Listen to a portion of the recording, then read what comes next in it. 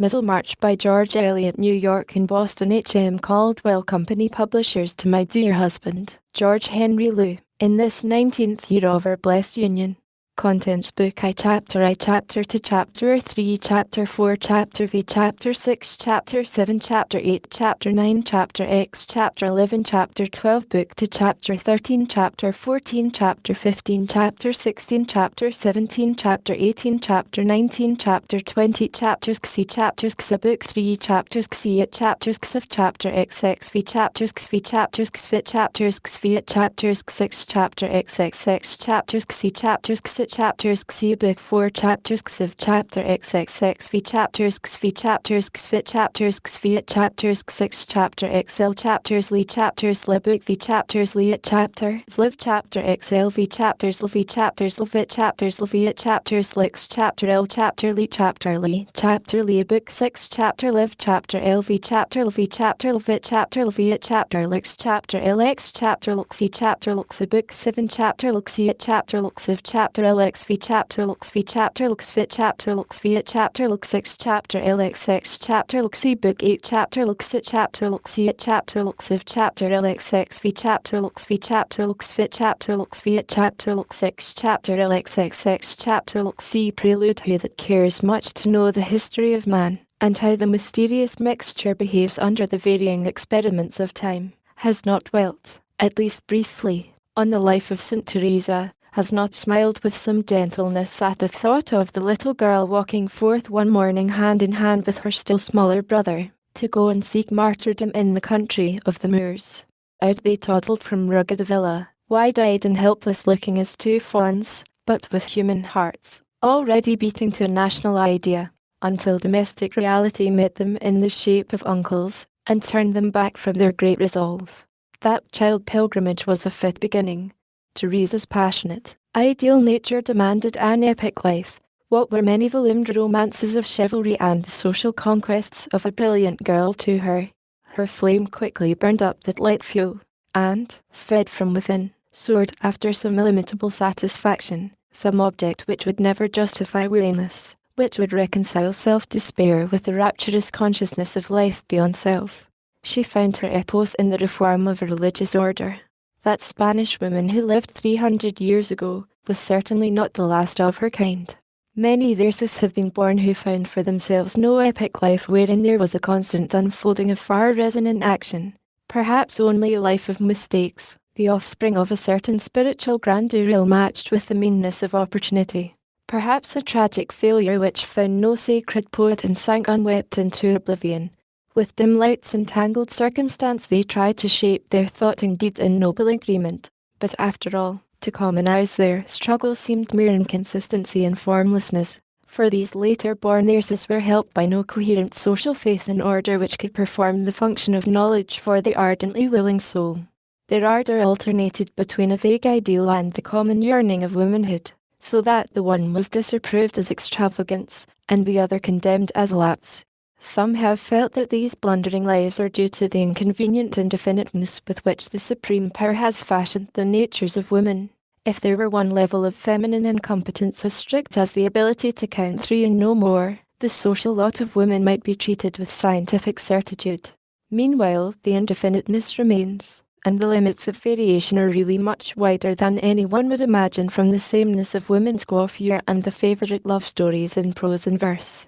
Here and there a cygnet is reared uneasily among the ducklings in the brown pond, and never finds the living stream in fellowship with its own airy-footed kind. Here and there is born a St. Teresa, fundress of nothing, whose loving heart beats and sobs after an unuttered goodness tremble off and are dispersed among hindrances, instead of centering in some long recognizable deed. Book I, Miss Brooke. Chapter I. Since I can do no good because a woman, reach constantly at something that is near it. The Maid's Tragedy, Beaumont and Fletcher. Miss Brooke had that kind of beauty which seems to be thrown into relief by poor dress.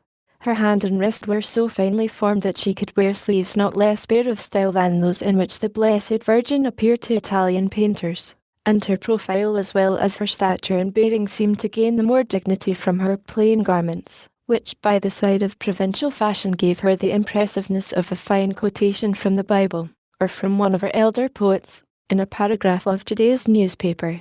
She was usually spoken of as being remarkably clever, but with the addition that her sister Celia had more common sense. Nevertheless, Celia wore scarcely more trimmings, and it was only to close observers that her dress differed from her sister's, and had a shade of coquetry in its arrangements, for Miss Brooke's plain dressing was due to mixed conditions, in most of which her sister shared.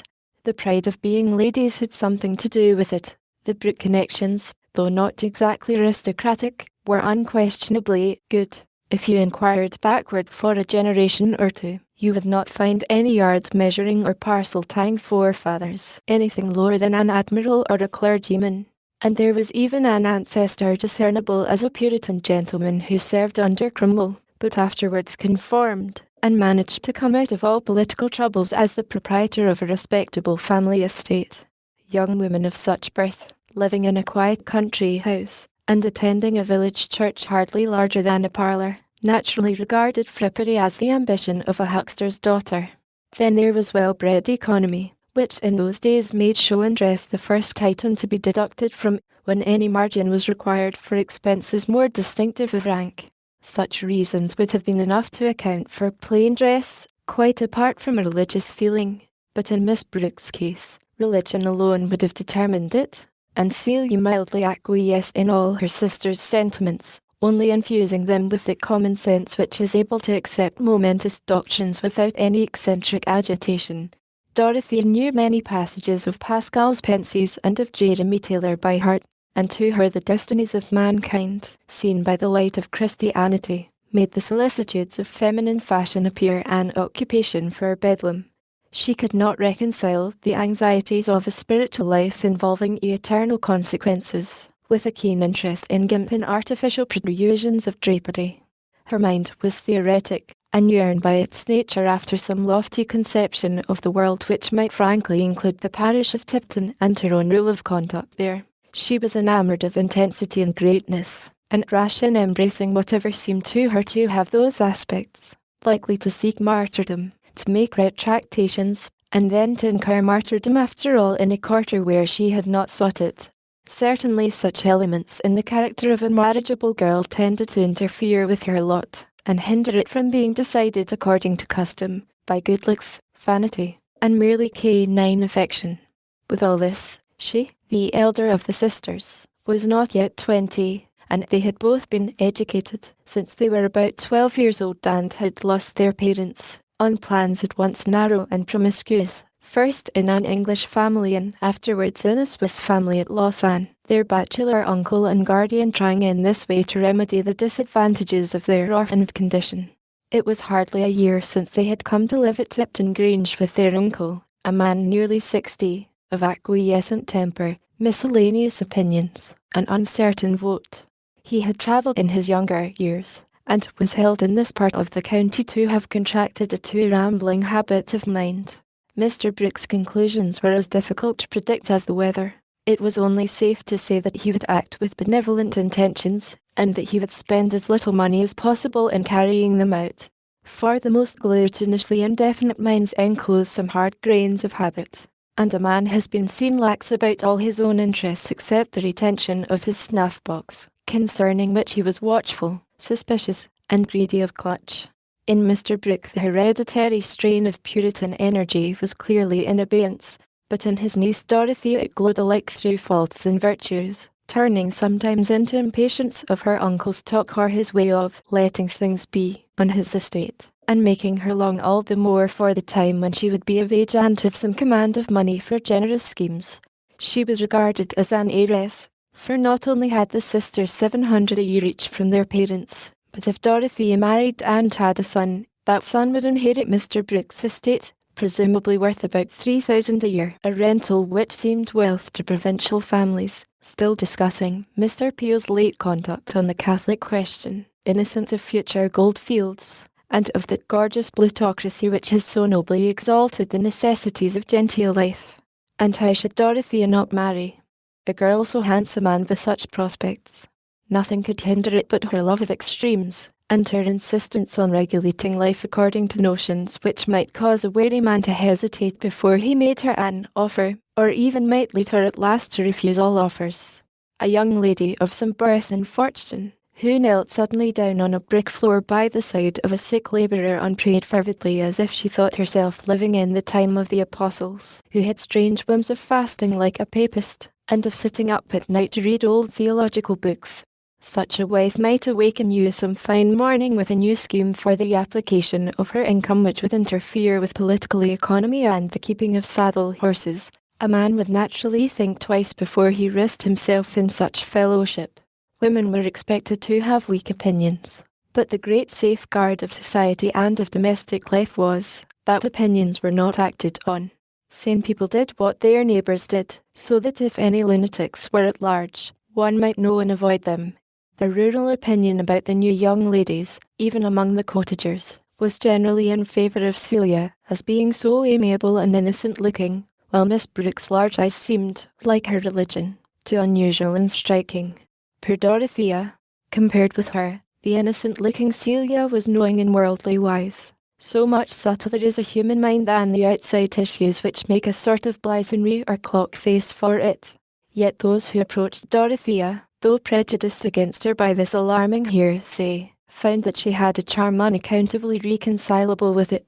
Most men thought her bewitching when she was on horseback. She loved the fresh air and the various aspects of the country, and when her eyes and cheeks glowed with mingled pleasure she looked very little like a devotee. Riding was an indulgence which she allowed herself in spite of conscientious qualms. She felt that she enjoyed it in a pagan sensuous way, and always looked forward to renouncing it. She was open, ardent, and not in the least self-admiring.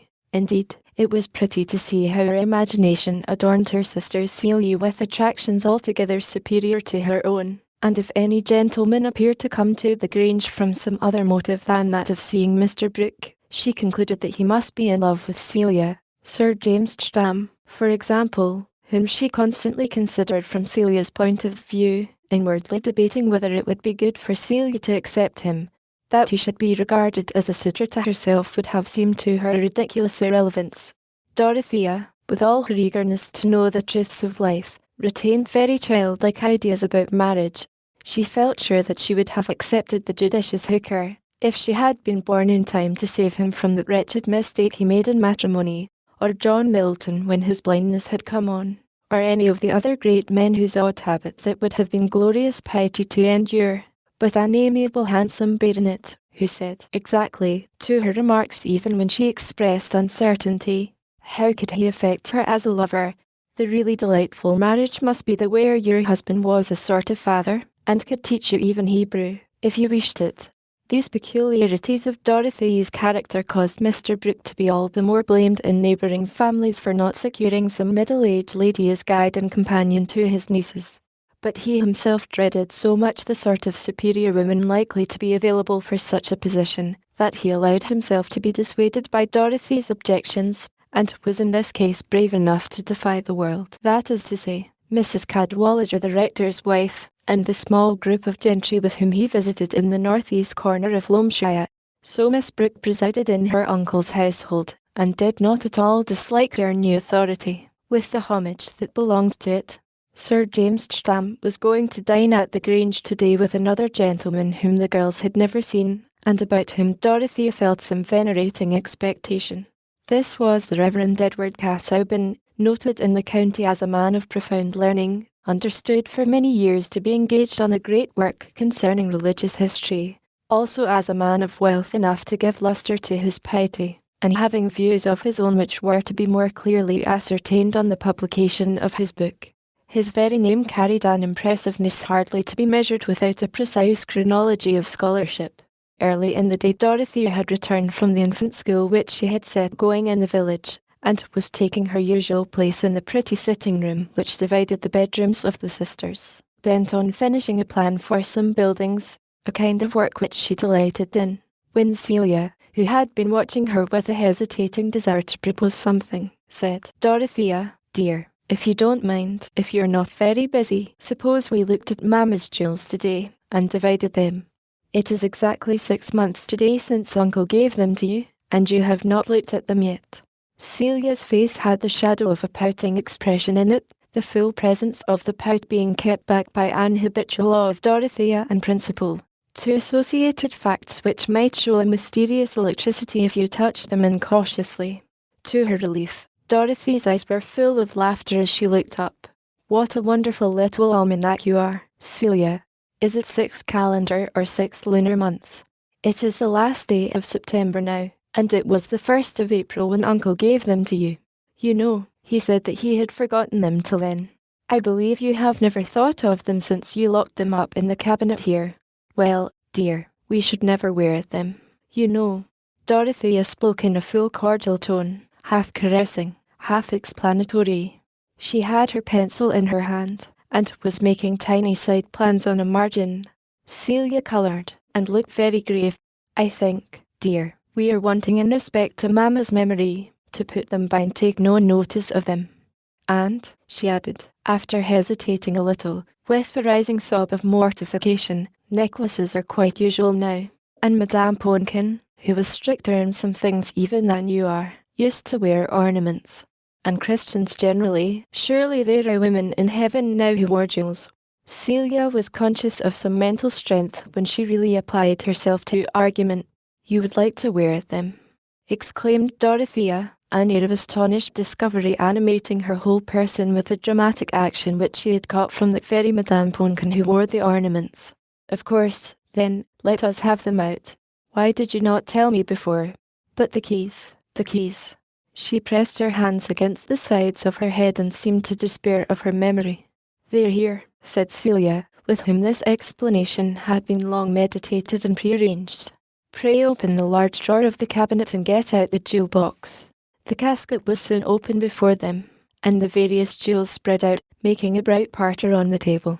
It was no great collection, but a few of the ornaments were really of remarkable beauty. The finest that was obvious at first being a necklace of purple amethysts set in exquisite gold work, and a pearl cross with 5 brilliants in it. Dorothea immediately took up the necklace and fastened it round her sister's neck, where it fitted almost as closely as a bracelet. But the circle suited the Henrietta Maria style of Celia's head and neck, and she could see that it did, in the pier glass opposite. There, Celia, you can wear that with your Indian muslin. But this cross you must wear with your dark dresses. Celia was trying not to smile with pleasure. Oh, Dodo, you must keep the cross yourself. No, no, dear, no, said Dorothea, putting up her hand with careless deprecation. Yes, indeed you must. It would suit you in your black dress. Now, said Celia, insistingly, you might wear that. Not for the world, not for the world. A cross is the last thing I would wear as a trinket.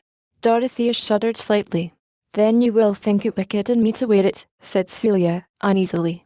No, dear, no, said Dorothea, stroking her sister's cheek. Souls have complexions too. What will suit one will not suit another.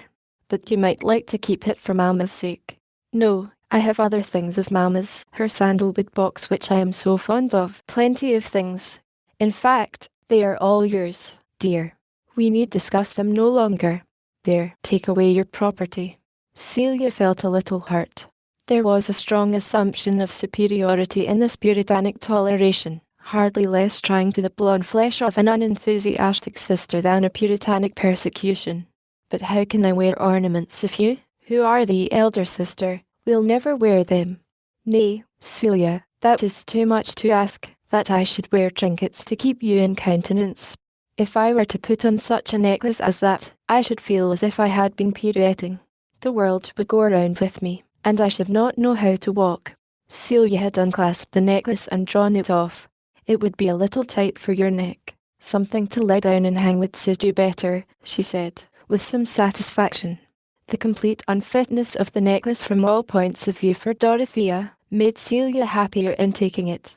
She was opening some ring boxes, which disclosed a fine emerald with diamonds, and just then the sun passing beyond a cloud sent a bright gleam over the table. How very beautiful these gems are, said Dorothea, under a new current of feeling, as sudden as the gleam. It is strange how deeply colours seem to penetrate one, like scent. I suppose that is the reason why gems are used as spiritual emblems in the revelation of St. John. They look like fragments of heaven. I think that emerald is more beautiful than any of them. And there is a bracelet to match it, said Celia. We did not notice this at first. They are lovely, said Dorothea, slipping the ring and bracelet on her finely turned finger and wrist, and holding them towards the window on a level with her eyes. All the while her thought was trying to justify her delight in the colours by merging them in her mystic religious joy. You would like those, Dorothea, said Celia, rather falteringly, beginning to think with wonder that her sister showed some weakness, and also that emeralds would suit her own complexion even better than purple amethysts. You must keep that ring and bracelet, if nothing else. But see, these agates were very pretty and quiet. Yes, I will keep this ring and bracelet, said Dorothea. Then, letting her hand fall on the table, she said in another tone, Yet what miserable men find such things, and work at them, and sell them. She paused again, and Celia thought that her sister was going to renounce the ornaments, as inconsistency she ought to do. Yes, dear, I will keep these, said Dorothea, decidedly. But take all the rest away, and the casket. She took up her pencil without removing the jewels, and still looking at them. She thought of often having them by her, to filter out these little fountains of pure colour. Shall you wear them in company? Said Celia, who was watching her with real curiosity as to what she would do. Dorothea glanced quickly at her sister. Across all her imaginative adornment of those whom she loved, there darted now and then a keen discernment, which was not without a scorching quality. If Miss Brooke ever attained perfect meekness, it would not be for lack of inward fire. Perhaps, she said, rather haughtily, I cannot tell to what level I may sink. Celia blushed, and was unhappy. She saw that she had offended her sister, and dared not say even anything pretty about the gift of the ornaments which she put back into the box and carried away. Dorothea too was unhappy, as she went on with her plan drawing, questioning the purity of her own feeling and speech in the scene which had ended with that little explosion. Celia's consciousness told her that she had not been at all in the wrong. It was quite natural and justifiable that she should have asked that question, and she repeated to herself that Dorothea was inconsistent. Either she should have taken her full share of the jewels, or, after what she had said, she should have renounced them altogether.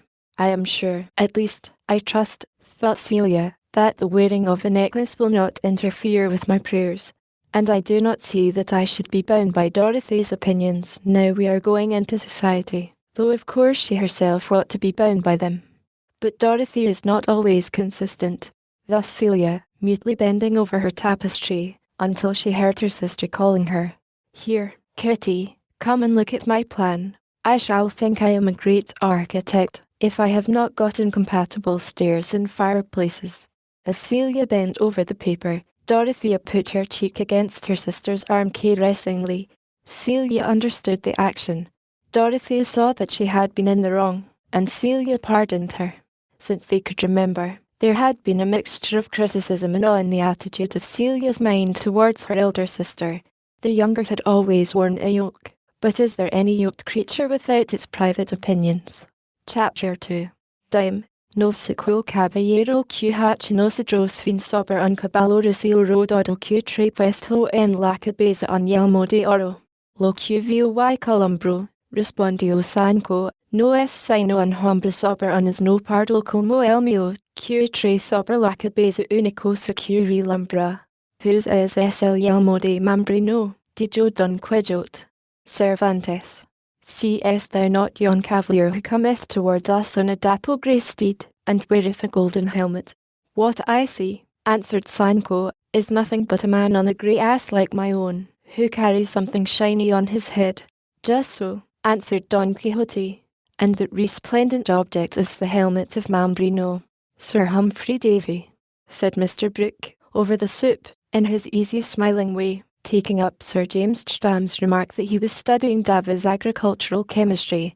Well, now, Sir Humphrey Davy. I dined with him years ago at Cartwright's, and Wordsworth was there too, the poet Wordsworth, you know. Now there was something singular. I was at Cambridge when Wordsworth was there, and I never met him, and I dined with him 20 years afterwards at Cartwright's. There's an oddity in things. Now, but Davy was there. He was a poet too. Or, as I may say, Wordsworth was poet 1, and Davy was poet 2. That was true in every sense, you know. Dorothea felt a little more uneasy than usual. In the beginning of dinner, the party being small and the room still, these motes from the mass of a magistrate's mind fell too noticeably. She wondered how a man like Mr. Casaubon would support such triviality. His manners, she thought, were very dignified. The set of his iron grey hair and his deep eye sockets made him resemble the portrait of Locke. He had the spare form and the pale complexion which became a student, as different as possible from the blooming Englishman of the red-whiskered type represented by Sir James Stam. "I am reading the agricultural chemistry," said this excellent baronet, "because I am going to take one of the farms into my own hands, and see if something cannot be done in setting a good pattern of farming among my tenants. Do you approve of that, Miss Brooke?" "A great mistake, Stam," interposed Mr. Brooke, "going into electrifying your land and that kind of thing, and making a parlour of your cow-house. It won't do. I went into science a great deal myself at one time, but I saw it would not do. It leads to everything. You can let nothing alone. No, no, see that your tenants don't sell their straw, and that kind of thing, and give them draining tiles, you know. But your fancy farming will not do. The most expensive sort of vessel you can buy. You may as well keep a pack of hounds." "Surely," said Dorothea, "it is better to spend money in finding out how men can make the most of the land which supports them all, than in keeping dogs and horses only to gallop over it. It is not a sin to make yourself poor in performing experiments for the good of all." She spoke with more energy than is expected of so young a lady, but Sir James had appealed to her. He was accustomed to do so, and she had often thought that she could urge him to many good actions when he was her brother-in-law. Mr. Casaubon turned his eyes very markedly on Dorothea while she was speaking, and seemed to observe her newly. "Young ladies don't understand political economy, you know," said Mr. Brooke, smiling towards Mr. Casaubon. "I remember when we were all reading Adam Smith. _THERE_ is a book. Now, I took in all the new ideas at one time. Human perfectibility. Now, but some say, history moves in circles, and that may be very well argued. I have argued it myself. The fact is, human reasoning may carry you a little too far over the hedge. In fact, it carried me a good way at one time, but I saw it would not do. I pulled up in time, but not too hard. I have always been in favour of a little theory. We must have thought, else we shall be landed back in the Dark Ages. But talking of books, there is Southey's Peninsular War. I am reading that of a morning. You know South?" "No," said Mr. Casaubon, not keeping pace with Mr. Brooke's impetuous reason, and thinking of the book only. "I have little leisure for such literature just now. I have been using up my eyesight on old characters lately. The fact is, I want a reader for my evenings, but I am fastidious in voices, and I cannot endure listening to an imperfect reader. It is a misfortune, in some senses. I feed too much on the inward sources. I live too much with the dead. My mind is something like the ghost of an ancient, wandering about the world and trying mentally to construct it as it used to be, in spite of ruin and confusing changes. But I find it necessary to use the utmost caution about my eyesight." This was the first time that Mr. Casaubon had spoken at any length. He delivered himself with precision, as if he had been called upon to make a public statement, and the balanced sing-song neatness of his speech, occasionally corresponded to by a movement of his head, was the more conspicuous from its contrast with good Mr. Brooke's scrappy slovenliness.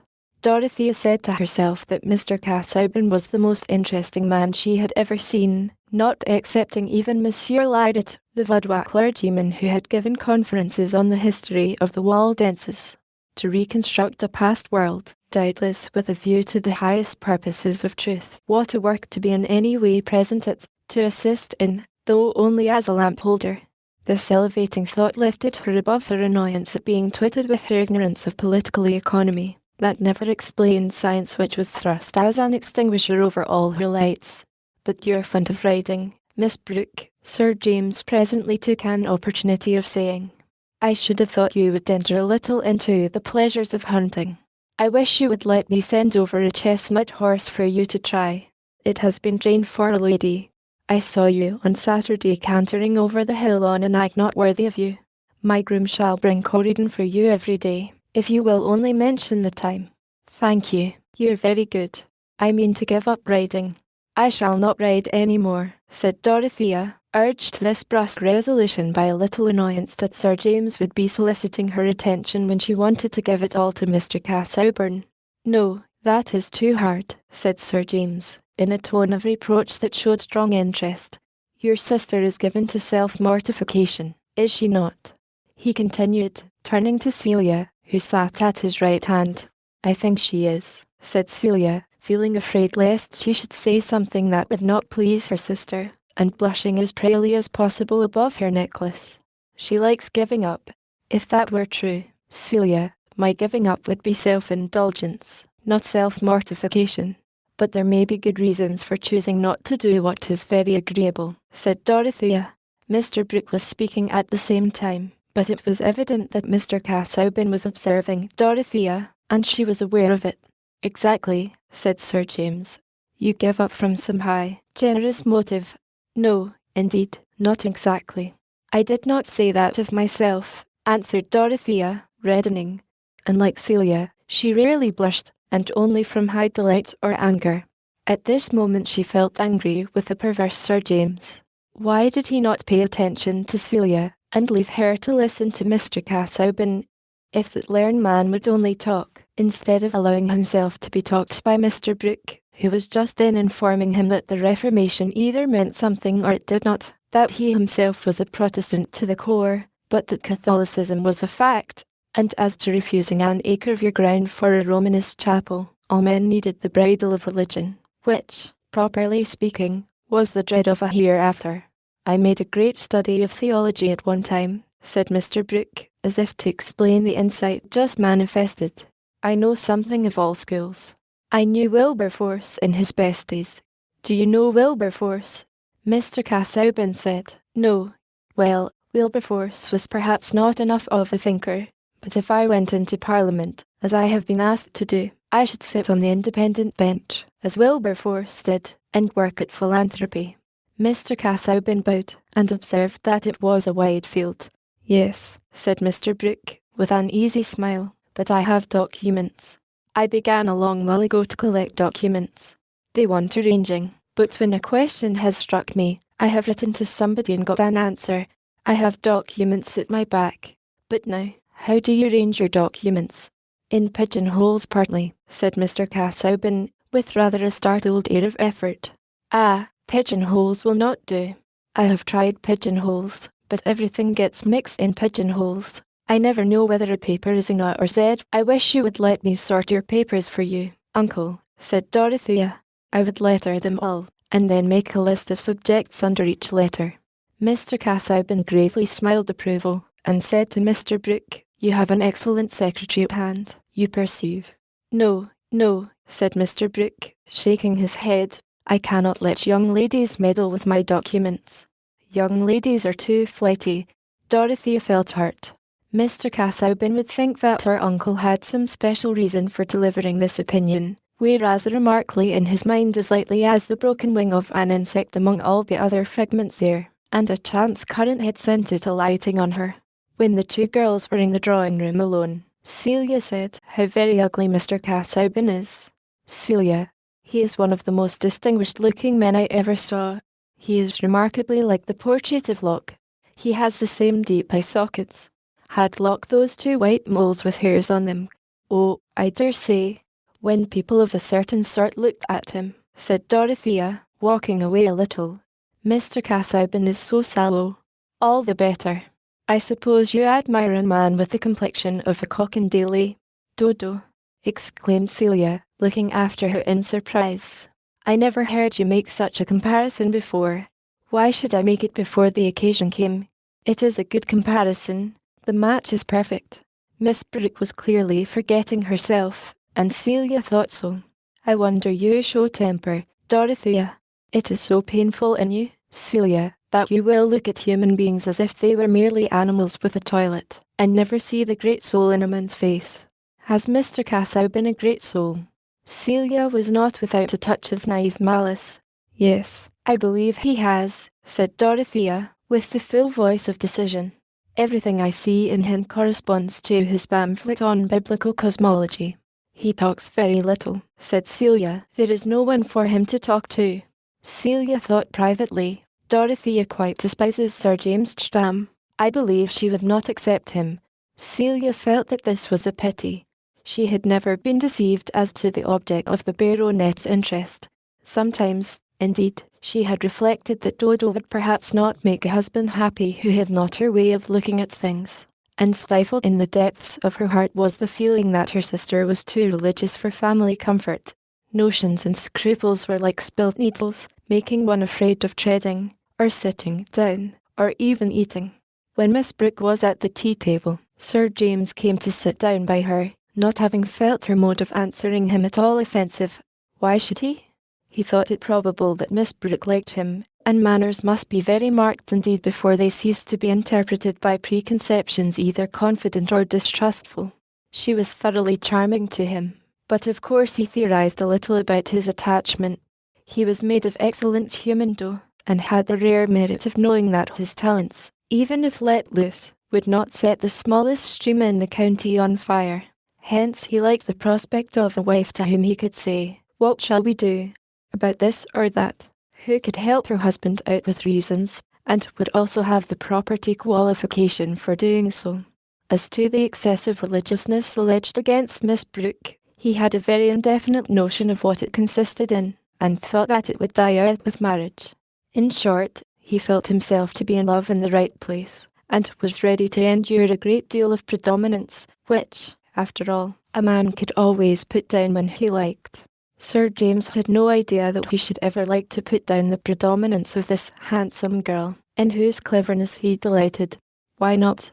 A man's mind, what there is of it, has always the advantage of being masculine, as the smallest birch tree is of a higher kind than the most soaring palm, and even his ignorance is of a sounder quality.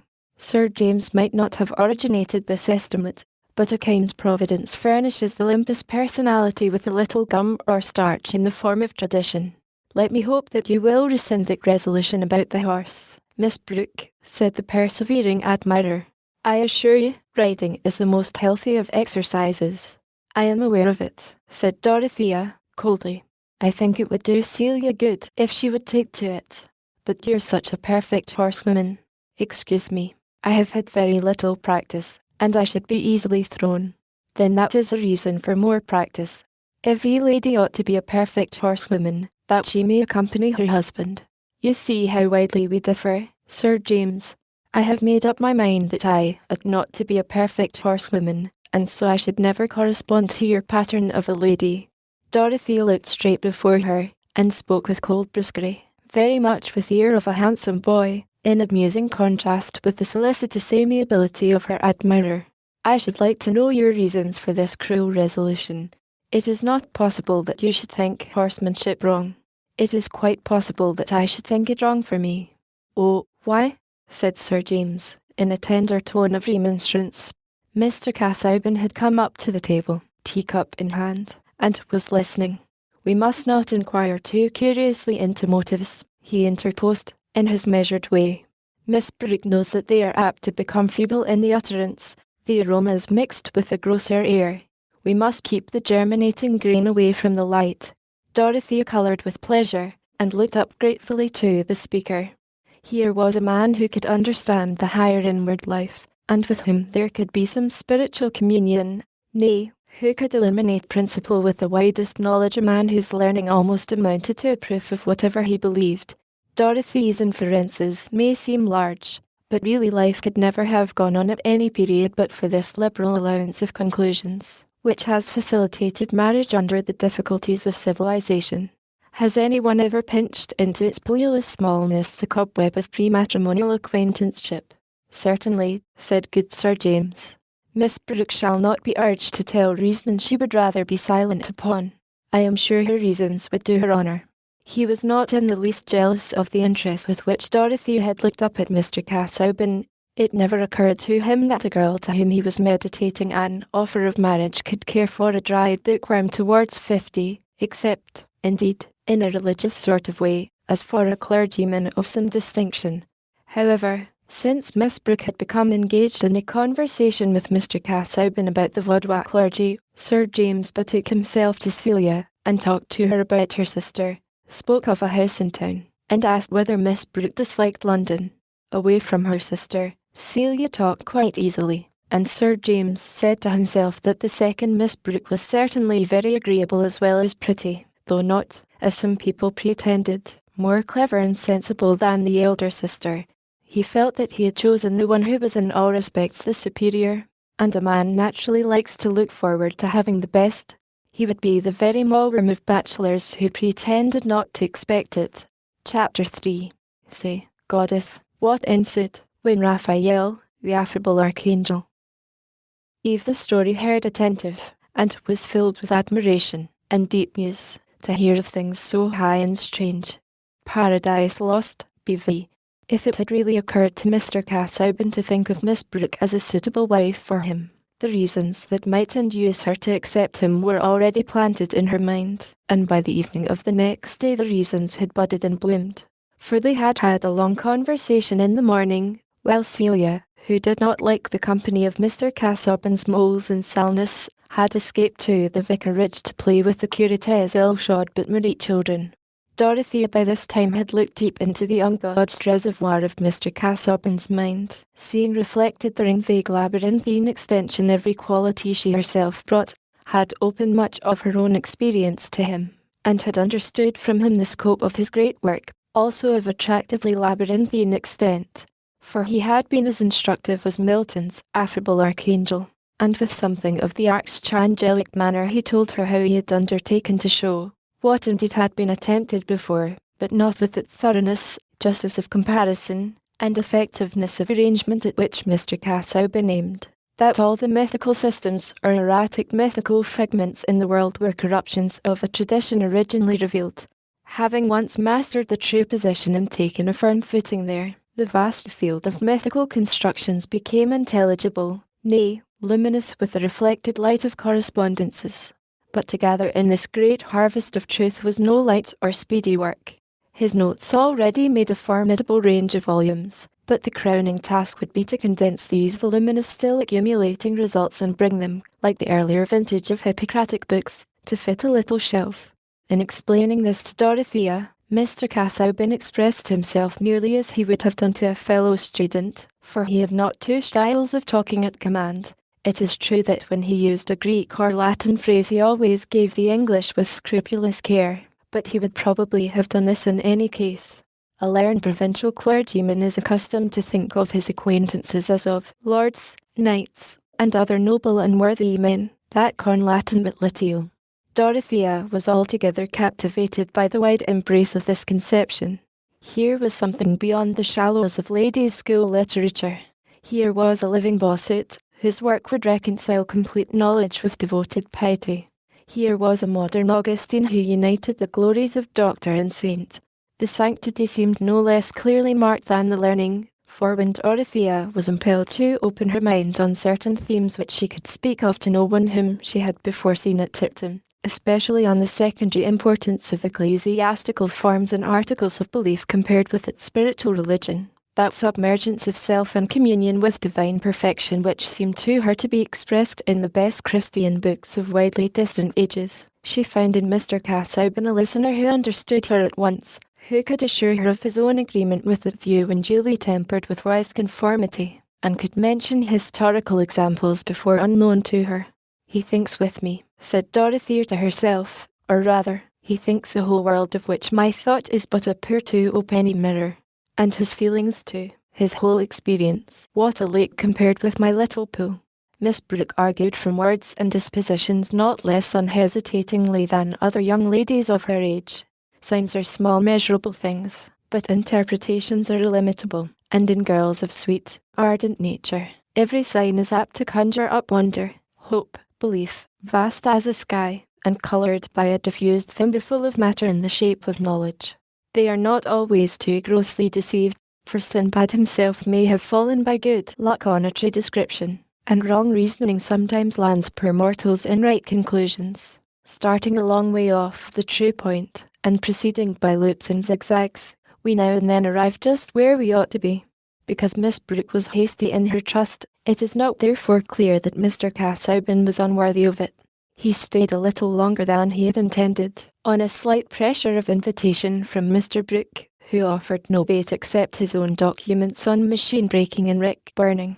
Mr. Casaubon was called into the library to look at these in a heap, while his host picked up first one and then the other to read aloud from in a skipping and uncertain way, passing from one unfinished passage to another with a "yes, now, but here," and finally pushing them all aside to open the journal of his youthful continental travels. "Look here is all about Greece. Rhamnus, the ruins of Rhamnus. You are a great Grecian. Now, I don't know whether you have given much study to the topography. I spent no end of time in making out these things. Helicon, now, now." We started the next morning for Parnassus, the double-peaked Parnassus. "All this volume is about Greece, you know," Mr. Brooke wound up, rubbing his thumb transversely along the edges of the leaves as he held the book forward. Mr. Casaubon made a dignified though somewhat sad audience, bowed in the right place, and avoided looking at anything documentary as far as possible, without showing disregard or impatience, mindful that this desultoriness was associated with the institutions of the country, and that the man who took him on this severe mental scamper was not only an amiable host, but a landholder in custos rotulorum. Was his endurance aided also by the reflection that Mr. Brooke was the uncle of Dorothea? Certainly he seemed more and more bent on making her talk to him, on drawing her out, as Celia remarked to herself, and in looking at her his face was often lit up by a smile like pale wintry sunshine. Before he left the next morning, while taking a pleasant walk with Miss Brooke along the gravelled terrace, he had mentioned to her that he felt the disadvantage of loneliness, the need of the cheerful companionship with which the presence of youth can lighten or vary the serious toils of maturity.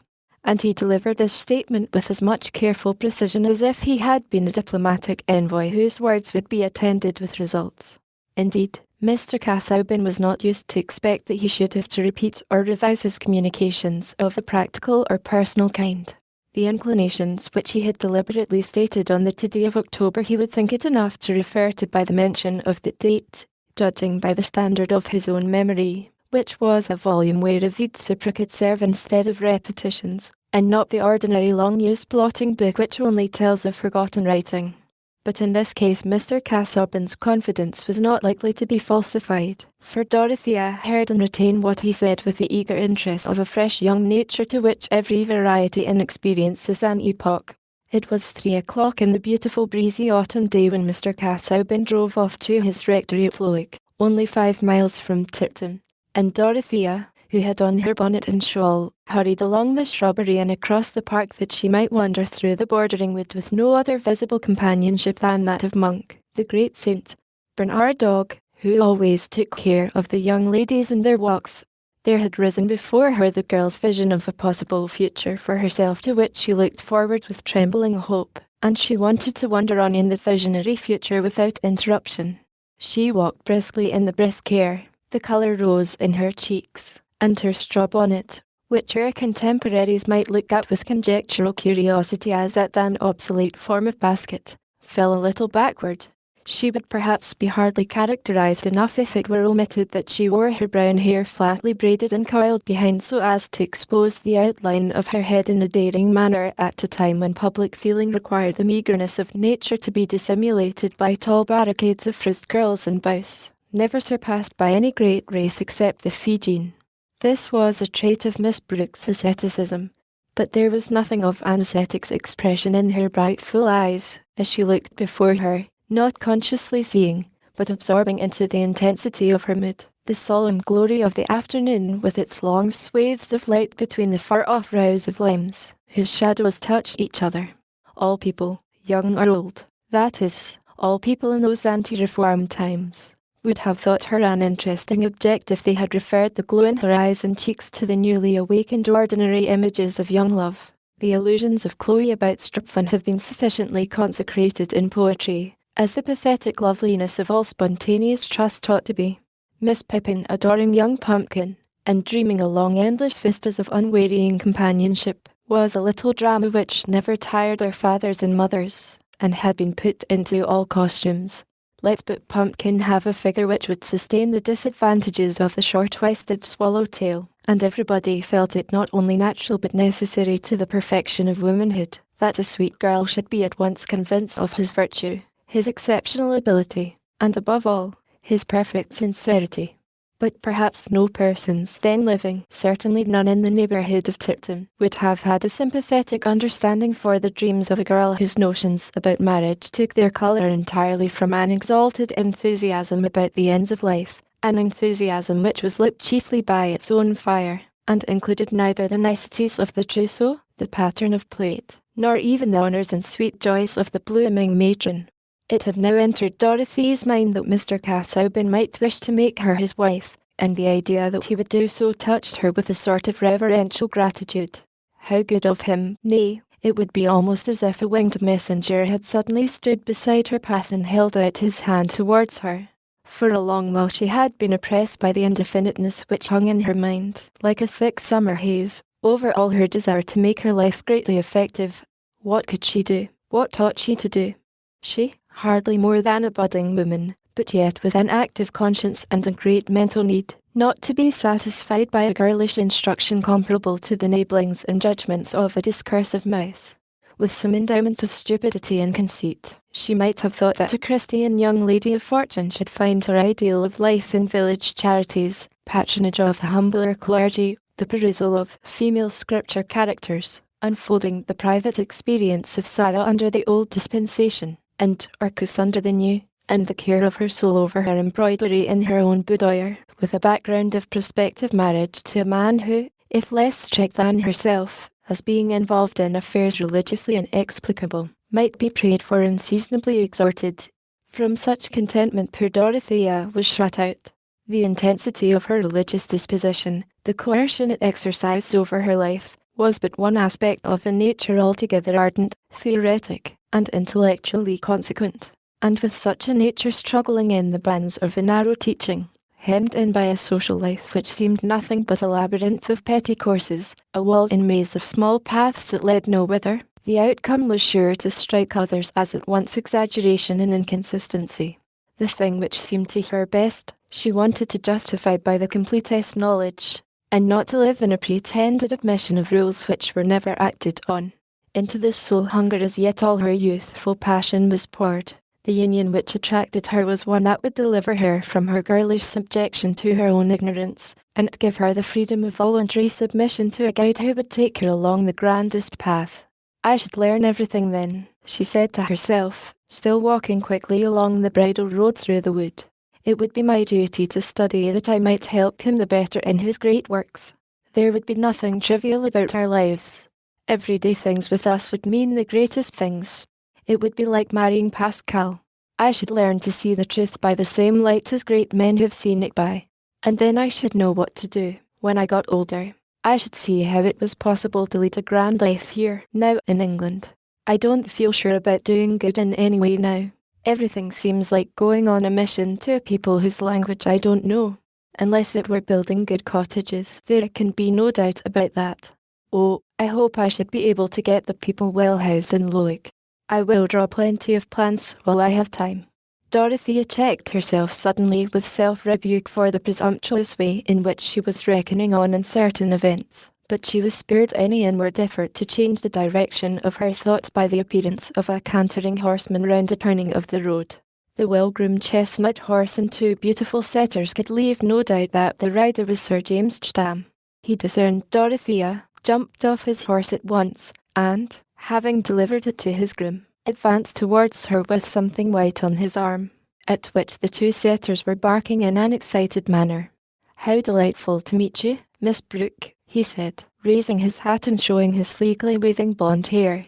"It has hastened the pleasure I was looking forward to." Miss Brooke was annoyed at the interruption. This amiable baronet, really a suitable husband for Celia, exaggerated the necessity of making himself agreeable to the elder sister. Even the prospective brother-in-law may be an oppression if he will always be presupposing too good an understanding with you, and agreeing with you even when you contradict him. The thought that he had made the mistake of paying his addresses to herself could not take shape. All her mental activity was used up in persuasions of another kind. But he was positively obtrusive at this moment, and his dimpled hands were quite disagreeable.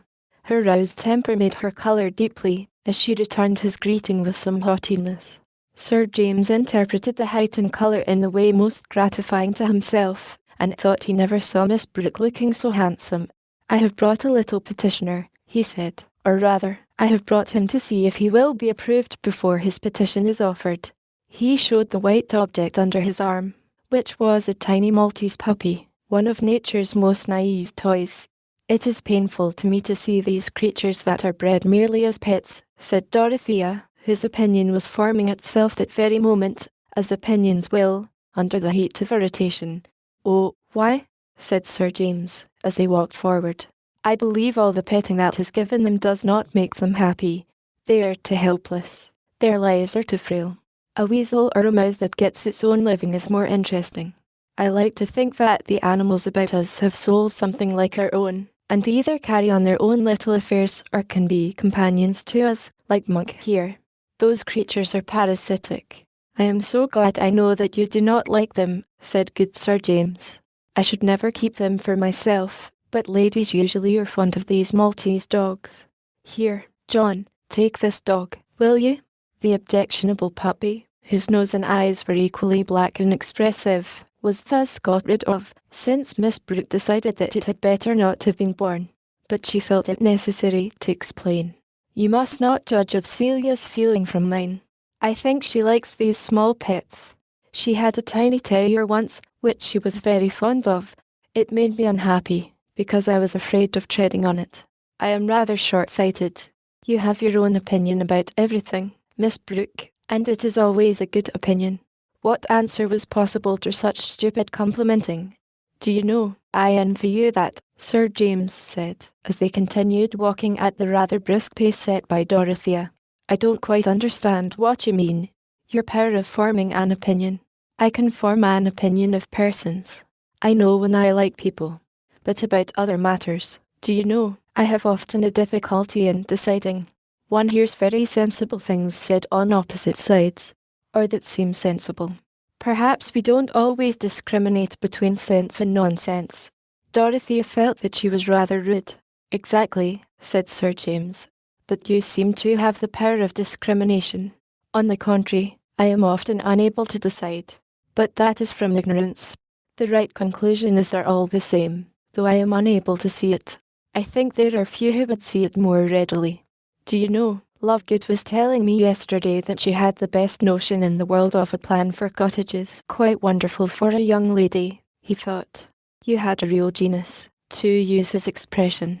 He said you wanted Mr. Brooke to build a new set of cottages, but he seemed to think it hardly probable that your uncle would consent. Do you know, that is one of the things I wish to do. I mean, on my own estate. I should be so glad to carry out that plan of yours, if you would let me see it. Of course, it is sinking money. That is why people object to it. Labourers can never pour in to make it answer. But, after all, it is worth doing. Worth doing. Yes, indeed, said Dorothea, energetically, forgetting her previous small vexations. I think we deserve to be beaten out of our beautiful houses with a scourge of small cords. All of us who let tenants live in such size as we see round us. Life in cottages might be happier than ours, if they were real houses fit for human beings from whom we expect duties and affections. Will you show me your plan? Yes, certainly. I dare say it is very faulty, but I have been examining all the plans for cottages in Loudon's book, and picked out what seem the best things. What a happiness it would be to set the pattern about here. I think instead of Lazarus at the gate, we should put the pigsty cottages outside the park gate. Dorothea was in the best temper now. Sir James, as brother-in-law, building model cottages on his estate, and then, perhaps, others being built at Lowick, and more elsewhere in imitation. It would be as if the spirit of Oberlin had passed over the parishes to make the life of poverty beautiful. Sir James saw all the plans, and took one away to consult upon with Lovegood. He also took away a complacent sense that he was making great progress in Miss Brooke's good opinion. The Maltese puppy was not offered to Celia, an omission which Dorothea afterwards thought of with surprise, but she blamed herself for it. She had been engrossing Sir James.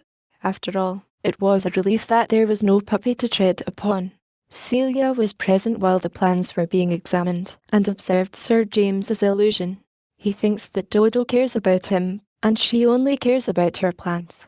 Yet I am not certain that she would refuse him if she thought he would let her manage everything and carry out all her notions.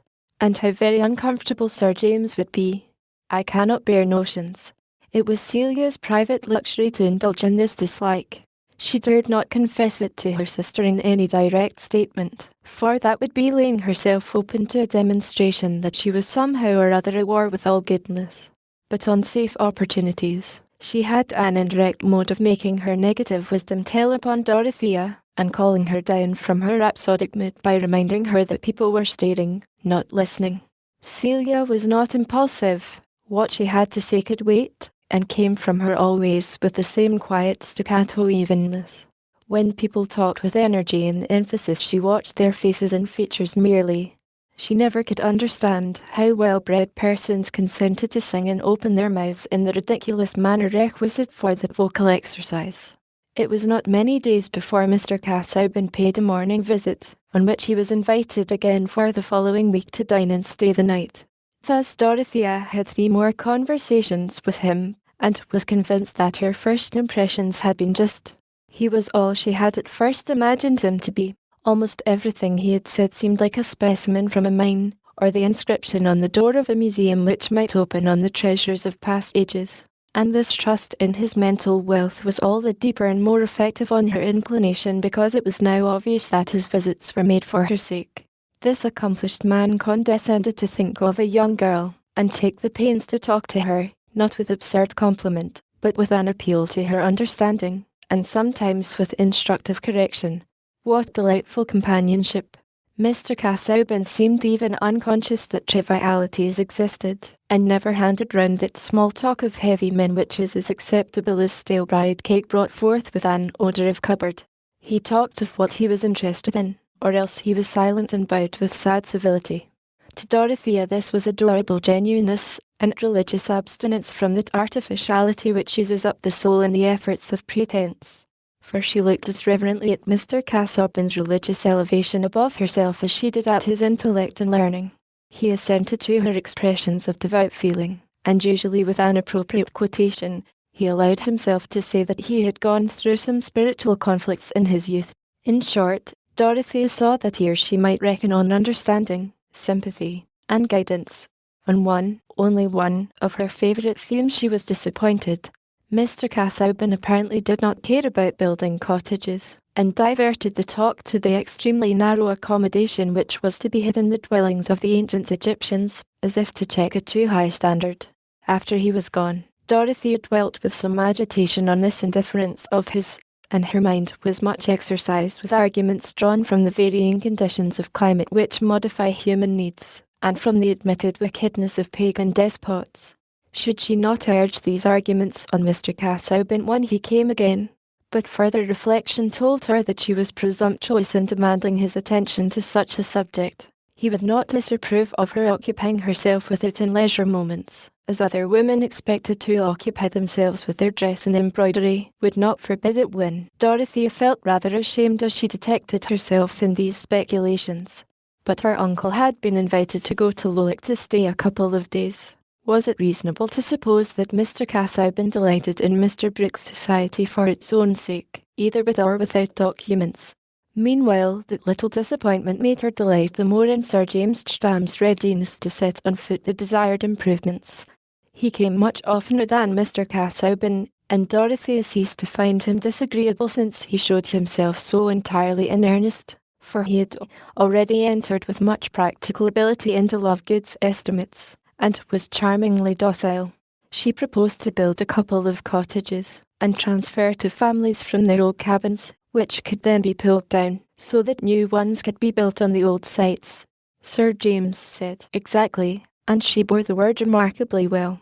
Certainly these men who had so few spontaneous ideas might be very useful members of society under good feminine direction, if they were fortunate in choosing their sisters-in-law.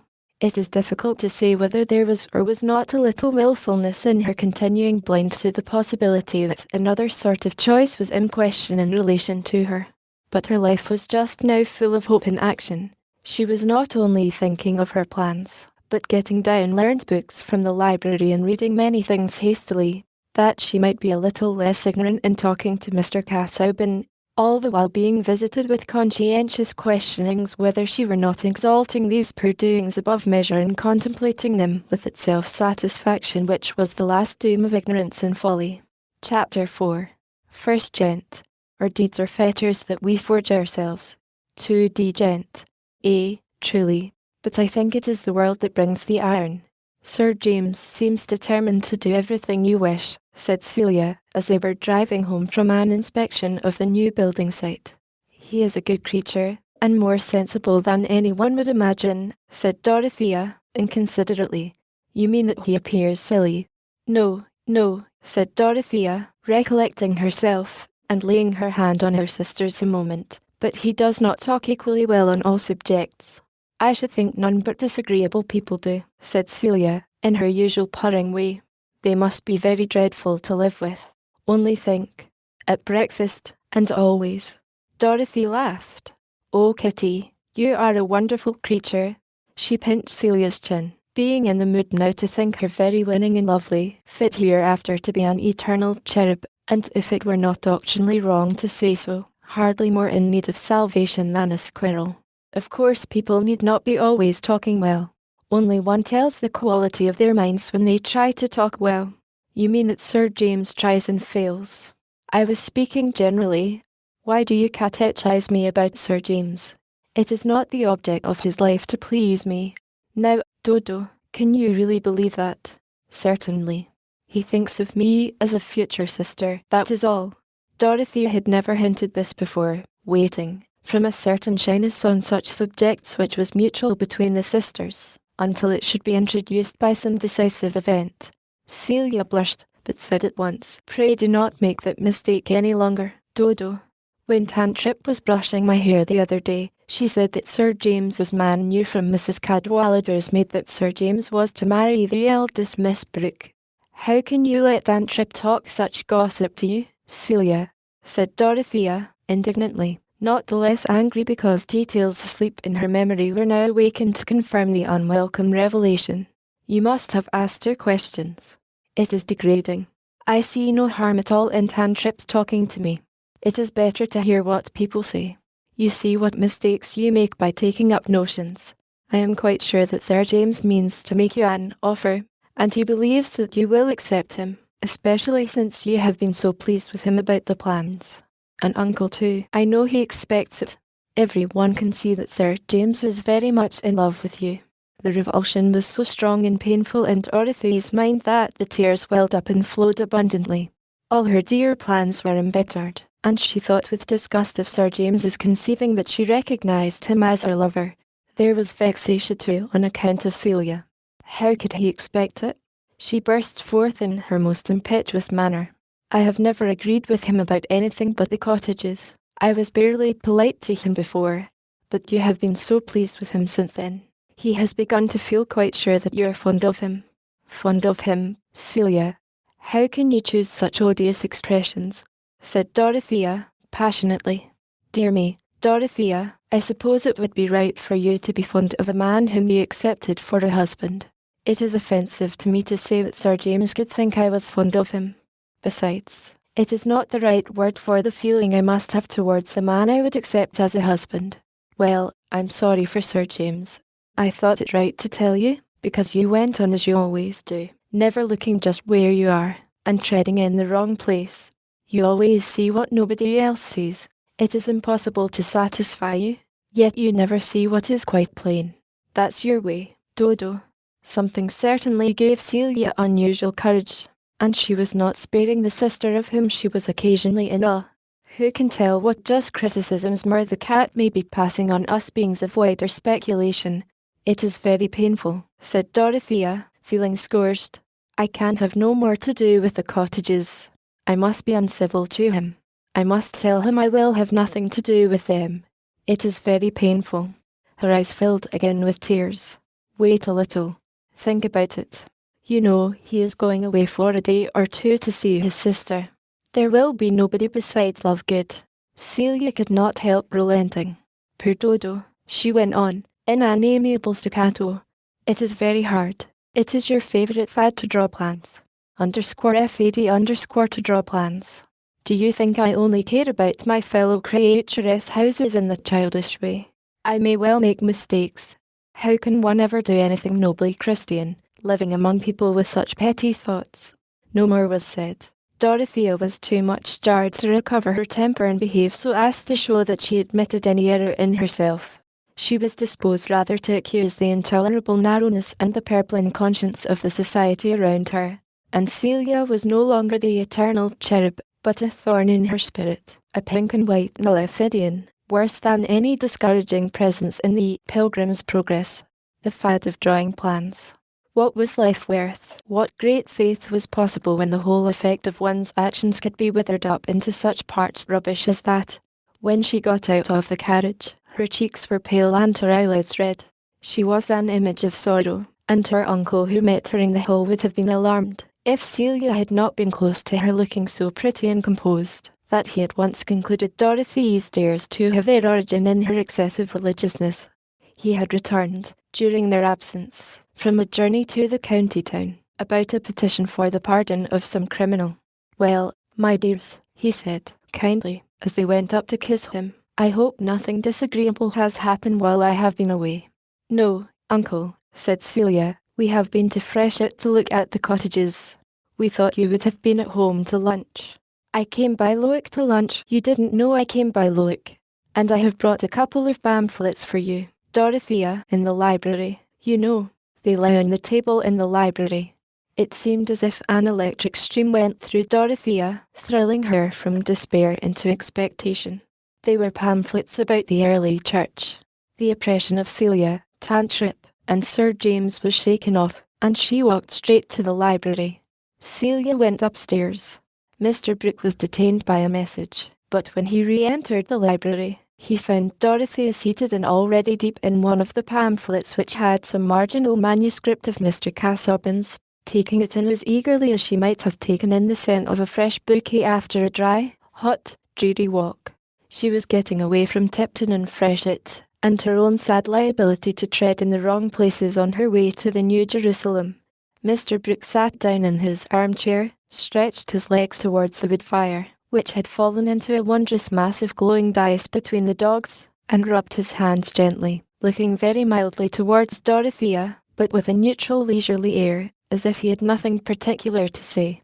Dorothea closed her pamphlet as soon as she was aware of her uncle's presence, and rose as if to go. Usually, she would have been interested about her uncle's merciful errand on behalf of the criminal, but her late agitation had made her absent-minded. "I came back by Lowick, you know," said Mr. Brooke, not as if with any intention to arrest her departure, but apparently from his usual tendency to say what he had said before. This fundamental principle of human speech was markedly exhibited in Mr. Brooke. "I lunched there and saw Casaubon's library, and that kind of thing. There's a sharp pair, driving. Won't you sit down, my dear? You look cold." Dorothea felt quite inclined to accept the invitation. Sometimes, when her uncle's easy way of taking things did not happen to be exasperating, it was rather soothing. She threw off her mantle and bonnet, and sat down opposite to him, enjoying the glow, but lifting up her beautiful hands for a screen. They were not thin hands, or small hands, but powerful, feminine, maternal hands. She seemed to be holding them up in propitiation for her passionate desire to know and to think, which in the unfriendly mediums of Tipton and Freshitt had issued in crying and red eyelids. She bethought herself now of the condemned criminal. "What news have you brought about the sheep-stealer, uncle?" "What, poor Bunch?" "Well, it seems we can't get him off. He is to be hanged." Dorothy's brow took an expression of reprobation and pity. "Hanged, you know," said Mr. Brooke, with a quiet nod. "Poor Romilly. He would have helped us. I knew Romilly. Casaubon didn't know Romilly. He is a little buried in books, you know. Casaubon is. When a man has great studies and is writing a great work, he must of course give up seeing much of the world. How can he go about making acquaintances?" "That's true. But a man mopes, you know. I have always been a bachelor too, but I have that sort of disposition that I never moped. It was my way to go about everywhere and take in everything. I never moped, but I can see that Casaubon does, you know. He wants a companion, you know. It would be a great honour to anyone to be his companion, said Dorothea, energetically. You like him, eh? Said Mr. Brooke, without showing any surprise or other emotion. Well, now, I've known Casaubon 10 years, ever since he came to Lowick, but I never got anything out of him, any ideas, you know. However, he is a tip-top man and maybe a bishop, that kind of thing, you know, if Peel stays in. And he has a very high opinion of you, my dear. Dorothea could not speak. The fact is, he has a very high opinion indeed of you. And he speaks uncommonly well, does Casaubon. He has deferred to me, you not being of age. In short, I have promised to speak to you, though I told him I thought there was not much chance. I was bound to tell him that. I said, my niece is very young, and that kind of thing. But I didn't think it necessary to go into everything. However, the long and the short of it is that he has asked my permission to make you an offer of marriage, you know, said Mr. Brooke, with his explanatory nod. I thought it better to tell you, my dear.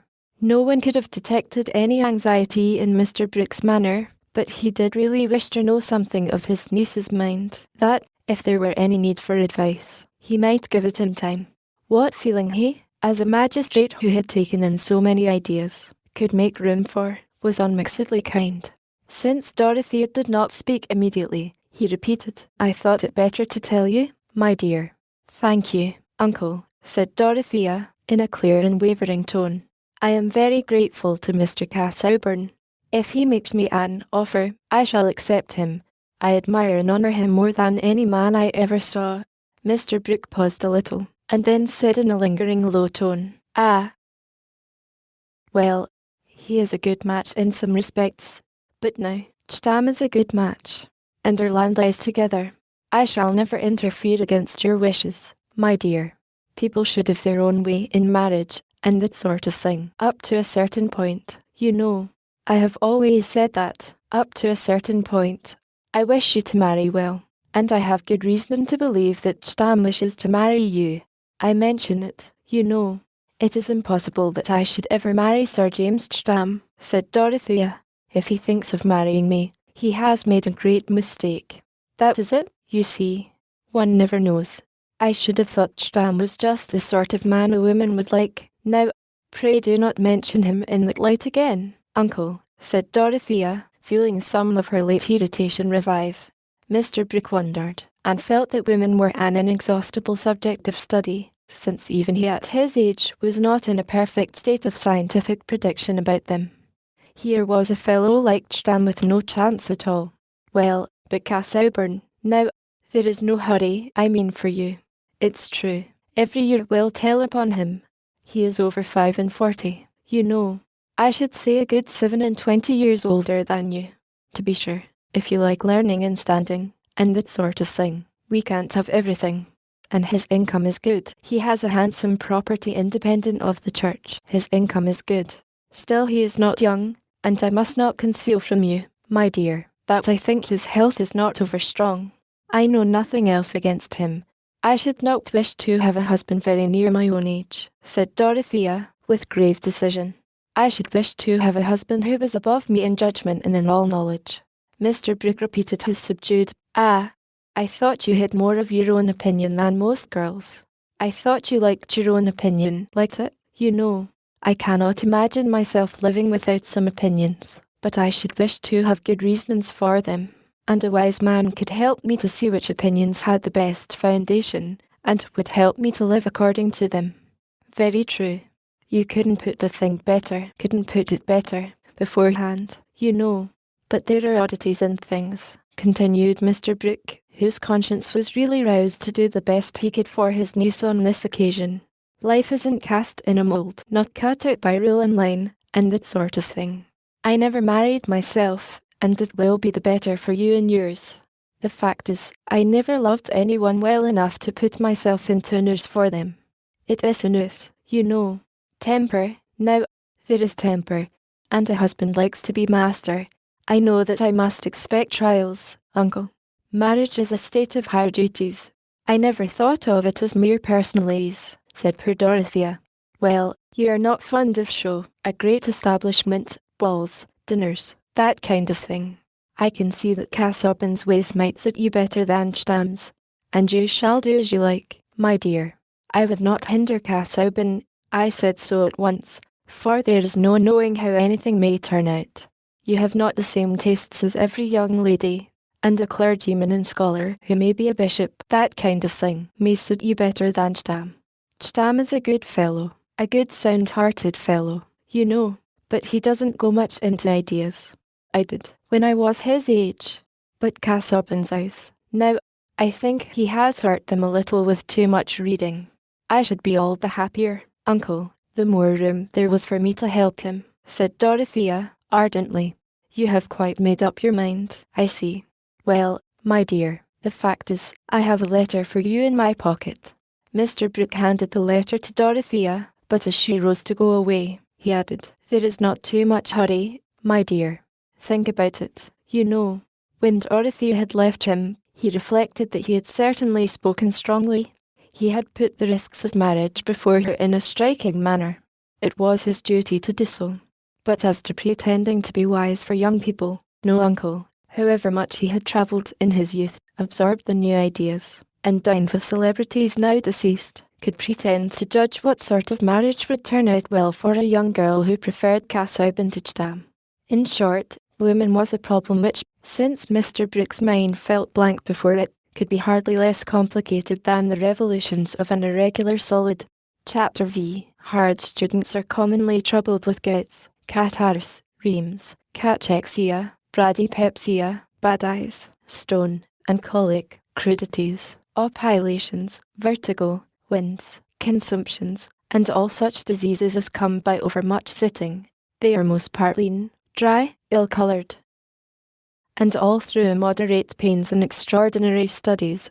If you will not believe the truth of this, look upon great Eustathius and Thomas Aquina's works, and tell me whether those men took pains. Burton's Anatomy of Melancholy, P.I.S. 2. This was Mr. Casaubon's letter. My dear Miss Brooke, I have your guardian's permission to address you on a subject than which I have none more at heart. I am not, I trust, mistaken in the recognition of some deeper correspondence than that of date in the fact that a consciousness of need in my own life had arisen contemporaneously with the possibility of my becoming acquainted with you. For in the first hour of meeting you, I had an impression of your eminent and perhaps exclusive fitness to supply that need, connected, I may say, with such activity of the affections as even the preoccupations of work too special to be abdicated could not uninterruptedly dissimulate.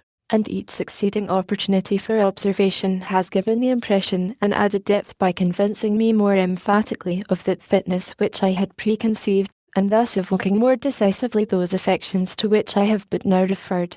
Our conversations have, I think, made sufficiently clear to you the tenor of my life and purposes, a tenor unsuited, I am aware, to the commoner order of minds, but I have discerned in you an elevation of thought and a capability of devotedness, which I had hitherto not conceived to be compatible either with the early bloom of youth, or with those graces of sex that may be said at once to win and to confer distinction when combined, as they notably are in you, with the mental qualities above indicated. It was, I confess, beyond my hope to meet with this rare combination of elements both solid and attractive, adapted to supply aid in graver labours and to cast a charm over vacant hours. And but for the event of my introduction to you, which, let me again say, I trust not to be superficially coincident with foreshadowing needs, but providentially related thereto as stages towards the completion of a life's plan, I should presumably have gone on to the last without any attempt to lighten my solitariness by a matrimonial union. Such, my dear Miss Brooke, is the accurate statement of my feelings, and I rely on your kind indulgence in venturing now to ask you how far your own are of a nature to confirm my happy presentiment. To be accepted by you as your husband and the earthly guardian of your welfare, I should regard as the highest of providential gifts. In return I can at least offer you an affection hitherto unwasted, and the faithful consecration of a life which, however short in the sequel, has no backward pages wherein, if you choose to turn them, You will find records such as might justly cause you either bitterness or shame. I await the expression of your sentiments with an anxiety which it would be the part of wisdom, were it possible, to divert by a more arduous labour than usual. But in this order of experience I am still young, and in looking forward to an unfavourable possibility I cannot but feel that resignation to solitude will be more difficult after the temporary illumination of hope. In any case, I shall remain, yours with sincere devotion, Edward Casaubon. Dorothea trembled while she read this letter. Then she fell on her knees, buried her face, and sobbed. She could not pray. Under the rush of solemn emotion in which thoughts became vague and images floated uncertainly, she could but cast herself, with a childlike sense of reclining, in the lap of a divine consciousness which sustained her own. She remained in that attitude till it was time to dress for dinner. How could it occur to her to examine the letter, to look at it critically as a profession of love? Her whole soul was possessed by the fact that a fuller life was opening before her. She was a neophyte about to enter on a higher grade of initiation. She was going to have room for the energies which stirred uneasily under the dimness and pressure of her own ignorance and the petty peremptoriness of the world's habits. Now she would be able to devote herself to large yet definite duties. Now she would be allowed to live continually in the light of a mind that she could reverence. This hope was not unmixed with a glow of proud delight, the joyous maiden surprise that she was chosen by the man whom her admiration had chosen. All Dorothy's passion was transfused through a mind struggling towards an ideal life. The radiance of her transfigured girlhood fell on the first object that came within its level. The impetus with which inclination became resolution was heightened by those little events of the day which had roused her discontent with the actual conditions of her life. After dinner, when Celia was playing an air, with variations, a small kind of tinkling which symbolized the aesthetic part of the young lady's education, Dorothea went up to her room to answer Mr. Casaubon's letter. Why should she defer the answer? She wrote it over 3 times, not because she wished to change the wording, but because her hand was unusually uncertain, and she could not bear that Mr. Casaubon should think her handwriting bad and illegible. She piqued herself on writing a hand in which each letter was distinguishable without any large range of conjecture, and she meant to make much use of this accomplishment, to save Mr. Casaubon's eyes. 3 times she wrote, My dear M.R. Casaubon, I am very grateful to you for loving me, and thinking me worthy to be your wife. I can look forward to no better happiness than that which would be won with yours. If I said more, it would only be the same thing written out at greater length, for I cannot now dwell on any other thought than that I may be through life yours devotedly, Dorothea Brooke. Later in the evening she followed her uncle into the library to give him the letter, that he might send it in the morning. He was surprised, but his surprise only issued in a few moments' silence, during which he pushed about various objects on his writing table, and finally stood with his back to the fire, his glasses on his nose, looking at the address of Dorothea's letter. Have you thought enough about this, my dear? He said at last. There was no need to think long, uncle. I know of nothing to make me vacillate. If I changed my mind, it must be because of something important and entirely new to me. Ah, then you have accepted him. Then Stam has no chance. Has Stam offended you? Offended you, you know. What is it you don't like in Stam? There is nothing that I like in him, said Dorothea, rather impetuously. Mr. Brooke threw his head and shoulders backward as if someone had thrown a light missile at him. Dorothea immediately felt some self-rebuke, and said, I mean in the light of a husband. He is very kind, I think, really very good about the cottages. A well-meaning man. But you must have a scholar, and that sort of thing. Well, it lies a little in our family. I had it myself, that love of knowledge, and going into everything a little too much. It took me too far, though that sort of thing doesn't often run in the female line, or it runs underground like the rivers in Greece. You know, it comes out in the sons. Clever sons, clever mothers. I went a good deal into that, at one time. However, my dear, I have always said that people should do as they like in these things, up to a certain point. I couldn't, as your guardian, have consented to a bad match. But Casaubon stands well. His position is good. I am afraid Stam will be hurt, though, and Mrs. Cadwallader will blame me. That evening, of course, Celia knew nothing of what had happened. She attributed Dorothy's abstracted manner, and the evidence of further crying since they had got home, to the temper she had been in about Sir James Stam and the buildings, and was careful not to give further offence. Having once said what she wanted to say, Celia had no disposition to recur to disagreeable subjects. It had been her nature when a child never to quarrel with anyone, only to observe with wonder that they quarrelled with her, and looked like turkey cocks, whereupon she was ready to play at cat's cradle with them whenever they recovered themselves. And as to Dorothea, it had always been her way to find something wrong in her sister's words, though Celia inwardly protested that she always said just how things were, and nothing else. She never did and never could put words together out of her own head. But the best of Dodo was, that she did not keep angry for long together.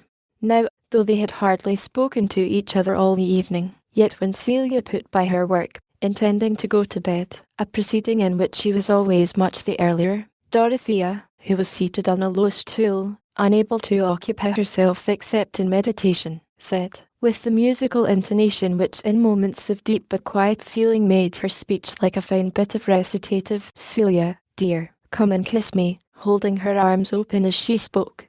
Celia knelt down to get the right level and gave her a little butterfly kiss, while Dorothea encircled her with gentle arms and pressed her lips gravely on each cheek in turn.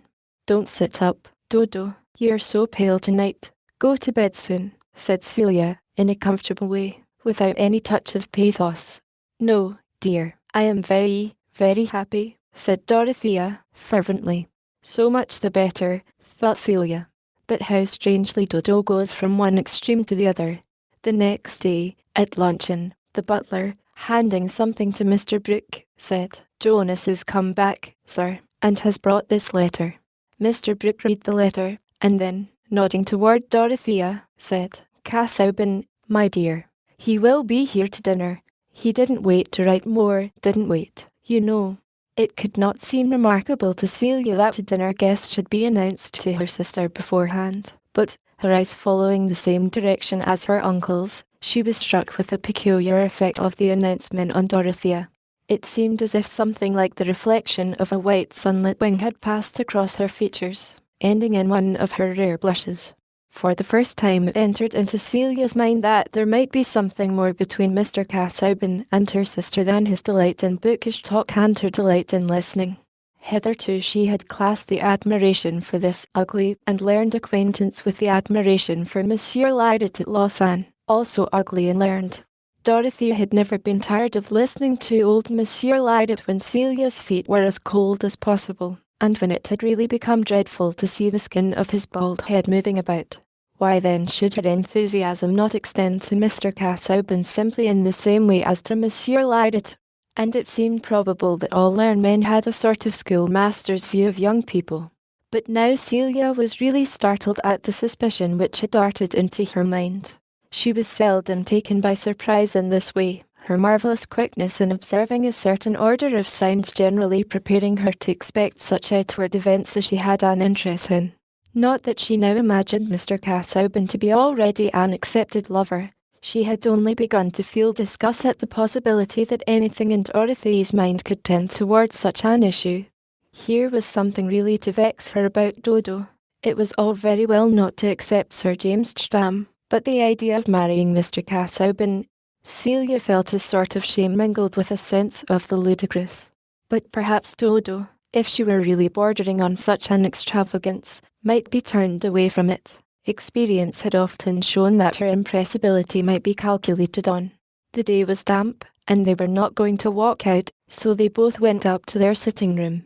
And there Celia observed that Dorothea, instead of settling down with her usual diligent interest to some occupation, simply leaned her elbow on an open book and looked out of the window at the great cedar silvered with the damp. She herself had taken up the making of a toy for the curate's children, and was not going to enter on any subject too precipitately. Dorothea was in fact thinking that it was desirable for Celia to know of the momentous change in Mr. Casaubon's position since he had last been in the house. It did not seem fair to leave her in ignorance of what would necessarily affect her attitude towards him, but it was impossible not to shrink from telling her. Dorothea accused herself of some meanness in this timidity. It was always odious to her to have any small fears or contrivances about her actions, but at this moment she was seeking the highest aid possible that she might not dread the corrosiveness of Celia's pretty carnally minded prose. Her reverie was broken, and the difficulty of decision banished, by Celia's small and rather guttural voice speaking in its usual tone, of remark aside, or by the by. Is anyone else coming to dine besides Mr. Casaubon? Not that I know of. I hope there is someone else. Then I shall not hear him eat his soup so. What is there remarkable about his soup eating? Really, Dodo, can't you hear how he scrapes his spoon? And he always blinks before he speaks. I don't know whether Locke blinked, but I'm sure I am sorry for those who sat opposite to him if he did. Celia, said Dorothea, with emphatic gravity, pray don't make any more observations of the kind. Why not? They're quite true, returned Celia, who had her reasons for persevering, though she was beginning to be a little afraid. Many things are true which only the commonest minds observe. Then I think the commonest minds must be rather useful. I think it is a pity Mr. Casaubon's mother had not a commoner mind. She might have taught him better. Celia was inwardly frightened, and ready to run away, now she had hurled this light javelin. Dorothy's feelings had gathered to an avalanche, and there could be no further preparation. It is right to tell you, Celia, that I am engaged to marry Mr. Casaubon. Perhaps Celia had never turned so pale before. The paper man she was making would have had his leg injured, but for her habitual care of whatever she held in her hands. She laid the fragile figure down at once, and sat perfectly still for a few moments. When she spoke there was a tear gathering. Oh, Dodo, I hope you will be happy. Her sisterly tenderness could not but surmount other feelings at this moment, and her fears were the fears of affection. Dorothea was still hurt and agitated. It is quite decided, then, said Celia, in an odd undertone. And uncle knows. I have accepted Mr. Casaubon's offer. My uncle brought me the letter that contained it. He knew about it beforehand. I beg your pardon, if I have said anything to hurt you, Dodo, said Celia, with a slight sob.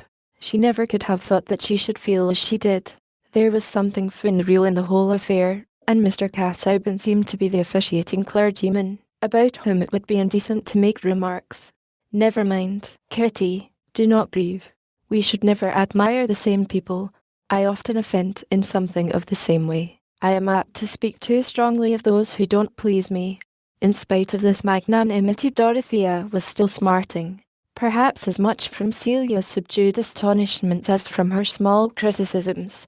Of course all the world round Tipton would be out of sympathy with this marriage. Dorothea knew of no one who thought as she did about life and its best objects. Nevertheless, before the evening was at an end she was very happy. In an hour's tete-a-tete with Mr. Casaubon she talked to him with more freedom than she had ever felt before, even pouring out her joy at the thought of devoting herself to him, and of learning how she might best share and further all his great ends. Mr. Casaubon was touched with an unknown delight. What man would not have been? At this childlike unrestrained ardour, he was not surprised. What lover would have been? That he should be the object of it. My dear young lady, Miss Brooke, Dorothea, he said, pressing her hand between his hands, this is a happiness greater than I had ever imagined to be in reserve for me. That I should ever meet with a mind and person so rich in the mingled graces which could render marriage desirable, was far indeed from my conception.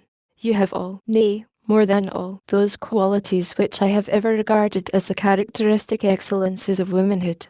The great charm of your sex is its capability of an ardent self-sacrificing affection, and herein we see its fitness to round and complete the existence of our own. Hitherto I have known few pleasures save of the severer kind. My satisfactions have been those of the solitary student. I have been little disposed to gather flowers that would wither in my hand, but now I shall pluck them with eagerness, to place them in your bosom. No speech could have been more thoroughly honest in its intention. The frigid rhetoric at the end was as sincere as the bark of a dog, or the cawing of an amorous rook.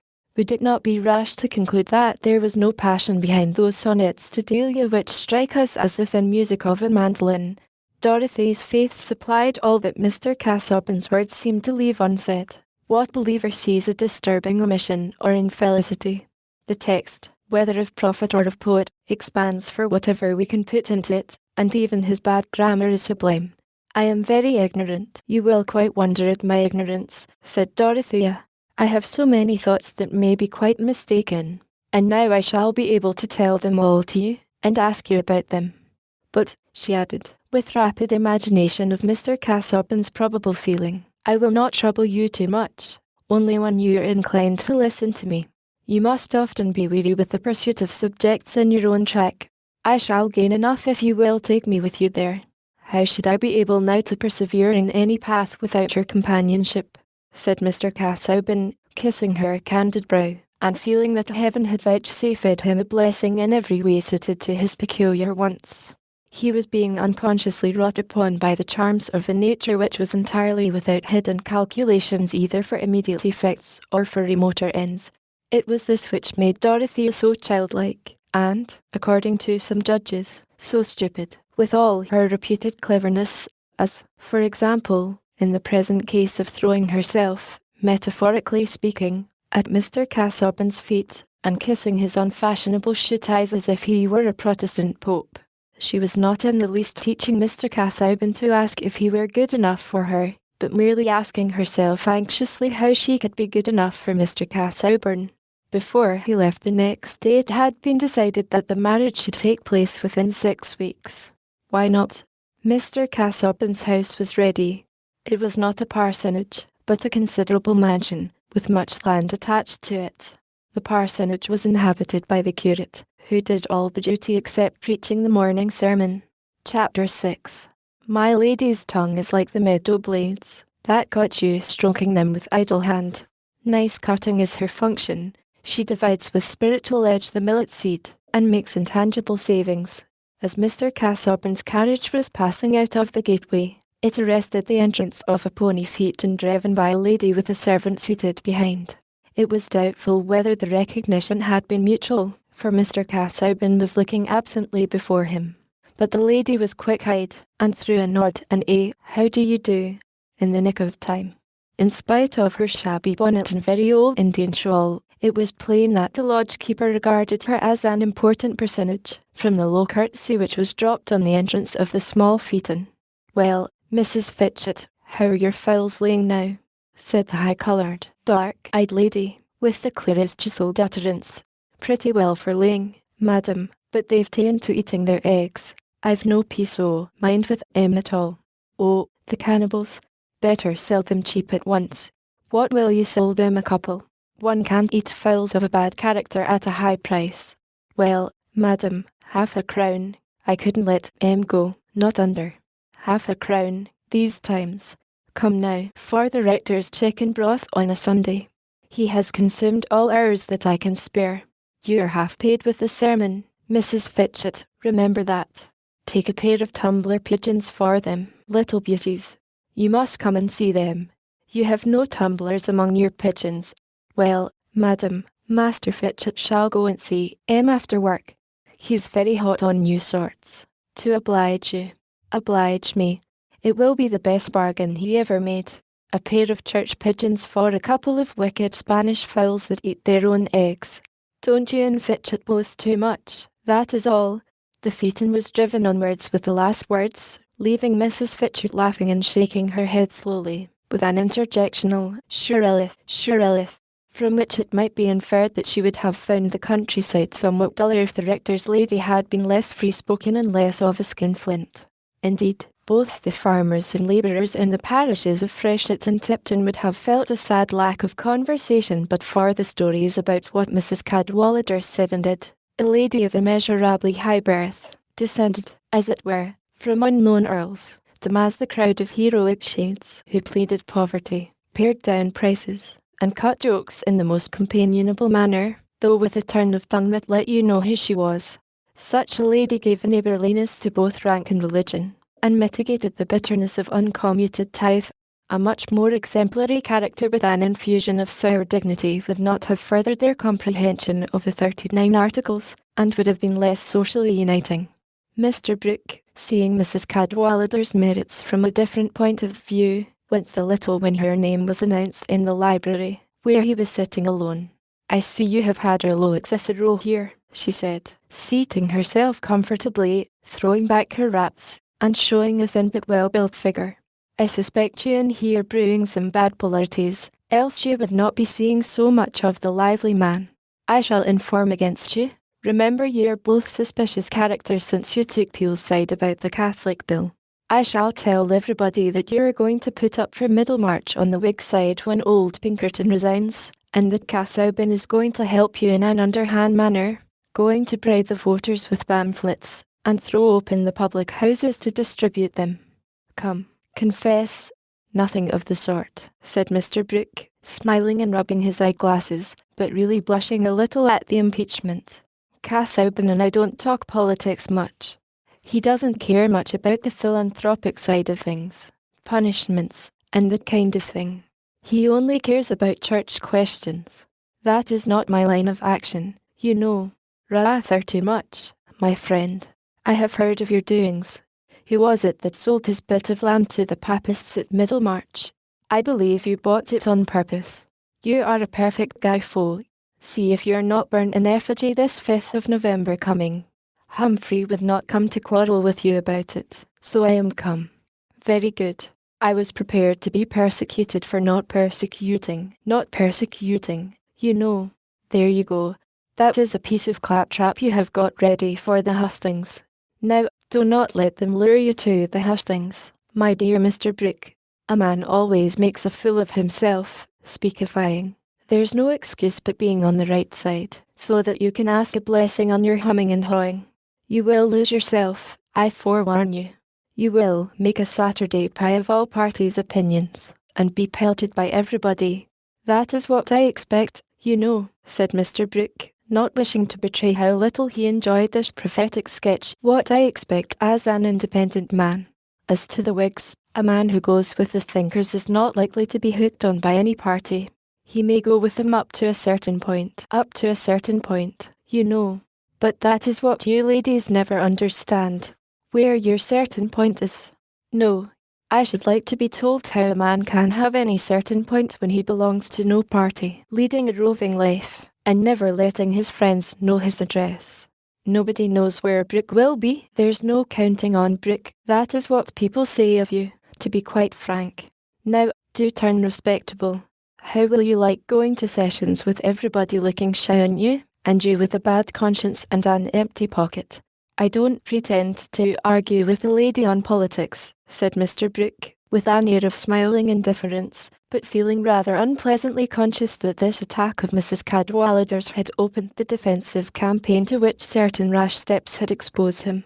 Your sex are not thinkers, you know, varium e mutabile semper, that kind of thing.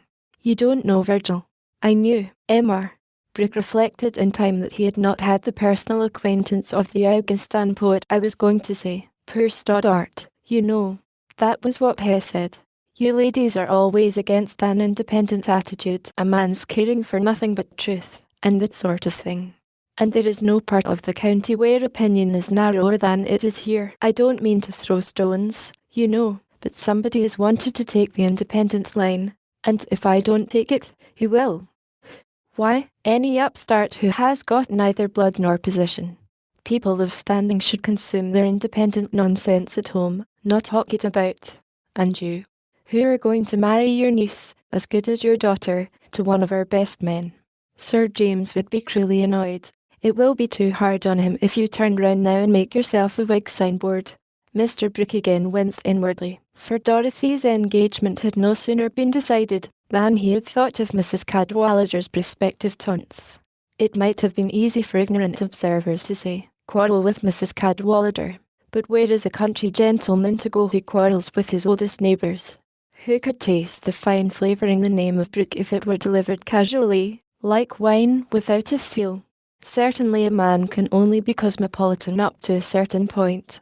I hope Stam and I shall always be good friends, but I am sorry to say there is no prospect of his marrying my niece, said Mr. Brooke, much relieved to see through the window that Celia was coming in. Why not? Said Mrs. Cadwallader, with a sharp note of surprise. It is hardly a fortnight since you and I were talking about it. My niece has chosen another suitor, has chosen him, you know.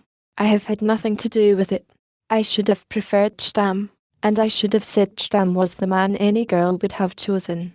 But there is no accounting for these things. Your sex is capricious, you know. Why, whom do you mean to say that you're going to let her marry? Mrs. Cadwallader's mind was rapidly surveying the possibilities of choice for Dorothea. But here Celia entered, blooming from a walk in the garden, and the greeting with her delivered Mr. Brooke from the necessity of answering immediately. He got up hastily, and saying, "By the way, I must speak to Wright about the horses," shuffled quickly out of the room. "My dear child, what is this?" "This about your sister's engagement," said Mrs. Cadwallader. "She is engaged to marry Mr. Casaubon," said Celia, resorting, as usual, to the simplest statement of fact, and enjoying this opportunity of speaking to the rector's wife alone. "This is frightful. How long has it been going on? I only knew of it yesterday. They are to be married in 6 weeks. Well, my dear, I wish you joy of your brother-in-law. I am so sorry for Dorothea." "Sorry? It is her doing, I suppose." "Yes. She says Mr. Casaubon has a great soul." "With all my heart." "Oh, Mrs. Cadwallader, I don't think it can be nice to marry a man with a great soul." "Well, my dear, take warning. You know the look of one now. When the next comes and wants to marry you, don't you accept him." "I'm sure I never should." "No, one such in a family is enough. So your sister never cared about Sir James Stam? What would you have said to him for a brother-in-law?" "I should have liked it very much. I am sure he would have been a good husband.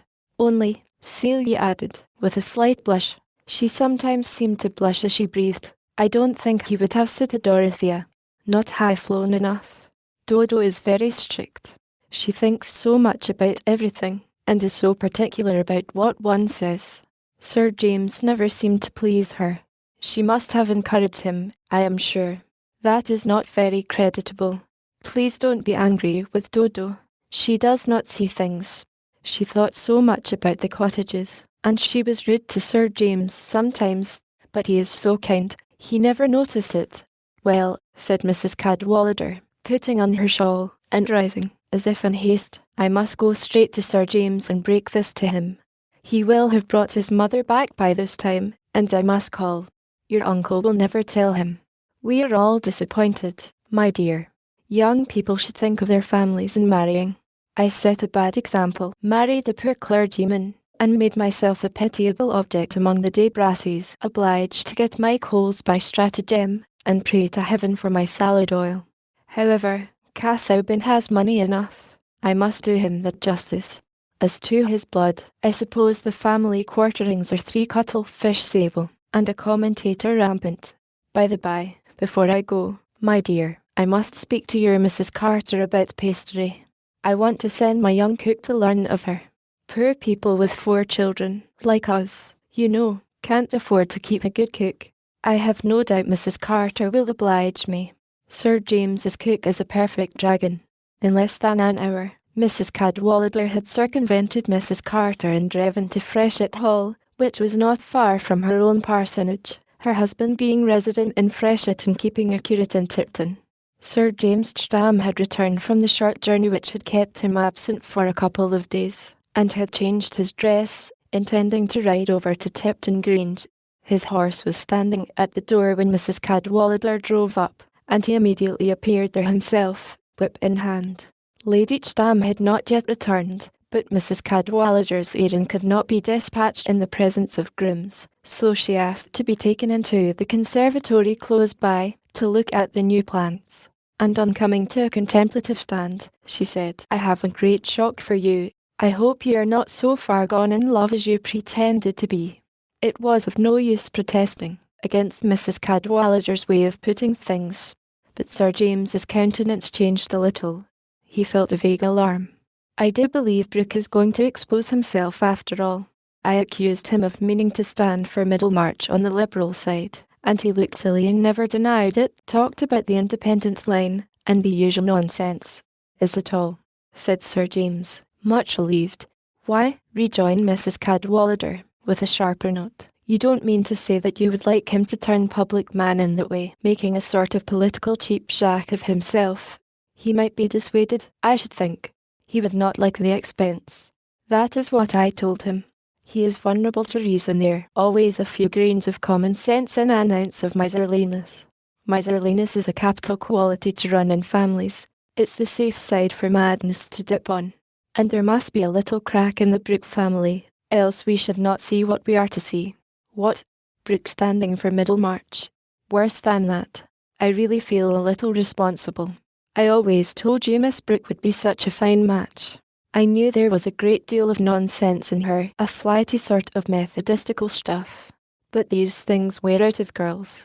However, I am taken by surprise for once. What do you mean, Mrs. Cadwallader?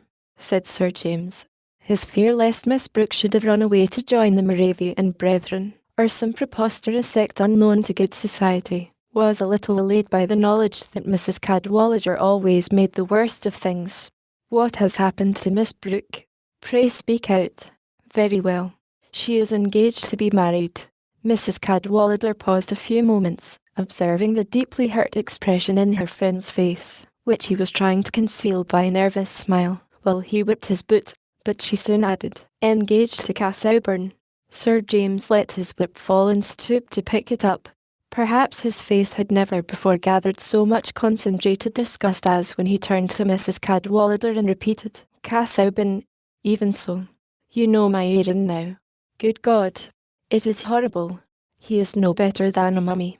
The point of view has to be allowed for, as that of a blooming and disappointed rival, she says. He is a great soul. A great bladder for dried peas to rattle in, said Mrs. Cadwallader.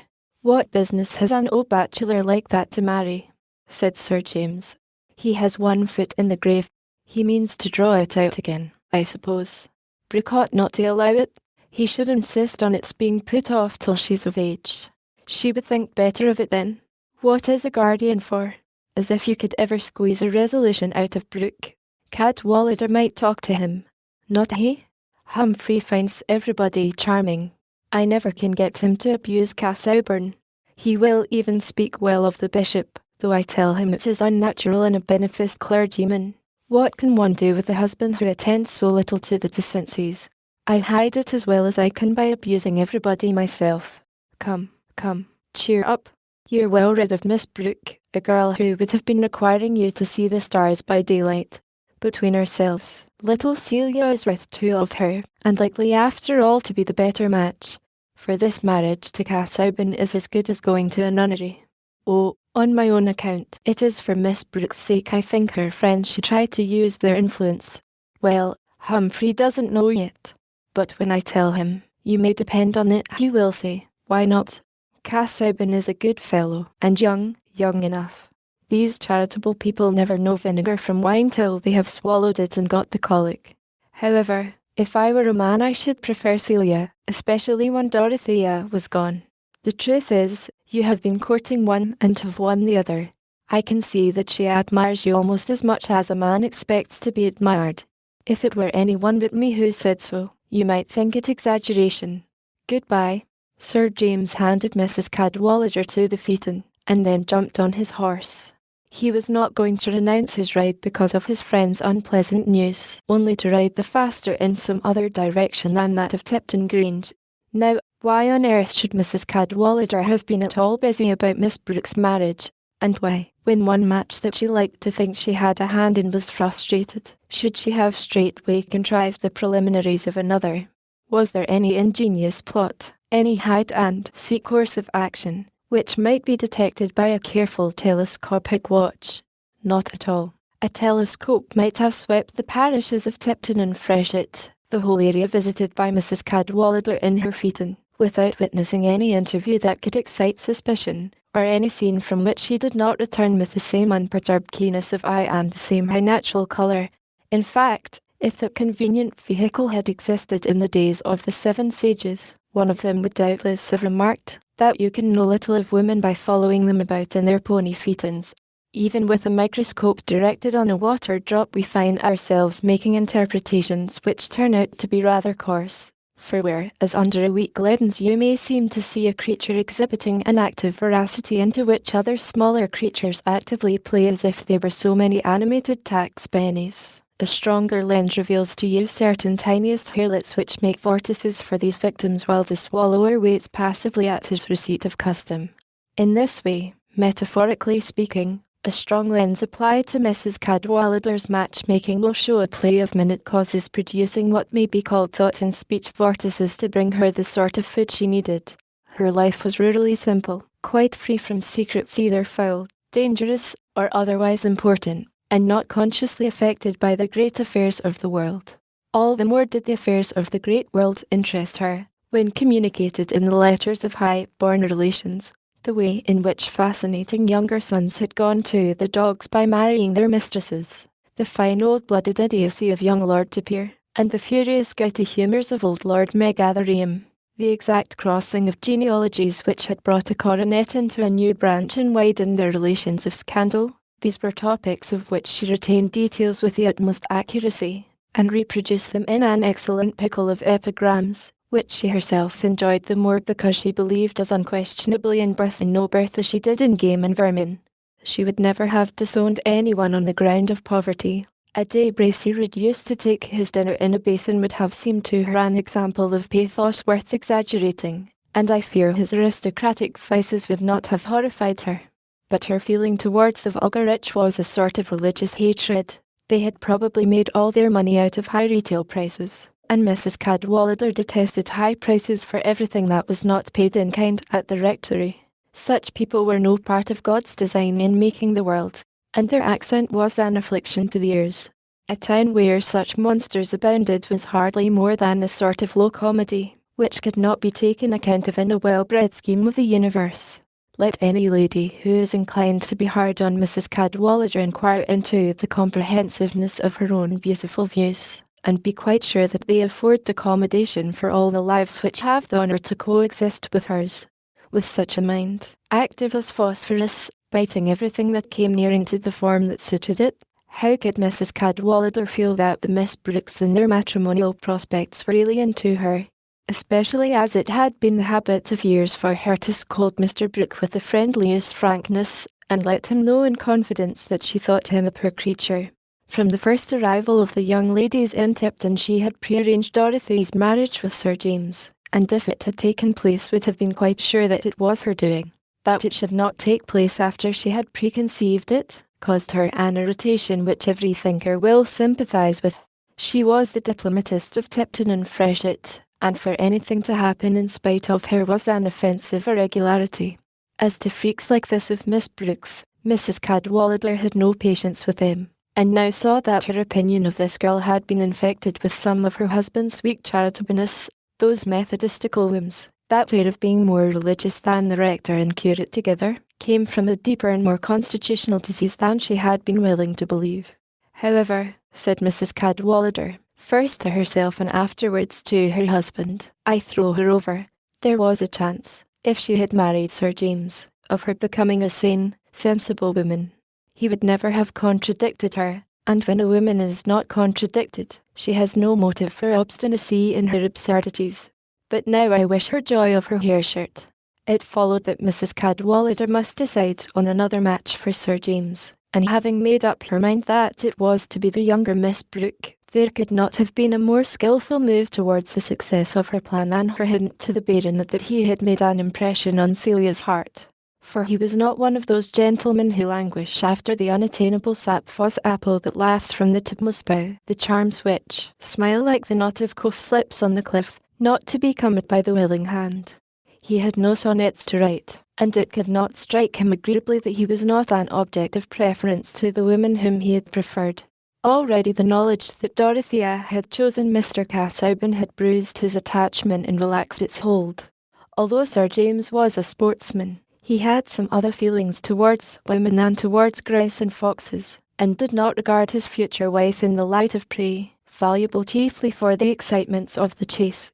Neither was he so well acquainted with the habits of primitive races as to feel that an ideal combat for her, tomahawk in hand, so to speak, was necessary to the historical continuity of the marriage tie. On the contrary, having the amiable vanity which knits us to those who are fond of us, and disinclines us to those who are indifferent, and also a good grateful nature, The mere idea that a woman had a kindness towards him spun little threads of tenderness from out his heart towards hers. Thus it happened that after Sir James had ridden rather fast for half an hour in a direction away from Tipton Grange, he slackened his pace, and at last turned into a road which would lead him back by a shorter cut. Various feelings wrought in him the determination after all to go to the Grange today as if nothing new had happened. He could not help rejoicing that he had never made the offer and been rejected. Mere friendly politeness required that he should call to see Dorothea about the cottages, and now happily Mrs. Cadwallader had prepared him to offer his congratulations, if necessary, without showing too much awkwardness. He really did not like it. Giving up Dorothea was very painful to him. But there was something in the resolve to make this visit forthwith and conquer all show of feeling, which was a sort of file-biting and counter-irritant. And without his distinctly recognizing the impulse, there certainly was present in him the sense that Celia would be there, and that he should pay her more attention than he had done before. We mortals, men and women, devour many a disappointment between breakfast and dinner time, keep back the tears and look a little pale about the lips, and in answer to inquiry say, "Oh, nothing." Pride helps us, and pride is not a bad thing when it only urges us to hide our own hurts, not to hurt others. Chapter 7. Pius Repopon vuol la sua stagione. Italian proverb. Mr. Casaubon, as might be expected, spent a great deal of his time at the Grange in these weeks, and the hindrance which courtship occasioned to the progress of his great work, the key to all mythologies, naturally made him look forward the more eagerly to the happy termination of courtship. But he had deliberately incurred the hindrance, having made up his mind that it was now time for him to adorn his life with the graces of female companionship, to irradiate the gloom which fatigue was apt to hang over the intervals of studious labour with the play of female fancy, and to secure in this, his culminating age, the solace of female tendance for his declining years. Hence he determined to abandon himself to the stream of feeling, and perhaps was surprised to find what an exceedingly shallow reel it was. As in draughty regions baptism by immersion could only be performed symbolically, Mr. Casaubon found that sprinkling was the utmost approach to a plunge which his stream would afford him, and he concluded that the poets had much exaggerated the force of masculine passion. Nevertheless, he observed with pleasure that Miss Brooke showed an ardent submissive affection which promised to fulfil his most agreeable previsions of marriage. It had once or twice crossed his mind that possibly there was some deficiency in Dorothea to account for the moderation of his abandonment, but he was unable to discern the deficiency, or to figure to himself a woman who would have pleased him better, so that there was clearly no reason to fall back upon but the exaggerations of human tradition. "Could I not be preparing myself now to be more useful?" said Dorothea to him, one morning, early in the time of courtship.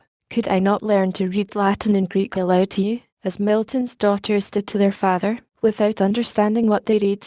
"I fear that would be wearisome to you," said Mr. Casaubon, smiling. "And, indeed, if I remember rightly, the young woman you have mentioned regarded that exercising unknown tongues as a ground for rebellion against the poet." "Yes, but in the first place they were very naughty girls, else they would have been proud to minister to such a father. And in the second place they might have studied privately and taught themselves to understand what they read, and then it would have been interesting. I hope you don't expect me to be naughty and stupid. I expect you to be all that an exquisite young lady can be in every possible relation of life. Certainly it might be a great advantage if you were able to copy the Greek character, and to that end it were well to begin with a little reading." Dorothea seized this as a precious permission. She would not have asked Mr. Casaubon at once to teach her the languages, dreading of all things to be tiresome instead of helpful. But it was not entirely out of devotion to her future husband that she wished to know Latin and Greek. Those provinces of masculine knowledge seemed to her a standing ground from which all truth could be seen more truly. As it was, she constantly doubted her own conclusions, because she felt her own ignorance.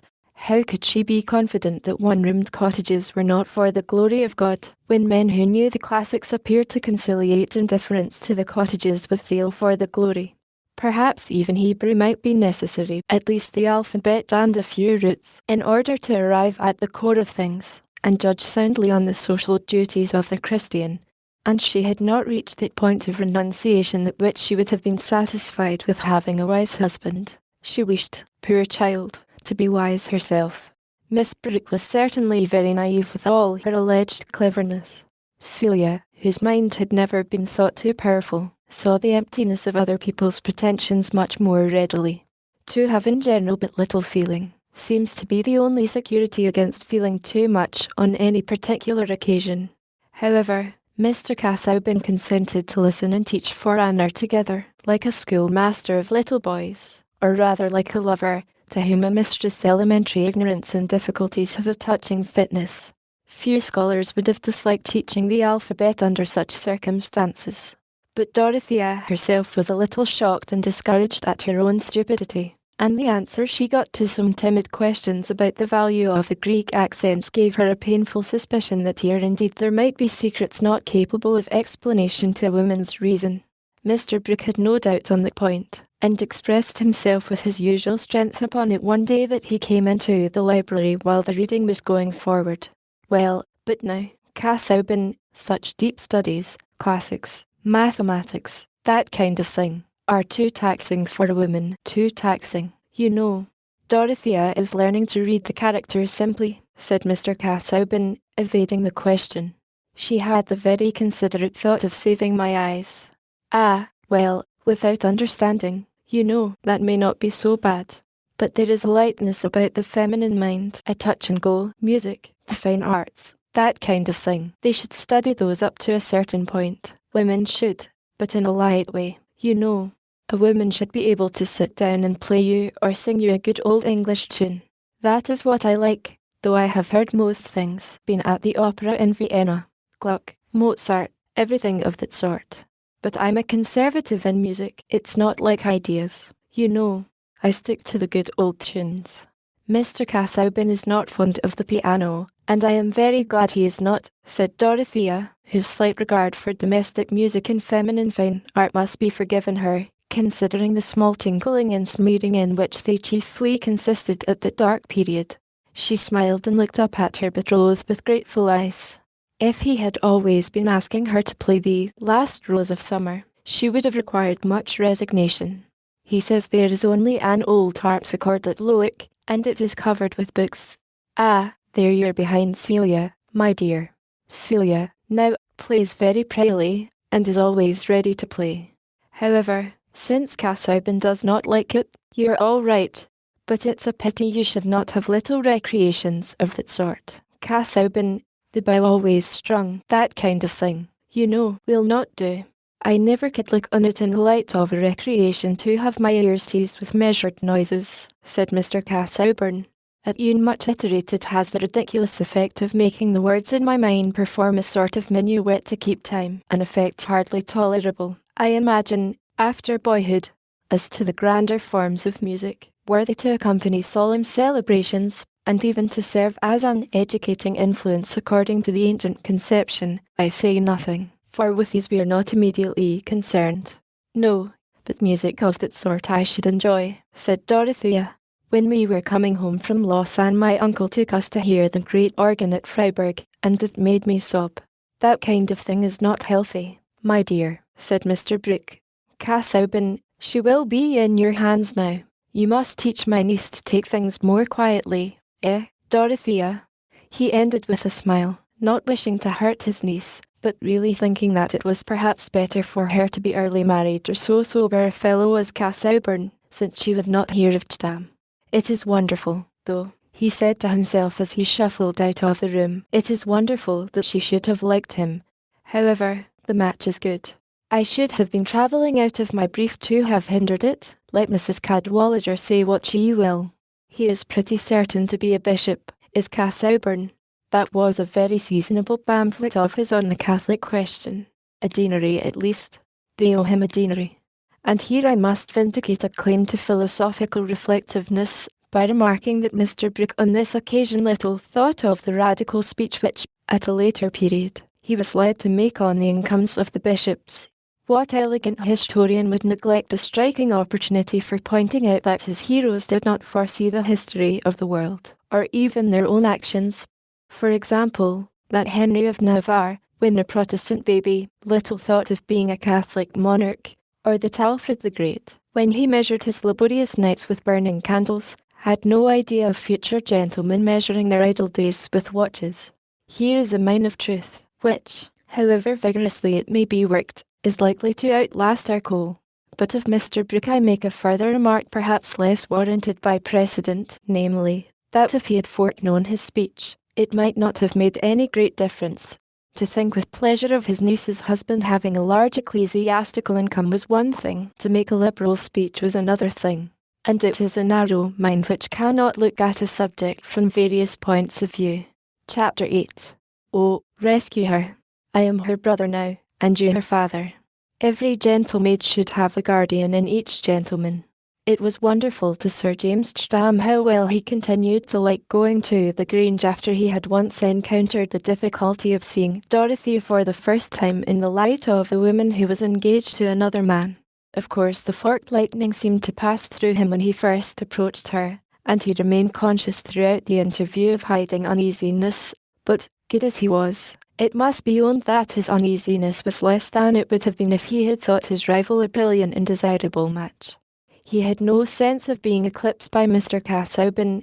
He was only shocked that Dorothea was under a melancholy illusion, and his mortification lost some of its bitterness by being mingled with compassion. Nevertheless, while Sir James said to himself that he had completely resigned her, since with the perversity of a Desdemona she had not effected a proposed match that was clearly suitable and according to nature, he could not yet be quite passive under the idea of her engagement to Mr. Casaubon. On the day when he first saw them together in the light of his present knowledge, it seemed to him that he had not taken the affair seriously enough. Brooke was really culpable. He ought to have hindered it. Who could speak to him? Something might be done perhaps even now, at least to defer the marriage. On his way home he turned into the rectory and asked for Mr. Cadwallader. Happily, the rector was at home, and his visitor was shown into the study, where all the fishing tackle hung. But he himself was in a little room adjoining, at work with his turning apparatus, and he called to the baronet to join him there. The two were better friends than any other landholder and clergyman in the county, a significant fact which was in agreement with the amiable expression of their faces. Mr. Cadwallader was a large man, with full lips and a sweet smile, very plain and rough in his exterior, but with its solid imperturbable ease and good humour which is infectious, and like great grassy hills in the sunshine, quiets even an irritated egoism, and makes it rather ashamed of itself. "Well, how are you?" he said, showing a hand not quite fit to be grasped. "Sorry I missed you before. Is there anything particular? You look vexed." Sir James's brow had a little crease in it, a little depression of the eyebrow, which he seemed purposely to exaggerate as he answered, "It is only this conduct of Brooke's. I really think somebody should speak to him." "What? Meaning to stand?" said Mr. Cadwallader, going on with the arrangement of the reels which he had just been turning. "I hardly think he means it. But where's the harm? If he likes it, anyone who objects to Whiggery should be glad when the Whigs don't put up the strongest fellow. They won't overturn the Constitution with their friend Brooke's head for a battering ram." "Oh, I don't mean that," said Sir James, after putting down his hat and throwing himself into a chair, had begun to nurse his leg and examine the sole of his boot with much bitterness. "I mean this marriage. I mean his letting that blooming young girl marry Casaubon. What is the matter with Casaubon? I see no harm in him, if the girl likes him. She is too young to know what she likes. Her guardian ought to interfere. He ought not to allow the thing to be done in this headlong manner. I wonder a man like you, Cadwallader, a man with daughters, can look at the affair with indifference, and with such a heart as yours. Do think seriously about it." "I am not joking. I am as serious as possible," said the rector, with a provoking little inward laugh. "You are as bad as Eleanor. She has been wanting me to go and lecture Brooke, and I have reminded her that her friends had a very poor opinion of the match she made when she married me." "But look at Casaubon," said Sir James, indignantly. "He must be 50, and I don't believe he could ever have been much more than the shadow of a man. Look at his legs. Confound you handsome young fellows. You think of having it all your own way in the world. You don't understand women. They don't admire you half so much as you admire yourselves. Eleanor used to tell her sisters that she married me for my ugliness. It was so various and amusing that it had quite conquered her prudence. You? It was easy enough for a woman to love you. But this is no question of beauty. I don't like Cass Auburn. This was Sir James's strongest way of implying that he thought ill of a man's character. Why? What do you know against him? Said the rector, laying down his reels, and putting his thumbs into his armholes with an air of attention. Sir James paused. He did not usually find it easy to give his reasons. It seemed to him strange that people should not know them without being told, since he only felt what was reasonable. At last he said, "Now, Cadwallader, has he got any heart?" "Well, yes. I don't mean of the melting sort, but a sound kernel, that you may be sure of. He is very good to his poor relations, pensions several of the women, and is educating a young fellow at a good deal of expense. Cass Auburn acts up to his sense of justice. His mother's sister made a bad match. Apple, I think, was herself, at any rate was disowned by her family. If it had not been for that, Cass Auburn would not have had so much money by half. I believe he went himself to find out his cousins, and see what he could do for them. Every man would not ring so well as that, if you tried his metal. _YOU_ would, stam, but not every man. I don't know, said Sir James, colouring. I am not so sure of myself. He paused a moment, and then added, that was the right thing for Cass Auburn to do. But a man may wish to do what is right, and yet be a sort of parchment code. A woman may not be happy with him. And I think when a girl is so young as Miss Brooke is, her friends ought to interfere a little to hinder her from doing anything foolish. You laugh, because you fancy I have some feeling on my own account. But upon my honour, it is not that. I should feel just the same if I were Miss Brooke's brother or uncle. Well, but what should you do? I should say that the marriage must not be decided on until she was of age. And depend upon it, in that case, it would never come off. I wish you saw it as I do. I wish you would talk to Brooke about it. Sir James rose as he was finishing his sentence, for he saw Mrs. Cadwallader entering from the study. She held by the hand her youngest girl, about 5 years old, who immediately ran to Papa, and was made comfortable on his knee. I hear what you're talking about, said the wife, but you will make no impression on Humphrey.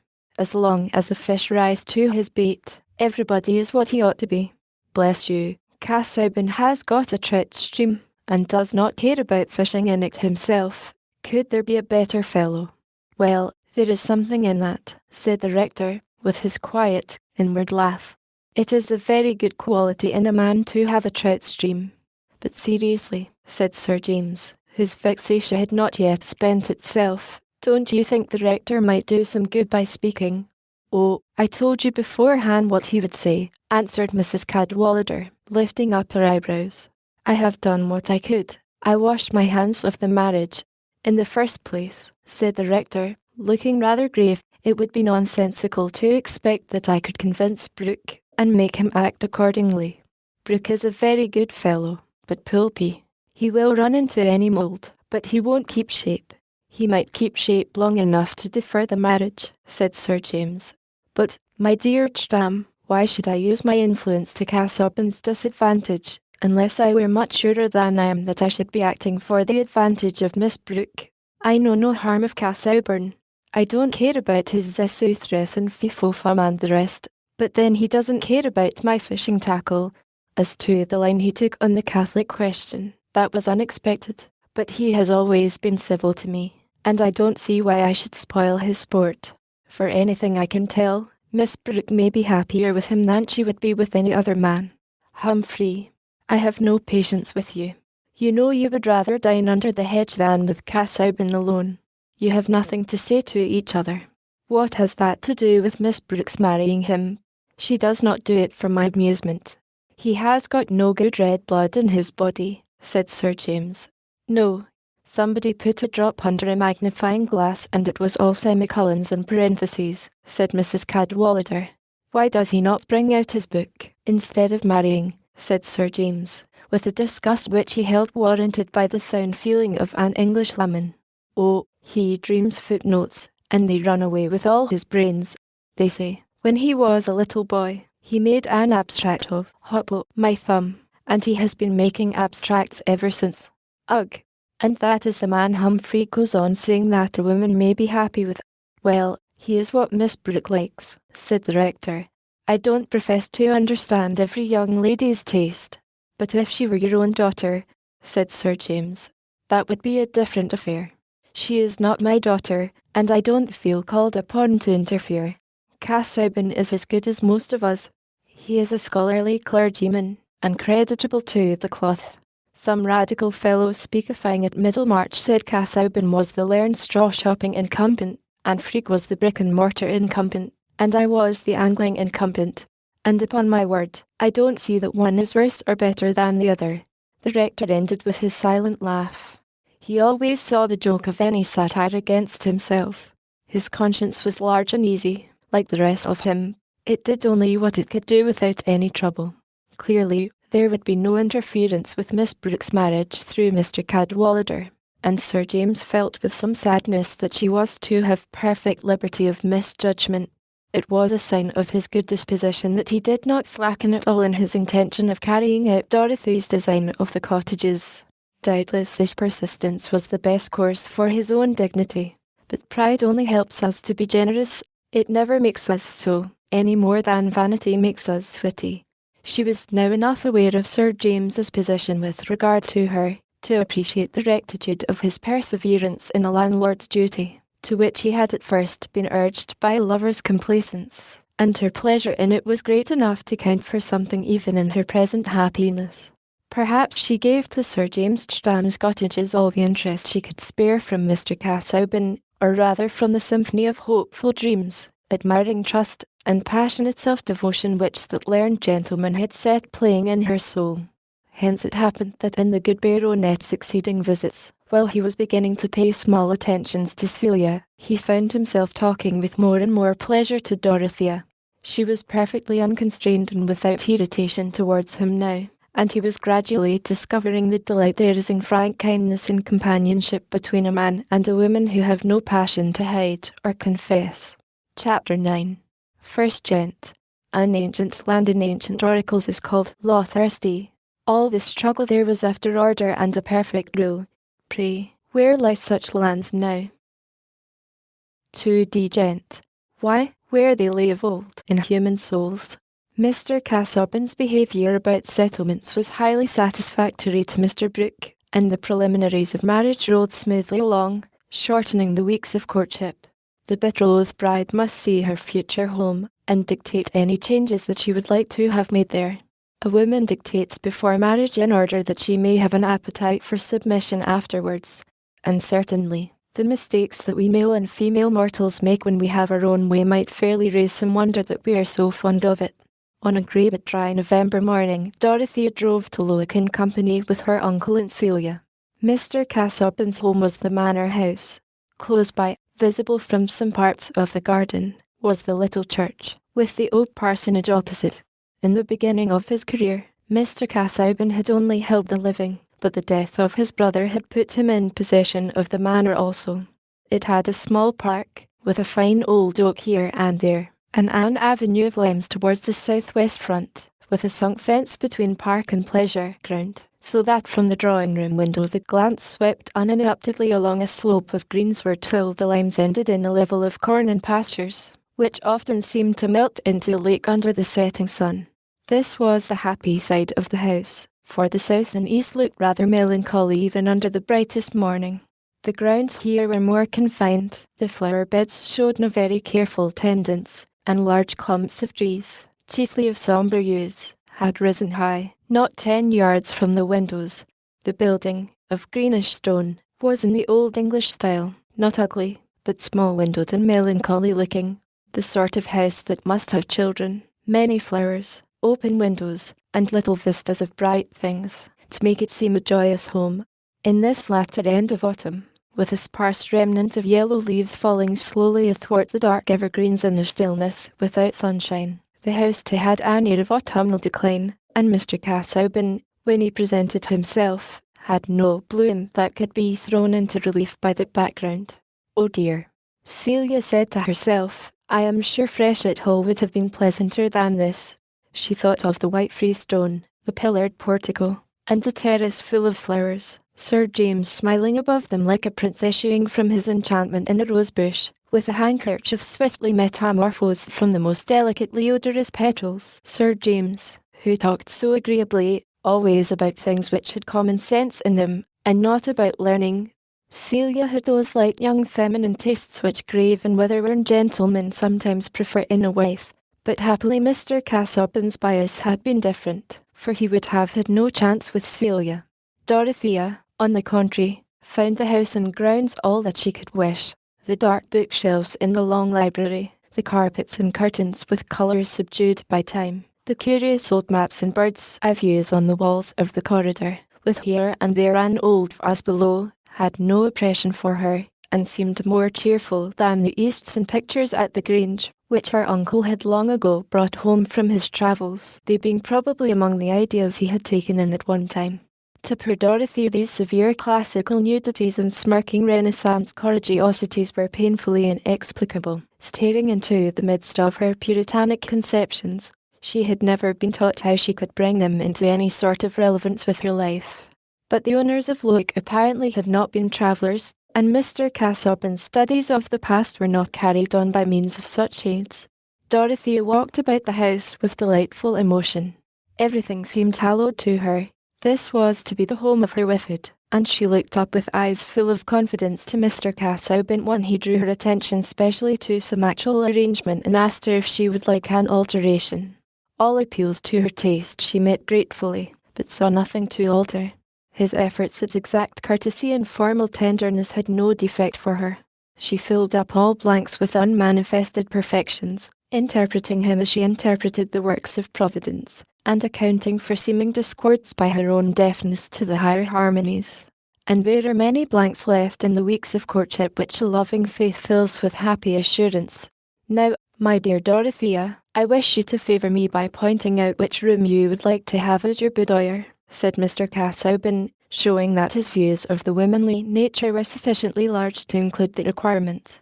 It is very kind of you to think of that, said Dorothea, but I assure you I would rather have all those matters decided for me. I shall be much happier to take everything as it is, just as you have been used to have it, or as you will yourself choose it to be. I have no motive for wishing anything else.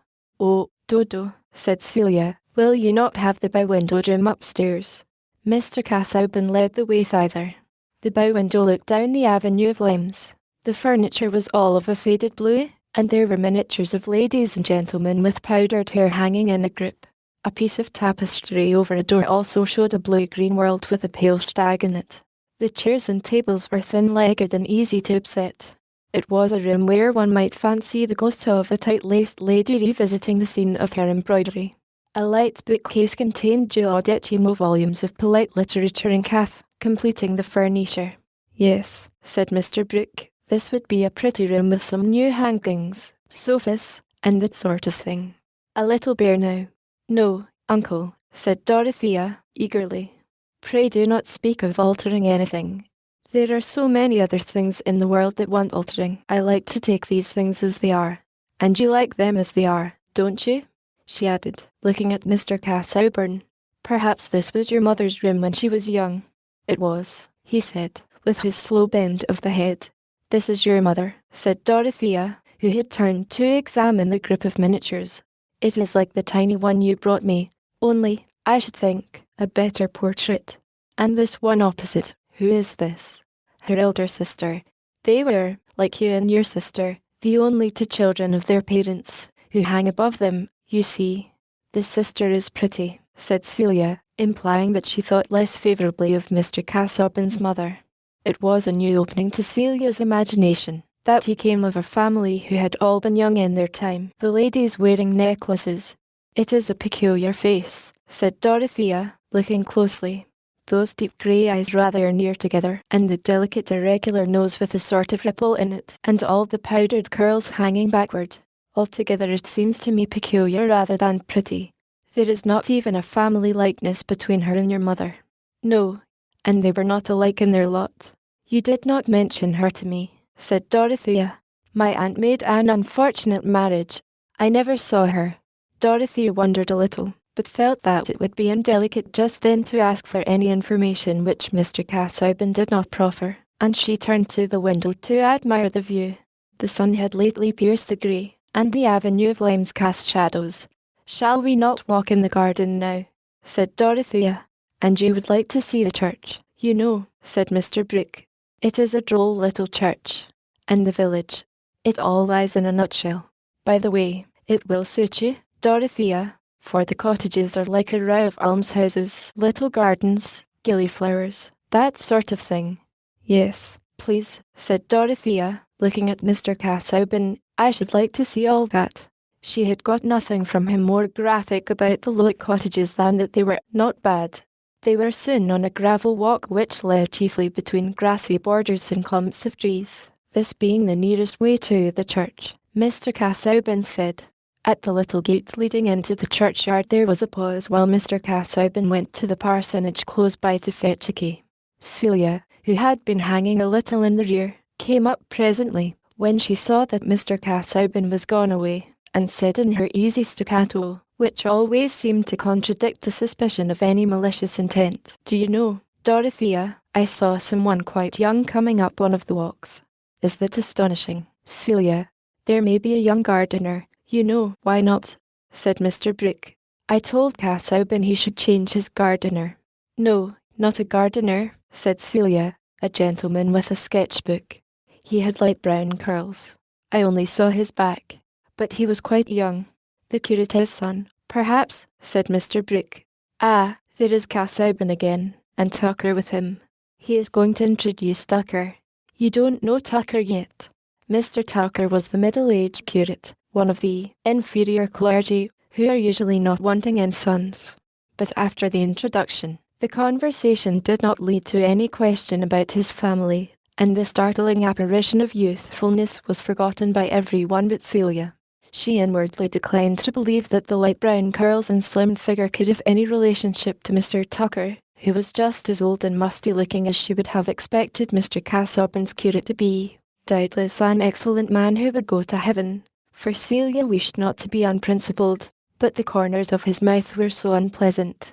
Celia thought with some dismalness of the time she should have to spend as bridesmaid at Lowick, while the curate had probably no pretty little children whom she could like, irrespective of principle. Mr. Tucker was invaluable in their walk, and perhaps Mr. Casaubon had not been without foresight on this head, the curate being able to answer all Dorothy's questions about the villagers and the other parishioners. Everybody, he assured her, was well off in Lowick. Not a cottager in those double cottages at a low rent but kept a pig, and the strips of garden at the back were well tended. The small boys wore excellent corduroy, the girls went out as tidy servants, or did a little straw plaiting at home. No looms here, no dissent, and though the public disposition was rather towards laying by money than towards spirituality, there was not much vice. The speckled fowls were so numerous that Mr. Brooke observed, "Your farmers leave some barley for the women to glean, I see. The poor folks here might have a fowl in their pot, as the good French king used to wish for all his people. The French eat a good many fowls, skinny fowls, you know." "I think it was a very cheap wish of his," said Dorothea, indignantly. "Our king's such monsters that a wish like that must be reckoned a royal virtue." "And if he wished them a skinny fowl," said Celia, "that would not be nice." "But perhaps he wished them to have fat fowls." "Yes, but the word has dropped out of the text, or perhaps was subauditum, that is, present in the king's mind, but not uttered," said Mr. Casaubon, smiling and bending his head towards Celia, who immediately dropped backward a little, because she could not bear Mr. Casaubon to blink at her. Dorothea sank into silence on the way back to the house. She felt some disappointment, of which she was yet ashamed, that there was nothing for her to do in Lowick, and in the next few minutes her mind had glanced over the possibility, which she would have preferred, of finding that her home would be in a parish which had a larger share of the world's misery, so that she might have had more active duties in it. Then, recurring to the future actually before her, she made a picture of more complete devotion to Mr. Casaubon's aims in which she would await new duties. Many such might reveal themselves to the higher knowledge gained by her in the companionship. Mr. Tucker soon left them, having some clerical work which would not allow him to lunch at the hall, and as they were re-entering the garden through the little gate, Mr. Casaubon said, "You seem a little sad, Dorothea. I trust you are pleased with what you have seen." "I am feeling something which is perhaps foolish and wrong," answered Dorothea, with her usual openness, almost wishing that the people wanted more to be done for them here. "I have known so few ways of making my life good for anything. Of course, my notions of usefulness must be narrow. I must learn new ways of helping people." "Doubtless," said Mr. Casaubon. "Each position has its corresponding duties. Yours, I trust, as the mistress of Lowick, will not leave any yearning unfulfilled." "Indeed, I believe that," said Dorothea, earnestly. "Do not suppose that I am sad. That is well. But, if you're not tired, we will take another way to the house than that by which we came." Dorothea was not at all tired, and a little circuit was made towards a fine yew tree, the chief hereditary glory of the grounds on this side of the house. As they approached it, a figure, conspicuous on a dark background of evergreens, was seated on a bench, sketching the old tree. Mr. Brooke, who was walking in front with Celia, turned his head, and said, "Who is that youngster, Casaubon?" They had come very near when Mr. Casaubon answered, "That is a young relative of mine, a second cousin, the grandson. In fact," he added, looking at Dorothea, "of the lady whose portrait you have been noticing, my Aunt Julia." The young man had laid down his sketchbook and risen. His bushy light brown curls, as well as his youthfulness, identified him at once with Celia's apparition. "Dorothea, let me introduce to you my cousin, Mr. Ladislaw. Well, this is Miss Brooke." The cousin was so close now, that, when he lifted his hat, Dorothea could see a pair of grey eyes rather near together, a delicate irregular nose with a little ripple in it, and hair falling backward, but there was a mouth and chin of a more prominent, threatening aspect than belonged to the type of the grandmother's miniature. Young Ladislaw did not feel it necessary to smile, as if he were charmed with this introduction to his future second cousin and her relatives, but wore rather a pouting air of discontent. "You are an artist, I see," said Mr. Brooke, taking up the sketchbook and turning it over in his unceremonious fashion. "No, I only sketch a little." "There is nothing fit to be seen there," said young Ladislaw, colouring, perhaps with temper rather than modesty. "Oh, come, this is a nice bit. Now, I did a little in this way myself at one time, you know. Look here, now, this is what I call a nice thing, done with what we used to call brio." Mr. Brooke held out towards the two girls a large coloured sketch of stony ground and trees, with a pool. "I am no judge of these things," said Dorothea, not coldly, but with an eager deprecation of the appeal to her. "You know, uncle, I never see the beauty of those pictures which you say are so much praised. They are a language I do not understand. I suppose there is some relation between pictures and nature which I am too ignorant to feel, just as you see what a Greek sentence stands for which means nothing to me." Dorothy looked up at Mr. Casaubon, who bowed his head towards her, while Mr. Brooke said, smiling nonchalantly, "Bless me, now, how different people are. But you had a bad style of teaching, you know, else this is just the thing for girls, sketching, fine art and so on. But you took to drawing plans. You don't understand morbid data and that kind of thing. You will come to my house, I hope, and I will show you what I did in this way," he continued, turning to young Ladislaw, who had to be recalled from his preoccupation in observing Dorothea. Ladislaw had made up his mind that she must be an unpleasant girl, since she was going to marry Casaubon, and what she said of her stupidity about pictures would have confirmed that opinion even if he had believed her. As it was, he took her words for a over judgment, and was certain that she thought his sketch detestable. There was too much cleverness in her apology. She was laughing both at her uncle and himself. But what a voice! It was like the voice of a soul that had once lived in an Aeolian harp. This must be one of nature's inconsistencies. There could be no sort of passion in a girl who would marry Casaubon. But he turned from her, and bowed his thanks for Mr. Brooke's invitation. "We will turn over my Italian engravings together," continued the good-natured man. "I have no end of those things, that I have laid by for years. One gets rusty in this part of the country, you know. Not you, Casaubon, you stick to your studies, But my best ideas get undermost out of use, you know. You clever young men must guard against indolence. I was too indolent, you know, else I might have been anywhere at one time. That is a seasonable admonition, said Mr. Casaubon, but now we will pass on to the house, lest the young lady should be tired of standing. When their backs were turned, young Ladislaw sat down to go on with his sketching, and as he did so his face broke into an expression of amusement which increased as he went on drawing, till at last he threw back his head and laughed aloud. Partly it was the reception of his own artistic production that tickled him, partly the notion of his grave cousin as the lover of the girl, and partly Mr. Brooke's definition of the place he might have held but for the impediment of indolence. Mr. Will Ladislaw's sense of the ludicrous lit up his features very agreeably. It was the pure enjoyment of comicality, and he had no mixture of sneering and self-exaltation. "What is your nephew going to do with himself, Casaubon?" said Mr. Brooke, as they went on. "My cousin, you mean, not my nephew?" Yes, cousin. But in the way of a career, you know. The answer to the question is painfully doubtful. On leaving Rugby he declined to go to an English university, where I would gladly have placed him, and chose what I must consider the anomalous course of studying at Heidelberg. And now he wants to go abroad again, without any special object, save the vague purpose of what he calls culture, preparation for he knows not what. He declines to choose a profession. He has no means but what you furnish, I suppose.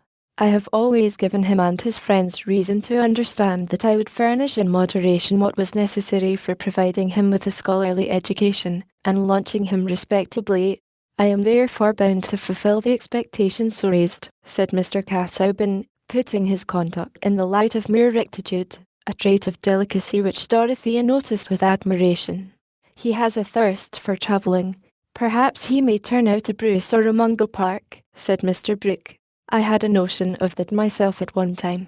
No, he has no bent towards exploration, or the enlargement of our geognosis. That would be a special purpose which I could recognise with some approbation, though without felicitating him on a career which so often ends in premature and violent death.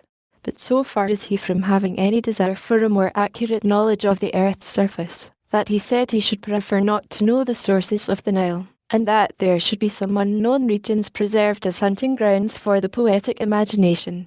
Well, there is something in that, you know, said Mr. Brooke, who had certainly an impartial mind. It is, I fear, nothing more than a part of his general inaccuracy and indisposition to thoroughness of all kinds, which would be a bad doggery for him in any profession, civil or sacred, even were he so far submissive to ordinary rule as to choose one. Perhaps he has conscientious scruples founded on his own unfitness, said Dorothea, who was interesting herself in finding a favourable explanation. Because the law and medicine should be very serious professions to undertake, should they not? People's lives and fortunes depend on them, doubtless, but I fear that my young relative Will Ladislaw is chiefly determined in his aversion to these callings by a dislike to steady application, and to that kind of acquirement which is needful instrumentally, but is not charming or immediately inviting to self-indulgent taste. I have insisted to him on what Aristotle has stated with admirable brevity, that for the achievement of any work regarded as an end there must be a prior exercise of many energies or acquired facilities of a secondary order, demanding patience. I have pointed to my own manuscript volumes, which represent the toil of years preparatory to a work not yet accomplished. But in vain. To careful reasoning of this kind he replies by calling himself Pegasus, and every form of prescribed work harness. Celia laughed. She was surprised to find that Mr. Casaubon could say something quite amusing. Well, you know, he may turn out a Baron, a Chatterton, a Churchill, that sort of thing. There's no telling, said Mr. Brooke. Shall you let him go to Italy, or wherever else he wants to go? Yes, I have agreed to furnish him with moderate supplies for a year or so. He asks no more. I shall let him be tried by the test of freedom. That is very kind of you, said Dorothea, looking up at Mr. Casaubon with delight. It is noble. After all, people may really have in them some vocation which is not quite blamed themselves, may they not? They may seem idle and weak because they are growing. We should be very patient with each other, I think. "I suppose it is being engaged to be married that has made you think patience good," said Celia, as soon as she and Dorothea were alone together, taking off their wrappings. "You mean that I am very impatient, Celia?" "Yes, when people don't do and say just what you like." Celia had become less afraid of saying things to Dorothea since this engagement. Cleverness seemed to her more pitiable than ever. Chapter X. He had catched a great cold. He had no other clothes to wear than the skin of a bear not yet killed. Fuller. Young Ladislaw did not pay the visit to which Mr. Brooke had invited him, and only 6 days afterwards Mr. Casaubon mentioned that his young relative had started for the continent, seeming by this cold vagueness to waive inquiry. Indeed, Will had declined to fix on any more precise destination than the entire area of Europe. Genius, he held, is necessarily intolerant of fetters. On the one hand, it must have the utmost play for its spontaneity. On the other, it may confidently await those messages from the universe which summon it to its peculiar work, only placing itself in an attitude of receptivity towards all sublime chances. The attitudes of receptivity are various, and Will had sincerely tried many of them. He was not excessively fond of wine, but he had several times taken too much, simply as an experiment in that form of ecstasy. He had fasted till he was faint, and then supped on lobster. He had made himself ill with doses of opium. Nothing greatly original had resulted from these measures, and the effects of the opium had convinced him that there was an entire dissimilarity between his constitution and De Quincey's. The superadded circumstance which would evolve the genius had not yet come. The universe had not yet beckoned.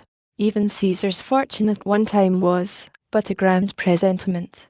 We know what a masquerade all development is, and what effective shapes may be disguised in helpless embryos. In fact, the world is full of hopeful analogies and handsome dubious sex-called possibilities. Will saw clearly enough the pitiable instances of long incubation producing no chick, and but for gratitude would have laughed at Casaubon, whose plodding application, rows of notebooks, and small taper of learned theory exploring the tossed ruins of the world, seemed to enforce a moral entirely encouraging to Will's generous reliance on the intentions of the universe with regard to himself. He held that reliance to be a mark of genius, and certainly it is no mark to the contrary, genius consisting neither in self-conceit nor in humility, but in a power to make or do, not anything in general, but something in particular. Let him start for the continent, then, without her pronouncing on his future. Among all forms of mistake, prophecy is the most gratuitous. But at present this caution against a too hasty judgment interests me more in relation to Mr. Casaubon than to his young cousin. If to Dorothea Mr. Casaubon had been the mere occasion which had set alight the fine inflammable material of her youthful illusions, does it follow that he was fairly represented in the minds of those less impassioned personages who have hitherto delivered their judgments concerning him? I protest against any absolute conclusion, any prejudice derived from Mrs. Cadwallader's contempt for a neighbouring clergyman's alleged greatness of soul, or Sir James Stam's poor opinion of his rival's legs, from Mr. Brooke's failure to elicit a companion's ideas, or from Celia's criticism of a middle-aged scholar's personal appearance. I am not sure that the greatest man of his age, if ever that solitary superlative existed, could escape these unfavourable reflections of himself in various small mirrors, and even Milton, looking for his portrait in a spoon, must submit to have the facial angle of a bumpkin.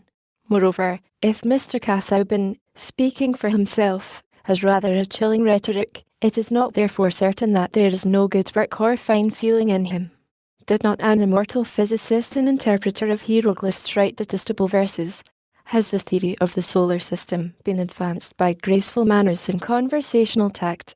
Suppose we turn from outside estimates of a man, to wonder, with keener interest, what is the report of his own consciousness about his doings or capacity? With what hindrances he is carrying on his daily labours?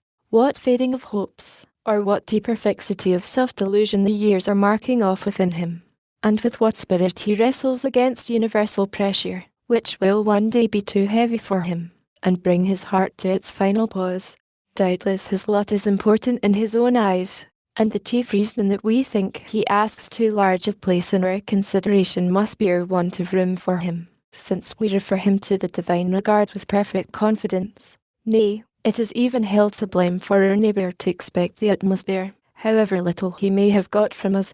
Mr. Casaubon, too, was the centre of his own world, if he was liable to think that others were providentially made for him, and especially to consider them in the light of their fitness for the author of a key to all mythologies. This trait is not quite alien to us, and, like the other mendicant hopes of mortals, claims some of our pity.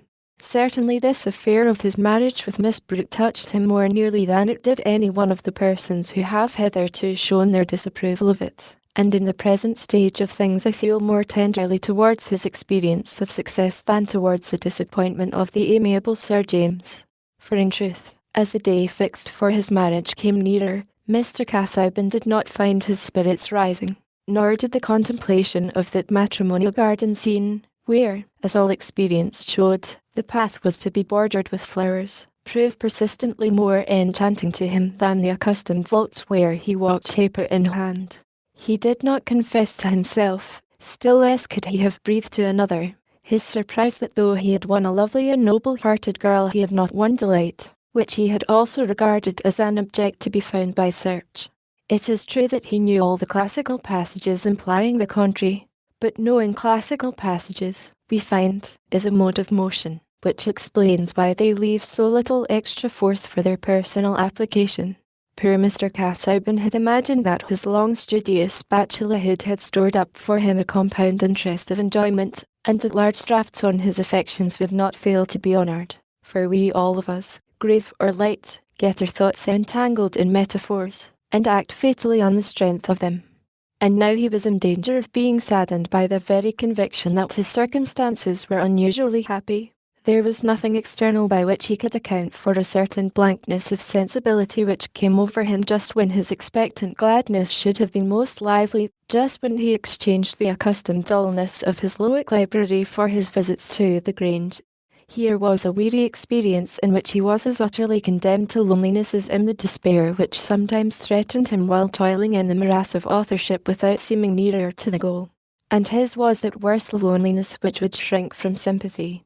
He could not but wish that Dorothea should think him not less happy than the world would expect her successful suitor to be, and in relation to his authorship he leaned on her young trust and veneration. He liked to draw forth her fresh interest in listening, as a means of encouragement to himself. In talking to her he presented all his performance and intention with the reflected confidence of the pedagogue, and rid himself for the time of the chilling ideal audience which crowded his laborious uncreative hours with the vaporous pressure of Tartarian shades. For to Dorothea, after the toy-box history of the world adapted to young ladies which had made the chief part of her education, Mr. Casaubon's talk about his great book was full of new vistas. And this sense of revelation, this surprise of a nearer introduction to Stoics and Alexandrians, as people who had ideas not totally unlike her own, kept in abeyance for the time her usual eagerness for a binding theory which could bring her own life and doctrine into strict connection with that amazing past, and give the remotest sources of knowledge some bearing on her actions. That more complete teaching would come. Emma Casaubon would tell her all that. She was looking forward to higher initiation in ideas, as she was looking forward to marriage, and blending her dim conceptions of both. It would be a great mistake to suppose that Dorothea would have cared about any sharing Mr. Casaubon's learning as mere accomplishment, for though opinion in the neighbourhood of Freshitt and Tipton had pronounced her clever, that epithet would not have described her to circles in whose more precise vocabulary cleverness implies mere aptitude for knowing and doing. Apart from character, all her eagerness for acquirement lay within that full current of sympathetic motive in which her ideas and impulses were habitually swept along. She did not want to deck herself with knowledge, to wear it loose from the nerves and blood that fed her action, and if she had written a book she must have done it as St. Teresa did, under the command of an authority that constrained her conscience, but something she yearned for by which her life might be filled with action at once rational and ardent. And since the time was gone by for guiding visions and spiritual directors, since prayer heightened yearning but not instruction, what lamp was there but knowledge? Surely learned men kept the only oil, and who more learned than Mr. Casaubon? Thus in these brief weeks Dorothy's joyous grateful expectation was unbroken, and however her lover might occasionally be conscious of flatness, he could never refer it to any slackening of her affectionate interest. The season was mild enough to encourage the project of extending the wedding journey as far as Rome, and Mr. Casaubon was anxious for this because he wished to inspect some manuscripts in the Vatican. "I still regret that your sister is not to accompany us," he said one morning, some time after it had been ascertained that Celia objected to go, and that Dorothea did not wish for her companionship. "You will have many lonely hours, Dorothea, for I shall be constrained to make the utmost use of my time during our stay in Rome, and I should feel more at liberty if you had a companion." The words, "I should feel more at liberty," grated on Dorothea. For the first time in speaking to Mr. Casaubon she coloured from annoyance. "You must have misunderstood me very much," she said, "if you think I should not enter into the value of your time, if you think that I should not willingly give up whatever interfered with your using it to the best purpose. That is very amiable in you, my dear Dorothea," said Mr. Casaubon, not in the least noticing that she was hurt. "But if you had a lady as your companion, I could put you both under the care of a cicerone, and we could thus achieve two purposes in the same space of time." "I beg you will not refer to this again," said Dorothea, rather haughtily. But immediately she feared that she was wrong, and turning towards him she laid her hand on his, adding in a different tone, "Pray do not be anxious about me. I shall have so much to think of when I am alone, and Tantripp will be a sufficient companion, just to take care of me. I could not bear to have Celia, she would be miserable." It was time to dress. There was to be a dinner party that day, the last of the parties which were held at the Grange as proper preliminaries to the wedding, and Dorothea was glad of a reason for moving away at once on the sound of the bell, as if she needed more than her usual amount of preparation. She was ashamed of being irritated from some cause she could not define even to herself, for though she had no intention to be untruthful, her reply had not touched the real hurt within her. Mr. Casaubon's words had been quite reasonable, yet they had brought a vague instantaneous sense of aloofness on his part. "Surely I am in a strangely selfish, weak state of mind," she said to herself. "How can I have a husband who is so much above me without knowing that he needs me less than I need him?" Having convinced herself that Mr. Casaubon was altogether right, she recovered her equanimity, and was an agreeable image of serene dignity when she came into the drawing-room in her silver-grey dress, the simple lines of her dark brown hair parted over her brow and coiled massively behind, in keeping with the entire absence from her manner and expression of all search after mere effect. Sometimes when Dorothea was in company, there seemed to be as complete an air of repose about her as if she had been a picture of Santa Barbara looking out from her tower into the clear air. But these intervals of quietude made the energy of her speech and emotion the more remarked when some outward appeal had touched her. She was naturally the subject of many observations this evening, for the dinner party was large and rather more miscellaneous as to the male portion than any which had been held at the Grange since Mr. Brooke's nieces had resided with him, so that the talking was done in duos and trios more or less inharmonious. There was the newly elected mayor of Middlemarch, who happened to be a manufacturer, the philanthropic banker his brother-in-law, who predominated so much in the town that some called him a Methodist, others a hypocrite, according to the resources of their vocabulary, and there were various professional men. In fact, Mrs. Cadwallader said that Brooke was beginning to treat the Middlemarchers, and that she preferred the farmers at the tithe dinner, who drank her health unpretentiously, and were not ashamed of their grandfather's furniture.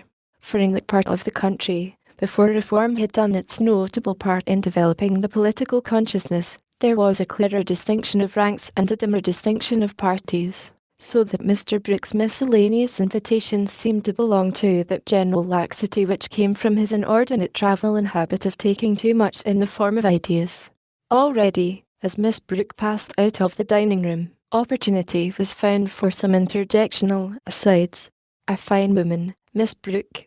An uncommonly fine woman, by God," said Mr. Standish, the old lawyer, who had been so long concerned with the landed gentry that he had become landed himself, and used that oath in a deep-mouthed manner as a sort of armorial bearings, stamping the speech of a man who held a good position. Mr. Bulstrode, the banker, seemed to be addressed, but that gentleman disliked coarseness and profanity, and merely bowed. The remark was taken up by Mr. Checkley, a middle-aged bachelor and coursing celebrity, who had a complexion something like an Easter egg, a few hairs carefully arranged, and a carriage implying the consciousness of a distinguished appearance. Yes, but not my style of woman. I like a woman who lays herself out a little more to please us. There should be a little filigree about a woman, something of the coquette. A man likes a sort of challenge. The more of a dead set she makes at you, the better. There's some truth in that, said Mr. Standish, disposed to be genial. And, by God, it's usually the way with them. I suppose it answers some wise ends. Providence made them so, Bulstrode? I should be disposed to refer coquetry to another source, said Mr. Bulstrode. I should rather refer it to the devil. To be sure, there should be a little devil in a woman, said Mr. Checkley, whose study of the fair sex seemed to have been detrimental to his theology. And I like them blonde, with a certain gait, and of swan neck. Between ourselves, the mayor's daughter is more to my taste than Miss Brooke or Miss Celia either. If I were a marrying man, I should choose Miss Vincey before either of them. Well, make up, said Mr. Standish, jocosely. You see the middle-aged fellows early the day.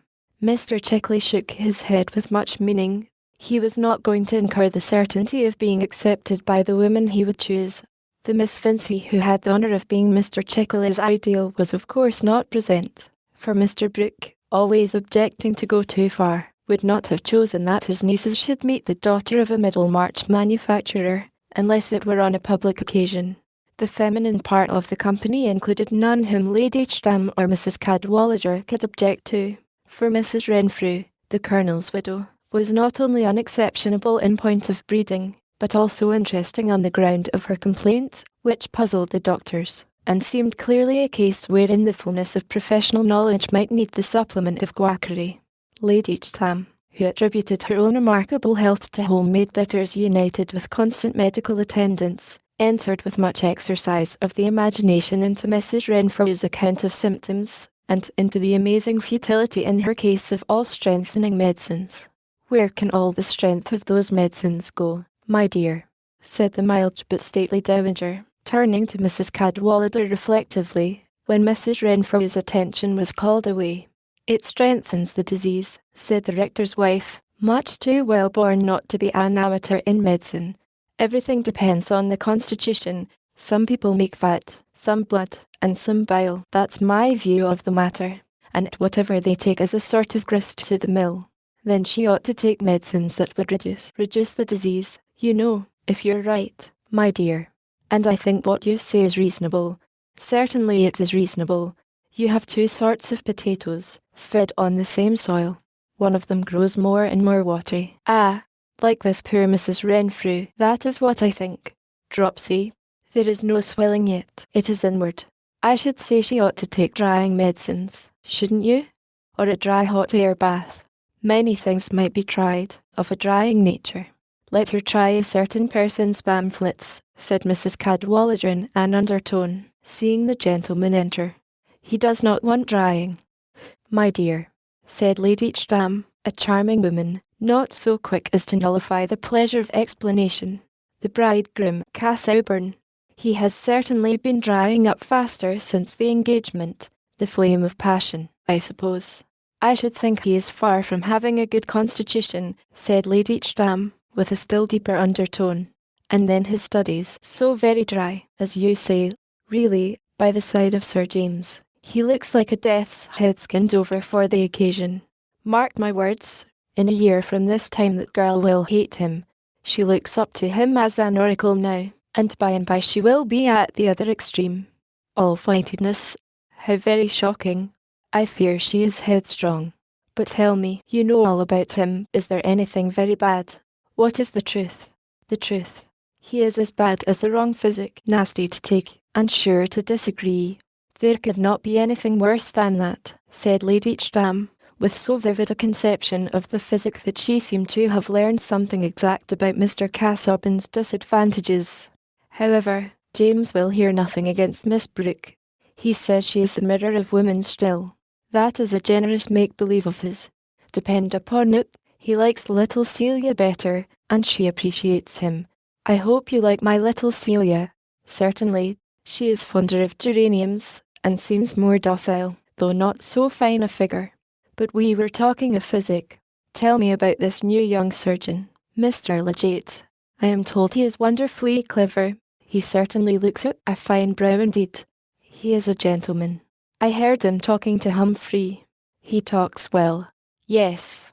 Mr. Brooke says he is one of the Legates of Northumberland, really well connected. One does not expect it in a practitioner of the kind. For my own part, I like a medical man more on a footing with his servants. They are often all the cleverer. I assure you I found poor Hicks's judgment unfailing. I never knew him wrong. He was coarse and butcher-like, but he knew my constitution. It was a loss to me his going off so suddenly. Dear me, what a very animated conversation Miss Brooke seems to be having with this Mr. Legate. She is talking cottages and hospitals with him, said Mrs. Cadwallader, whose ears and power of interpretation were quick. I believe he is a sort of philanthropist, so Brooke is sure to take him up. James, said Lady Chtram when her son came near, bring Mr. Legate and introduce him to me. I want to test him. The affable dowager declared herself delighted with this opportunity of making Mr. Legate's acquaintance, having heard of his success in treating fever on a new plan. Mr. Legate had the medical accomplishment of looking perfectly grave whatever nonsense was talked to him, and his dark steady eyes gave him impressiveness as a listener. He was as little as possible like the lamented Hicks, especially in a certain careless refinement about his toilet and utterance. Yet Lady Chtram gathered much confidence in him. He confirmed her view of her own constitution as being peculiar, by admitting that all constitutions might be called peculiar, and he did not deny that hers might be more peculiar than others. He did not approve of a too-lowering system, including reckless cupping, nor, on the other hand, of incessant port wine and bark. He said, I think so, with an air of so much deference accompanying the insight of agreement, that she formed the most cordial opinion of his talents. I am quite pleased with your protégé, she said to Mr. Brooke before going away. My protégé. Dear me. Who is that? Said Mr. Brooke. This young Legate, the new doctor.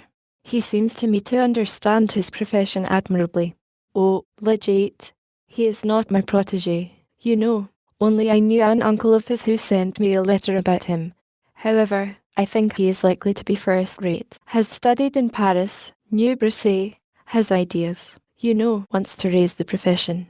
Legate has lots of ideas, quite new, about ventilation and diet, that sort of thing, resumed Mr. Brooke, after he had handed out Lady Chtram, and had returned to be civil to a group of Middlemarchers. Hang it, do you think that is quite sound? Upsetting the old treatment, which has made Englishmen what they are, said Mr. Standish.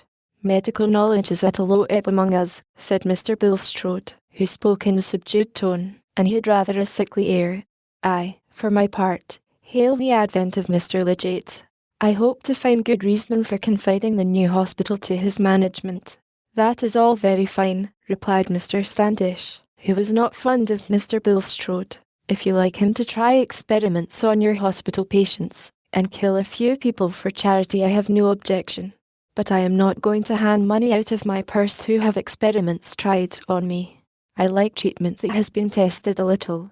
Well, you know, Standish, every dose you take is an experiment, you know, said Mr. Brooke, nodding towards the lawyer.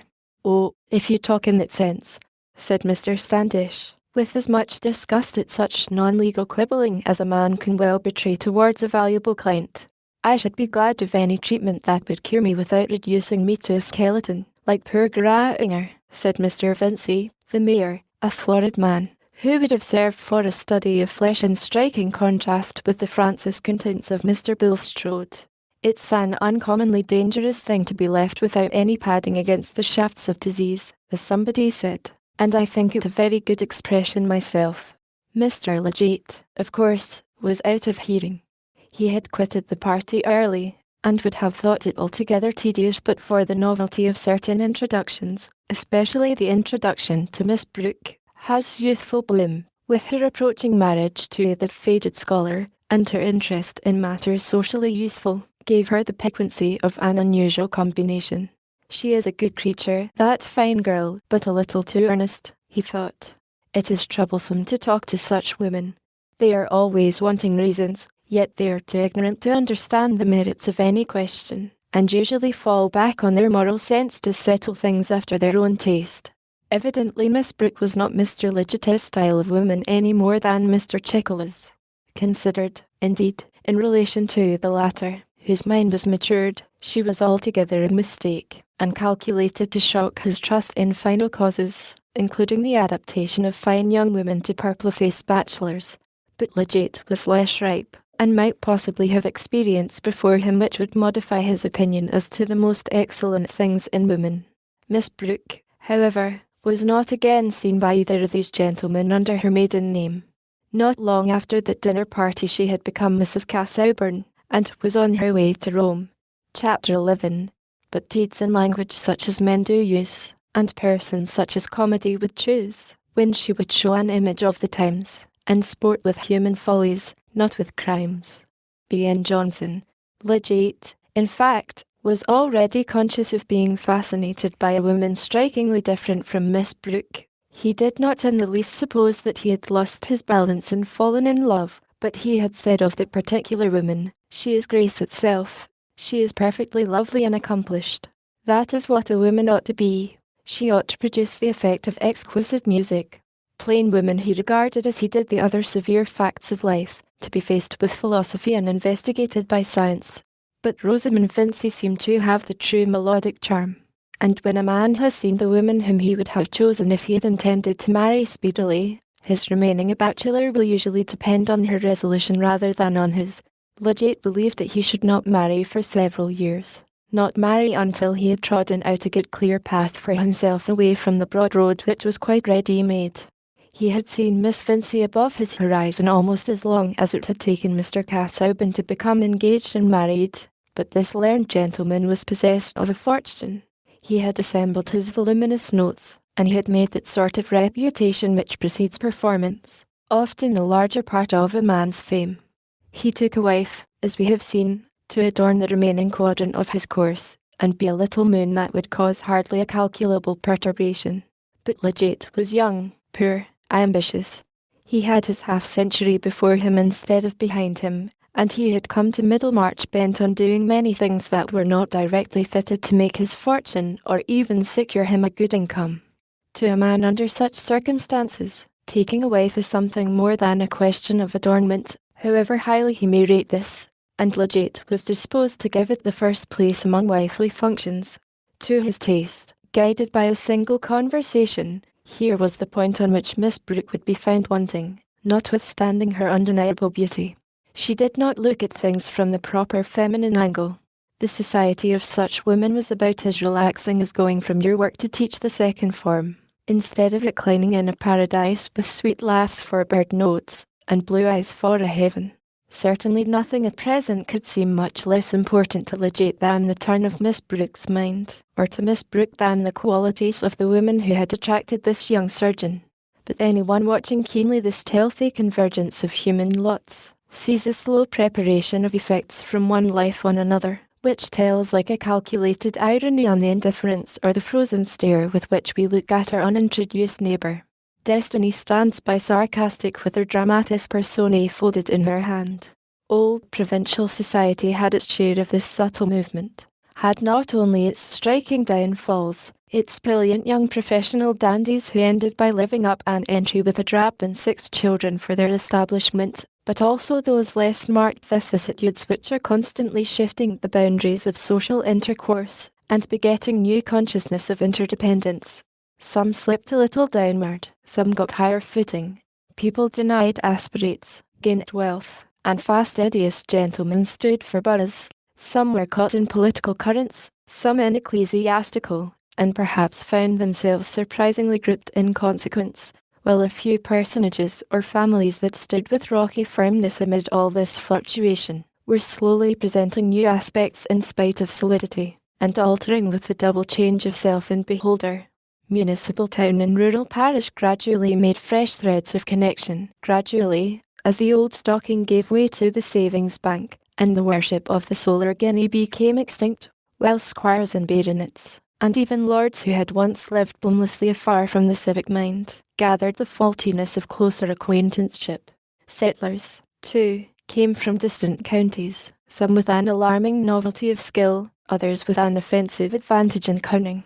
In fact, much the same sort of movement and mixture went on in Old England as we find in older Herodotus, who also, in telling what had been, thought it well to take a woman's lot for his starting point, though Io, as a maiden apparently beguiled by attractive merchandise, was the reverse of Miss Brooke, and in this respect perhaps bore more resemblance to Rosamund Vincy, who had excellent taste in costume, with the nymph-like figure and pure blindness which give the largest range to choice in the flow and colour of drapery.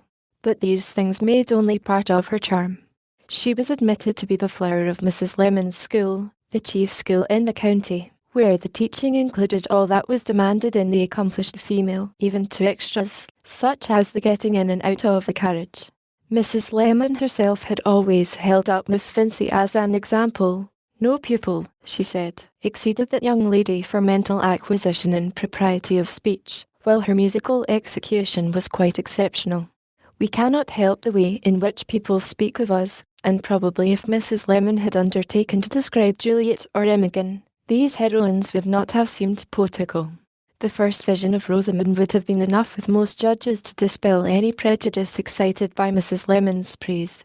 Lydiate could not be long in Middlemarch without having that agreeable vision, or even without making the acquaintance of the Vincy family, for though Mr. Peacock, whose practice he had paid something to enter on, had not been their doctor, Mrs. Vincy not liking the lowering system adopted by him, he had many patients among their connections and acquaintances. For who of any consequence in Middlemarch was not connected or at least acquainted with the Vincys? They were old manufacturers, and had kept a good house for 3 generations, in which there had naturally been much intermarrying with neighbours more or less decidedly genteel. Mr. Vince's sister had made a wealthy match in accepting Mr. Bulstrode. However, as a man not born in the town, and altogether of dimly known origin, was considered to have done well in uniting himself with a real Middlemarch family. On the other hand, Mr. Vincy had descended a little, having taken an innkeeper's daughter. But on this side too there was a cheating sense of money, for Mrs. Vince's sister had been second wife to rich old Mr. Featherstone, and he had died childless years ago, so that her nephews and nieces might be supposed to touch the affections of the widower. And it happened that Mr. Bulstrode and Mr. Featherstone, 2 of Peacock's most important patients, had, from different causes, given an especially good reception to his successor, who had raised some partisanship as well as discussion. Mr. Wrench, medical attendant to the Vincy family, very early had grounds for thinking lightly of Lydiate's professional discretion, and there was no report about him which was not retailed at the Vincys, where visitors were frequent. Mr. Vincy was more inclined to general good fellowship than to taking sides, but there was no need for him to be hasty in making any new man acquaintance. Rosamund silently wished that her father would invite Mr. Lydiate. She was tired of the faces and figures she had always been used to, the various irregular profiles and gaits and turns of phrase distinguishing those Middlemarch young men whom she had known as boys. She had been at school with girls of higher position, whose brothers, she felt sure, it would have been possible for her to be more interested in, than in these inevitable Middlemarch companions. But she would not have chosen to mention her wish to her father, and he, for his part, was in no hurry on the subject. An alderman about to be mayor must by and by enlarge his dinner parties, but at present there were plenty of guests at his well-spread table. That table often remained covered with the relics of the family breakfast long after Mr. Vincy had gone with his second son to the warehouse, and when Miss Morgan was all ready for on in morning lessons with the younger girls in the schoolroom. It awaited the family laggard, who found any sort of inconvenience, to others, less disagreeable than getting up when he was called. This was the case one morning of the October in which we have lately seen Mr. Casaubon visiting the Grange, and though the room was a little overheated with the fire, which had sent the spaniel panting to a remote corner, Rosamund, for some reason, continued to sit at her embroidery longer than usual, now and then giving herself a little shake, and laying her work on her knee to contemplate it with an air of hesitating weariness. Her mamma, who had returned from an excursion to the kitchen, sat on the other side of the small work table with an air of more entire placidity, until, the clock again giving notice that it was going to strike, she looked up from the lace mending which was occupying her plump fingers and rang the bell. "Knock at Mr. Fred's door again, Pritchard, and tell him it has struck 10:30.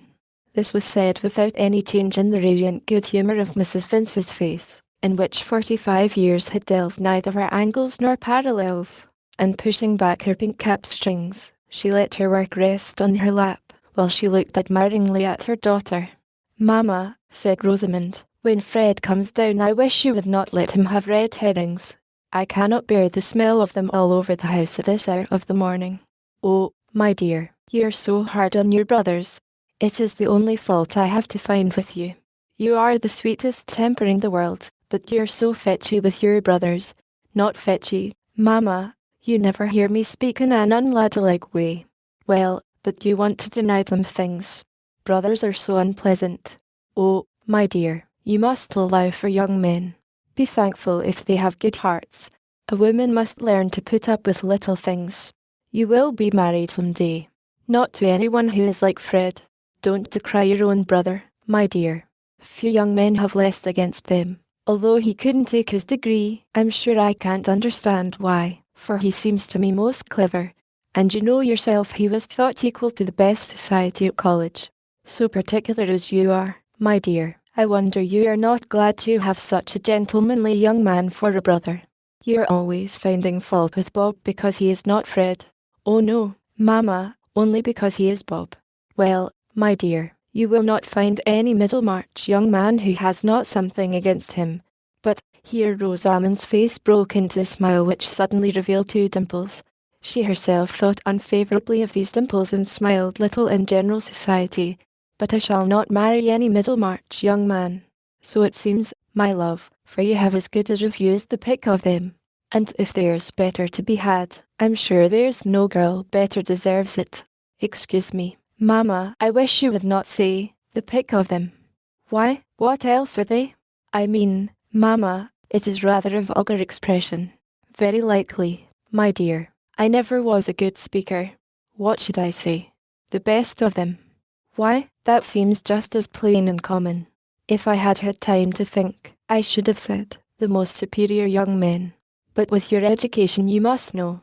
"What must Rosie know, mother?"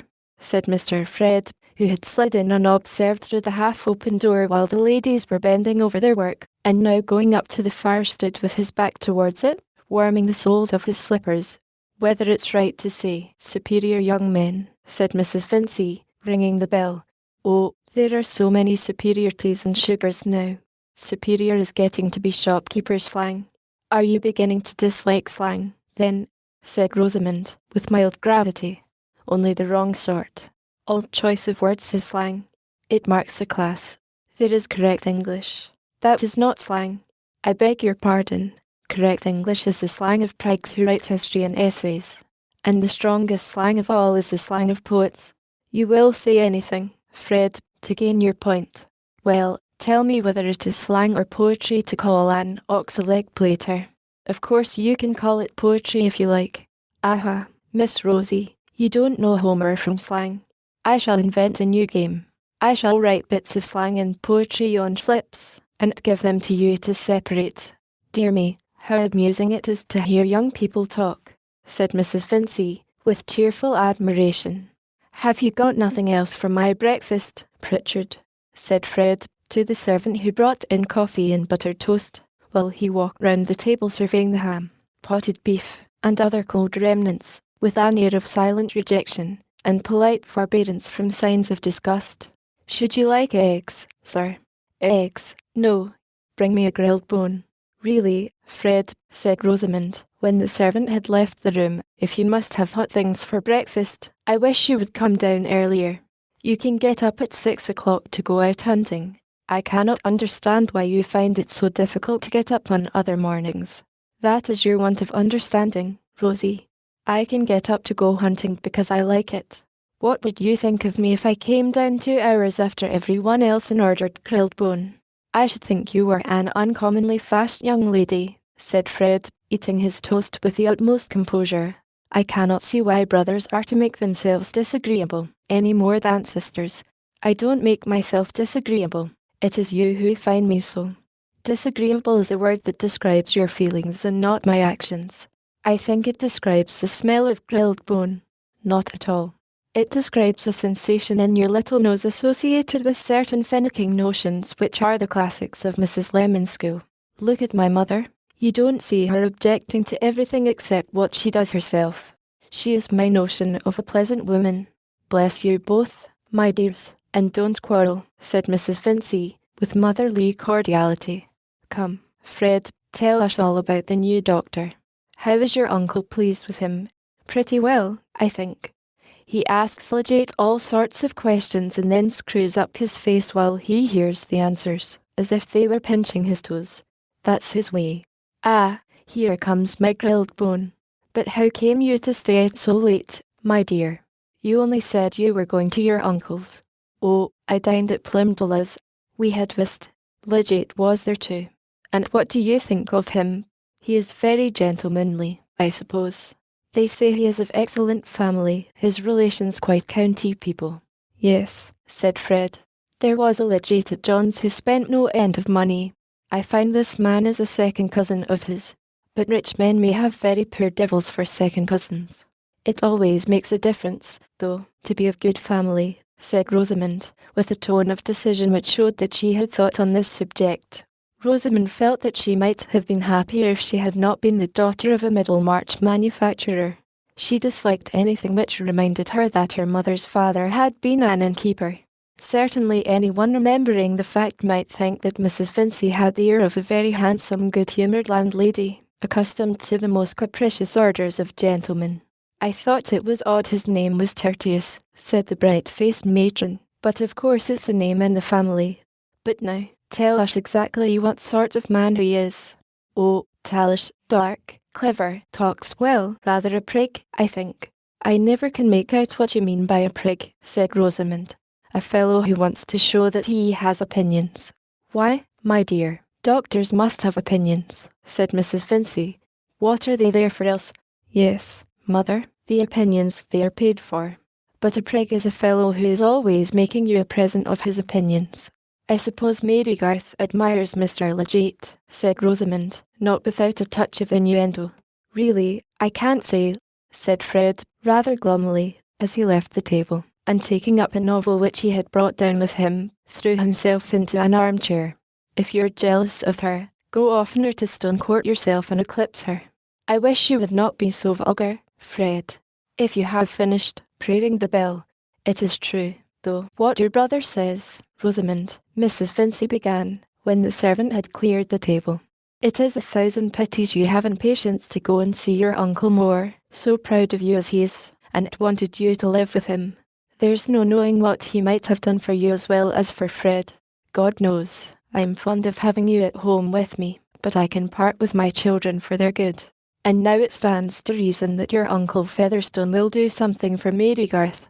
Mary Garth can bear being at Stonecourt, because she likes it better than being a governess, said Rosamond, folding up her work.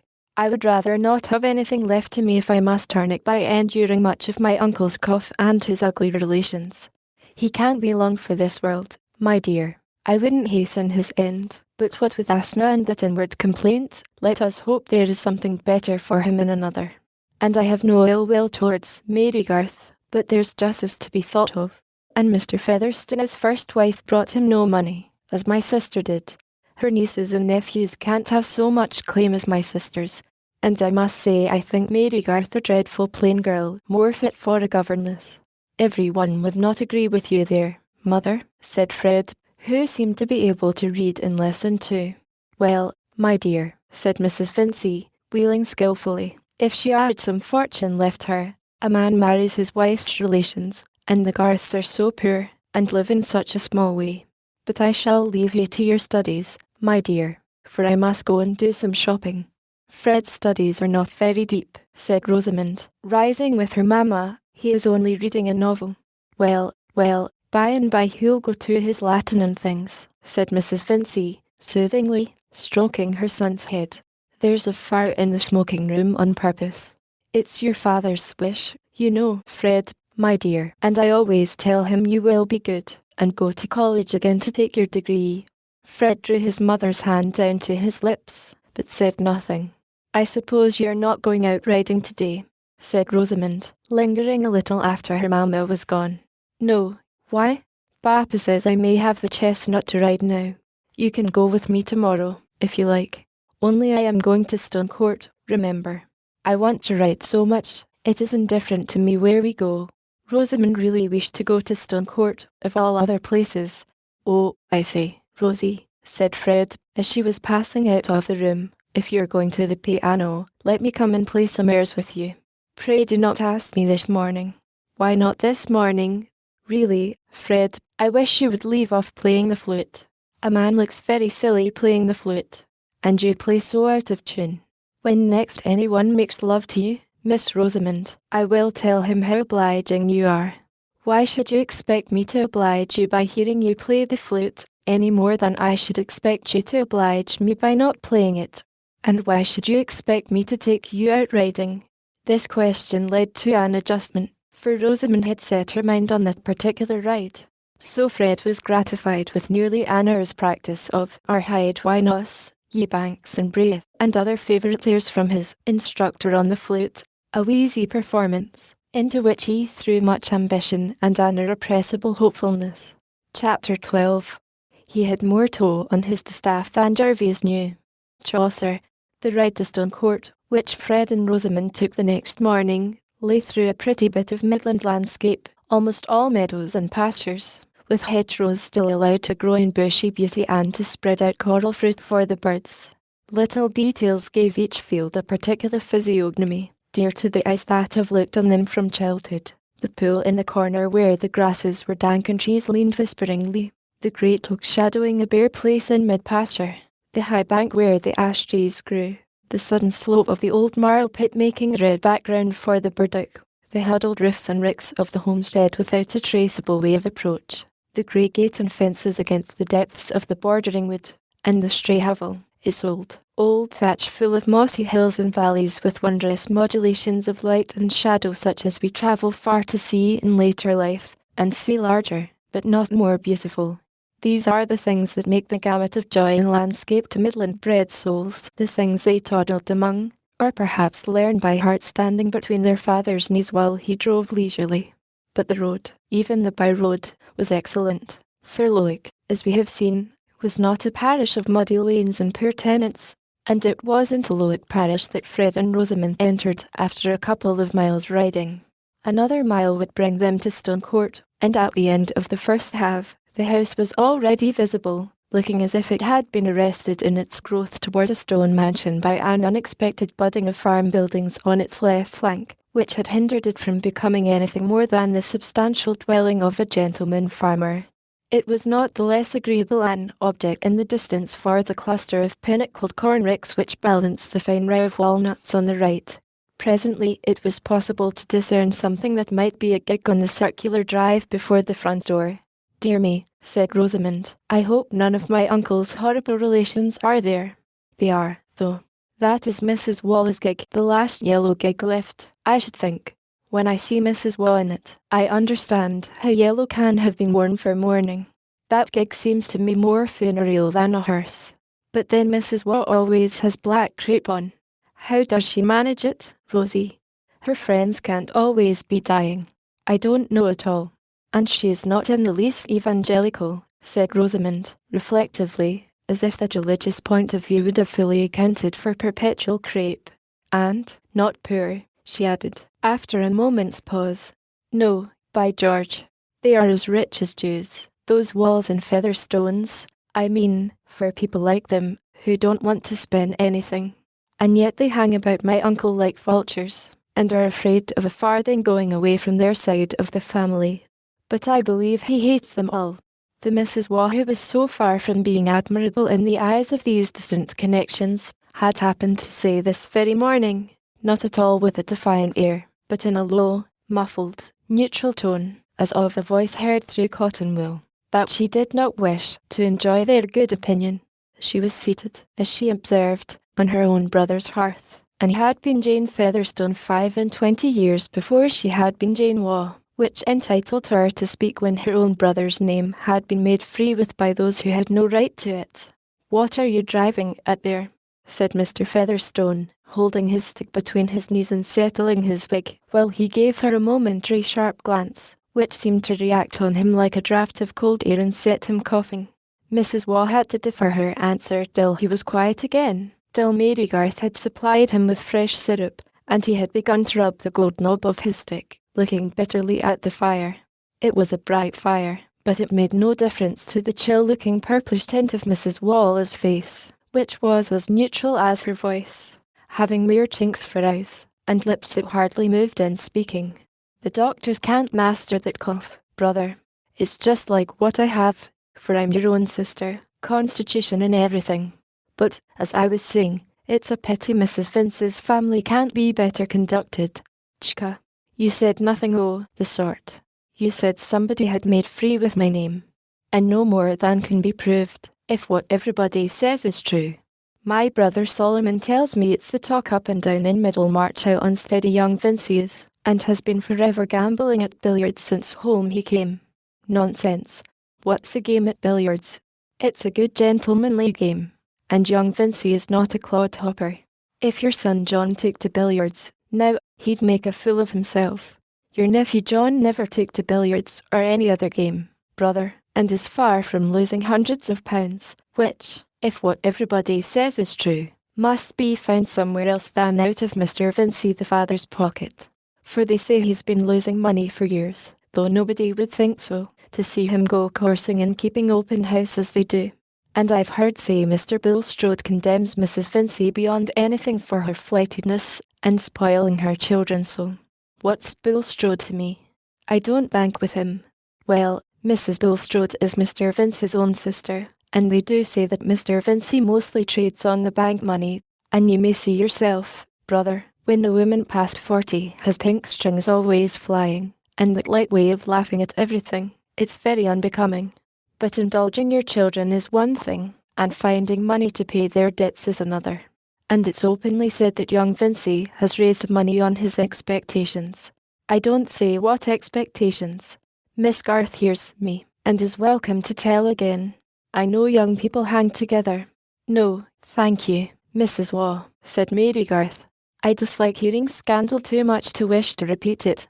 Mr. Featherstone rubbed the knob of his stick and made a brief convulsive show of laughter, which had much the same genuineness as an old whist player's chuckle over a bad hand. Still looking at the fire, he said, and who pretends to say Fred Vincey hasn't got expectations?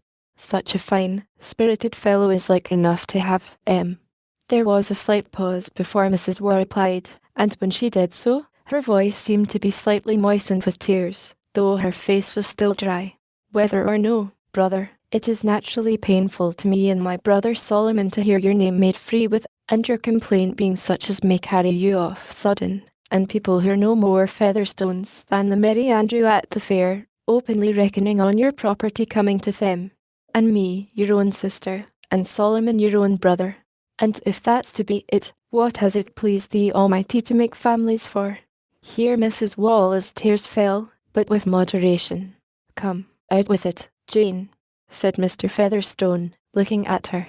You mean to say, Fred Vincey has been getting somebody to advance him money on what he says he knows about my will, eh?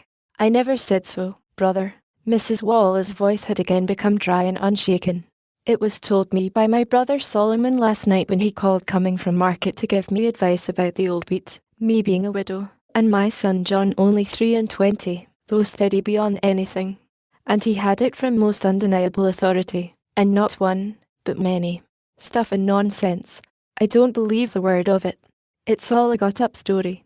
Go to the window, missy. I thought I heard a horse. See if the doctor's coming. Not got up by me, brother, nor yet by Solomon. Whatever else he may be, and I don't deny he has oddities, has made his will and parted his property equal between such kin as he's friends with, though, for my part, I think there are times when some should be considered more than others, but Solomon makes it no secret what he means to do. The more fool he, said Mr. Featherstone, with some difficulty. breaking into a severe fit of coughing that required Mary Garth to stand near him, so that she did not find out whose horses they were, which presently paused stamping on the gravel before the door. Before Mr. Featherstone's cough was quiet, Rosamond entered, bearing up her riding habit with much grace. She bowed ceremoniously to Mrs. Waugh, who said stiffly, "How do you do, miss?" smiled and nodded silently to Mary, and remained standing till the coughing should cease, and allow her uncle to notice her. "Heyday, miss," he said at last, "you have a fine colour. Where's Fred?" seeing about the horses. "He will be in presently. Sit down, sit down. Mrs. Waugh, you'd better go." Even those neighbours who had called Peter Featherstone an old fox had never accused him of being insincerely polite, and his sister was quite used to the peculiar absence of ceremony with which he marked his sense of blood relationship. Indeed, she herself was accustomed to think that entire freedom from the necessity of behaving agreeably was included in the Almighty's intentions about families. She rose slowly without any sign of resentment, and said in her usual muffled monotone, "Brother, I hope the new doctor will be able to do something for you. Solomon says there's great talk of his cleverness. I'm sure it's my wish you should be spared, and there's none more ready to nurse you than your own sister and your own nieces, if you'd only say the word. There's Rebecca, and Joanna, and Elizabeth, you know. I remember. You'll see I've remembered 'em all dark and ugly. They'd need have some money, eh? There never was any beauty in the women of her family, but the Featherstones have always had some money, and the Walls too. Waugh had money too. A warm man was Waugh. Money's a good egg, and if you got money to leave behind you, lay it in a warm nest. Goodbye, Mrs. Waugh." Here Mr. Featherstone pulled at both sides of his wig as if he wanted to deafen himself, and his sister went away ruminating on this oracular speech of his. Notwithstanding her jealousy of the Vinceys and of Mary Garth, there remained as the nethermost sediment in her mental shallows a persuasion that her brother Peter Featherstone could never leave his chief property away from his blood relations. Else, why had the Almighty carried off his 2 wives both childless, after he had gained so much by manganese and things, turning up when nobody expected it? And why was there a Eliot parish church, and the Walls and Powderells all sitting in the same pew for generations, and the Featherstone pew next to them, if, the Sunday after her brother Peter's death, everybody was to know that the property was gone out of the family? The human mind has at no period accepted a moral chaos, and so preposterous a result was not strictly conceivable.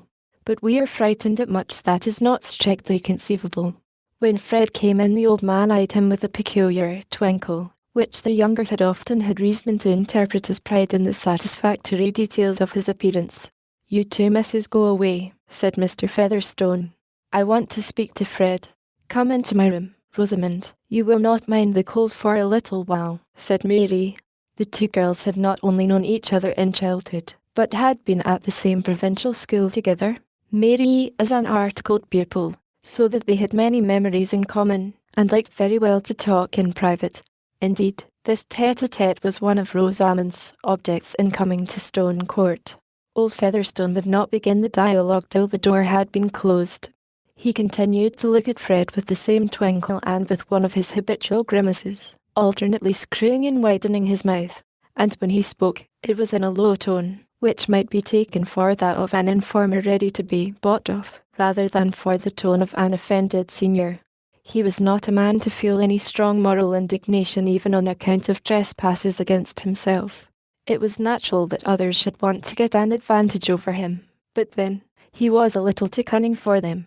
"So, sir, you've been paying 10% for money which you've promised to pay off by mortgaging my land when I'm dead and gone, eh? You put my life at a 12-month, say, but I can alter my will yet." Fred blushed. He had not borrowed money in that way, for excellent reasons, but he was conscious of having spoken with some confidence, perhaps with more than he exactly remembered, about his prospect of getting Featherstone's land as a future means of paying present debts. "I don't know what you refer to, sir. I have certainly never borrowed any money on such an insecurity. Please do explain." "No, sir, it's you must explain. I can alter my will yet, let me tell you. I'm of sound mind, can reckon compound interest in my head, and remember every fool's name as well as I could 20 years ago. What the deuce? I'm under 80, I say. You must contradict this story. I have contradicted it, sir, Fred answered, with a touch of impatience, not remembering that his uncle did not verbally discriminate contradicting from disproving, though no one was further from confounding the two ideas than old Featherstone, who often wondered that so many fools took his own assertions for proofs. But I contradict it again. The story is a silly lie. Nonsense. You must bring documents. It comes from authority. Name the authority, and make him name the man of whom I borrowed the money, and then I can disprove the story. It's pretty good authority, I think. A man who knows most of what goes on in Middlemarch. Is that fine, religious, charitable uncle yours? Come now. Here Mr. Featherstone had his peculiar inward shake which signified merriment. Mr. Bulstrode. Who else, eh? Then the story has grown into this lie of some sermonizing words he may have let fall about me. Do they pretend that he named the man who lent me the money? If there is such a man, depend upon it Bulstrode knows him. But, supposing you only tried to get the money lent, and didn't get it, Bulstrode, I'd know that too. You bring me writing from Bulstrode to say he doesn't believe you've ever promised to pay your debts out my land. Come now. Mr. Featherstone's face required its whole scale of grimaces as a muscular outlet to his silent triumph in the soundness of his faculties.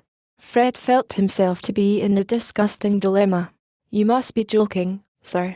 Mr. Bulstrode, like other men, believes scores of things that are not true, and he has a prejudice against me. I could easily get him to write that he knew no facts in proof of the report you speak of, though it might lead to unpleasantness. But I could hardly ask him to write down what he believes or does not believe about me.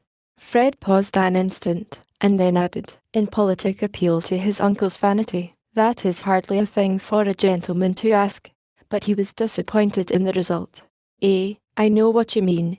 You'd sooner offend me than Bulstrode. And what's he? He's got no land hereabout that ever I heard tell of. A speculating fellow. He may come down any day, when the devil leaves off backing him. And that's what his religion means. He wants God Almighty to come in. That's nonsense. There's one thing I made out pretty clear when I used to go to church, and it's this. God Almighty sticks to the land. He promises land, and he gives land, and he makes chaps rich with corn and cattle. But you take the other side. You like Bulstrode in speculation better than Featherstone in land. I beg your pardon, sir, said Fred, rising, standing with his back to the fire and beating his boot with his whip. I like neither Bulstrode nor speculation.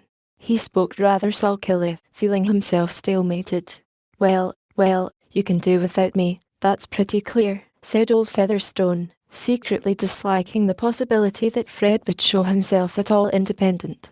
You neither want a bit of land to make a squire of you instead of a starving parson, nor a lift of £100 by the way. It's all one to me. I can make 5 codicils if I like, and I shall keep my bank notes for a nest egg. It's all one to me. Fred coloured again. Featherstone had rarely given him presents of money, and at this moment it seemed almost harder to part with the immediate prospect of bank notes than with the more distant prospect of the land. I am not ungrateful, sir. I never meant to show disregard for any kind intentions you might have towards me. On the contrary. Very good. Then prove it. You bring me a letter from Bulstrode saying he doesn't believe you've been cracking and promising to pay your debts out my land, and then, if there's any scrape you've got into, we'll see if I can't back you a bit. Come now. That's a bargain. Here, give me your arm. I'll try and walk round the room. Fred, in spite of his irritation, had kindness enough in him to be a little sorry for the unloved, unvenerated old man, who with his dropsical legs looked more than usually pitiable in walking. While giving his arm, he thought that he should not himself like to be an old fellow with his constitution breaking up, and he waited good-temperedly, first before the window to hear the wonted remarks about the guinea fowls and the weathercock, and then before the scanty bookshelves, of which the chief glories in dark calf were Josephus, Culpeper, Klopstocks, Messiah, and several volumes of the Gentleman's Magazine. Read me the names o' the books. Come now. You're a college man. Fred gave him the titles. What did Missy want with more books? What must you be bringing her more books for? They amuse her, sir. She is very fond of reading. A little too fond, said Mr. Featherstone, captiously. She was for reading when she sat with me. But I put a stop to that. She's got the newspaper to read out loud. That's enough for one day, I should think. I can't abide to see her reading to herself. You mind and not bring her any more books, do you hear? Yes, sir, I hear. Fred had received this order before, and he had secretly disobeyed it. He intended to disobey it again. Ring the bell, said Mr. Featherstone. I want Missy to come down. Rosamond and Mary had been talking faster than their male friends. They did not think of sitting down, but stood at the toilet table near the window while Rosamond took off her hat, adjusted her veil, and applied little touches of her fingertips to her hair of infantine fairness, neither flaxen nor yellow. Mary Garth seemed all the plainer standing at an angle between the two nymphs, the one in the glass, and the one out of it, who looked at each other with eyes of heavenly blue, deep enough to hold the most exquisite meanings an ingenious beholder could put into them, and deep enough to hide the meanings of the owner if these should happen to be less exquisite. Only a few children in Middlemarch looked blonde by the side of Rosamond, and the slim figure displayed by her riding habit had delicate undulations. In fact, most men in Middlemarch, except her brothers, held that Miss Vincey was the best girl in the world, and some called her an angel. Mary Garth, on the contrary, had the aspect of an ordinary sinner. She was brown, her curly dark hair was rough and stubborn, her stature was low, and it would not be true to declare, in satisfactory antithesis, that she had all the virtues. Plainness has its peculiar temptations and vices quite as much as beauty. It is apt either to feign amiability, or, not feigning it, to show all the repulsiveness of discontent. At any rate, to be called an ugly thing in contrast with that lovely creature your companion, is apt to produce some effect beyond a sense of fine veracity and fitness in the phrase. At the age of 22 Mary had certainly not attained that perfect good sense and good principle which are usually recommended to the less fortunate girl, as if they were to be obtained in quantities ready mixed, with a flavour of resignation as required. Her shrewdness had a streak of satiric bitterness continually renewed and never carried utterly out of sight, except by a strong current of gratitude towards those who, instead of telling her that she ought to be contented, did something to make her so. Advancing womanhood had tempered her plainness, which was of a good human sort, such as the mothers of our race have very commonly worn in all latitudes under a more or less becoming headgear. Rembrandt would have painted her with pleasure, and would have made her broad features look out of the canvas with intelligent honesty. For honesty, truth-telling fairness, was Mary's reigning virtue. She neither tried to create illusions, nor indulged in them for her own behoof, and when she was in a good mood she had humour enough in her to laugh at herself. When she and Rosamond happened both to be reflected in the glass, she said, laughingly, "What a brown patch I am by the side of you, Rosie. You are the most unbecoming companion." "Oh no. No one thinks of your appearance. You are so sensible and useful, Mary." "Beauty is of very little consequence in reality," said Rosamond, turning her head towards Mary, but with eyes swerving towards the new view of her neck in the glass. "You mean my beauty," said Mary, rather sardonically. Rosamond thought, "Poor Mary, she takes the kindest things ill." Aloud she said, "What have you been doing lately?"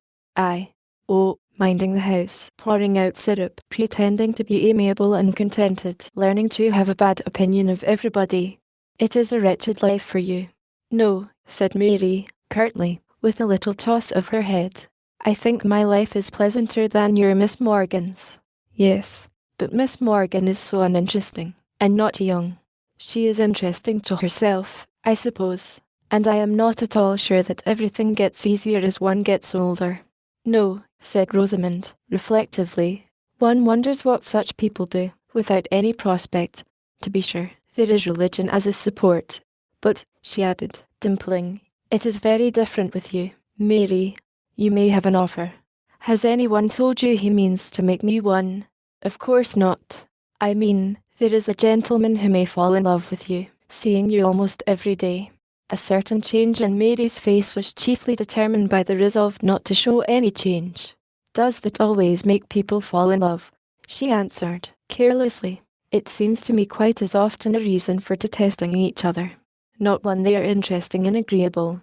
I hear that Mr. Legate is both. Oh, Mr. Legate, said Mary, with an unmistakable lapse into indifference. You want to know something about him, she added, not choosing to indulge Rosamond's indirectness. Merely, how you like him. There is no question of liking at present. My liking always wants some little kindness to kindle it. I am not magnanimous enough to like people who speak to me without seeming to see me. Is he so haughty? Said Rosamond, with heightened satisfaction. You know that he is of good family. No, he did not give that as a reason. Mary, you are the oddest girl. But what sort of looking man is he? Describe him to me. How can one describe a man? I can give you an inventory. Heavy eyebrows, dark eyes, a straight nose, thick dark hair, large solid white hands, and, let me see, oh, an exquisite cambric pocket handkerchief. But you will see him. You know this is about the time of his visits. Rosamond blushed a little, but said, meditatively, I rather like a haughty manner. I cannot endure a rattling young man. I did not tell you that Mr. Legate was haughty, but il y en a pour tous les goûts, as little Mamselle used to say, and if any girl can choose the particular sort of conceit she would like, I should think it is you, Rosie. Haughtiness is not conceit. I call Fred conceited. I wish no one said any worse of him. He should be more careful. Mrs. Waugh has been telling Uncle that Fred is very unsteady. Mary spoke from a girlish impulse which got the better of her judgment. There was a vague uneasiness associated with the word unsteady, which she hoped Rosamond might say something to dissipate. But she purposely abstained from mentioning Mrs. Waugh's more special insinuation. Oh, Fred is horrid, said Rosamond. She would not have allowed herself so unsuitable a word to anyone but Mary. What do you mean by horrid? He is so idle, and makes Papa so angry, and says he will not take orders. I think Fred is quite right. How can you say he is quite right, Mary? I thought you had more sense of religion. He is not fit to be a clergyman, but he ought to be fit. Well, then, he is not what he ought to be. I know some other people who are in the same case, but no one approves of them. I should not like to marry a clergyman, but there must be clergymen. It does not follow that Fred must be one, but when Papa has been at the expense of educating him for it, and only suppose, if he should have no fortune left him. I can suppose that very well, said Mary, dryly. Then I wonder you can defend Fred, said Rosamond, inclined to push this point. I don't defend him, said Mary, laughing. I would defend any parish from having him for a clergyman. But of course if he were a clergyman, he must be different. Yes, he would be a great hypocrite, and he is not that yet. It is of no use saying anything to you, Mary. You always take Fred's part. Why should I not take his part? Said Mary, lighting up. He would take mine. He is the only person who takes the least trouble to oblige me. You make me feel very uncomfortable, Mary, said Rosamond, with her gravest mildness. I would not tell Mamma for the world. What would you not tell her? Said Mary, angrily. Pray do not go into rage, Mary, said Rosamond, mildly as ever. If your mamma is afraid that Fred will make me an offer, tell her that I would not marry him if he asked me. But he is not going to do so, that I am aware. He certainly never has asked me. Mary, you are always so violent, and you are always so exasperating. Aye, what can you blame me for? Oh, blameless people are always the most exasperating. There is the bell. I think we must go down. I did not mean to quarrel, said Rosamond, putting on her hat. Quarrel? Nonsense. We have not quarrelled. If one is not to get into rage sometimes, what is the good of being friends? Am I to repeat what you have said? Just as you please. I never say what I am afraid of having repeated. But let us go down. Mr. Legate was rather late this morning, but the visitors stayed long enough to see him, for Mr. Featherstone asked Rosamond to sing to him, and she herself was so kind as to propose a second favourite song of his, Flow on, Thou Shining River, after she had sung Home, Sweet Home, which she detested. This hard-headed old overreach approved of the sentimental song, as the suitable garnish for girls, and also as fundamentally fine, sentiment being the right thing for a song. Mr. Featherstone was still applauding the last performance, and assuring Missy that her voice was as clear as a blackbird's, when Mr. Leggett's horse passed the window. His dull expectation of the usual disagreeable routine with an aged patient who can hardly believe that medicine would not set him up if the doctor were only clever enough, added to his general disbelief in Middlemarch charms, made a doubly effective background to this vision of Rosamond, whom old Featherstone made haste ostentatiously to introduce as his niece, though he had never thought it worthwhile to speak of Mary Garth in that light. Nothing escaped Legate in Rosamond's graceful behaviour. How delicately she waived the notice which the old man's want of taste had thrust upon her by a quiet gravity, not showing her dimples on the wrong occasion, but showing them afterwards in speaking to Mary, to whom she addressed herself with so much good-natured interest, that Legate, after quickly examining Mary more fully than he had done before, saw an adorable kindness in Rosamond's eyes. But Mary from some cause looked rather out of temper. "Miss Rosie has been singing me a song. You've nothing to say against that, eh, Doctor?" said Mr. Featherstone. "I like it better than your physic." "That has made me forget how the time was going," said Rosamond, rising to reach her hat, which she had laid aside before singing, so that her flower-like head on its white stem was seen in perfection above her riding habit. "Fred, we must really go." "Very good," said Fred, who had his own reasons for not being in the best spirits, and wanted to get away. "Miss Vincey is a musician," said Legate, following her with his eyes. Every nerve and muscle in Rosamond was adjusted to the consciousness that she was being looked at. She was by nature an actress of parts that entered into her physique. She even acted her own character, and so well, that she did not know it to be precisely her own. "The best in Middlemarch, I'll be bound," said Mr. Featherstone, "let the next be who she will." Fred, speak up for your sister." "I'm afraid I'm out of court, sir. My evidence would be good for nothing." "Middlemarch has not a very high standard, uncle," said Rosamond, with a pretty lightness, going towards her whip, which lay at a distance. Legate was quick in anticipating her. He reached the whip before she did, and turned to present it to her. She bowed and looked at him. He of course was looking at her, and their eyes met with that peculiar meeting which is never arrived at by effort, but seems like a sudden divine clearance of haze. I think Legate turned a little paler than usual, but Rosamond blushed deeply and felt a certain astonishment. After that, she was really anxious to go, and did not know what sort of stupidity her uncle was talking of when she went to shake hands with him. Yet this result, which she took to be a mutual impression, called falling in love, was just what Rosamond had contemplated beforehand. Ever since that important new arrival in Middlemarch she had woven a little future, of which something like this scene was the necessary beginning. Strangers, whether wrecked and clinging to a raft, or duly escorted and accompanied by portmanteaus, have always had a circumstantial fascination for the virgin mind, against which native merit has urged itself in vain. And a stranger was absolutely necessary to Rosamond's social romance, which had always turned on a lover and bridegroom who was not a Middlemarcher, and who had no connections at all like her own. Of late, indeed, the construction seemed to demand that he should somehow be related to a baronet. Now that she and the stranger had met, reality proved much more moving than anticipation, and Rosamond could not doubt that this was the great epoch of her life. She judged of her own symptoms as those of awakening love, and she held it still more natural that Mr. Legate should have fallen in love at first sight of her. These things happened so often at balls, and why not by the morning light, when the complexion showed all the better for it? Rosamond, though no older than Mary, was rather used to being fallen in love with, but she, for her part, had remained indifferent and fastidiously critical towards both fresh prig and faded bachelor.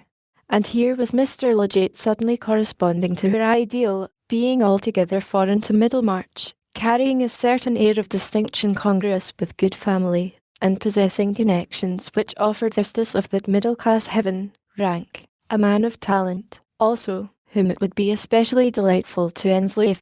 In fact, a man who had touched her nature quite newly, and brought a vivid interest into her life which was better than any fancied might be, such as she was in the habit of opposing to the actual. Thus, in riding home, Both the brother and the sister were preoccupied and inclined to be silent.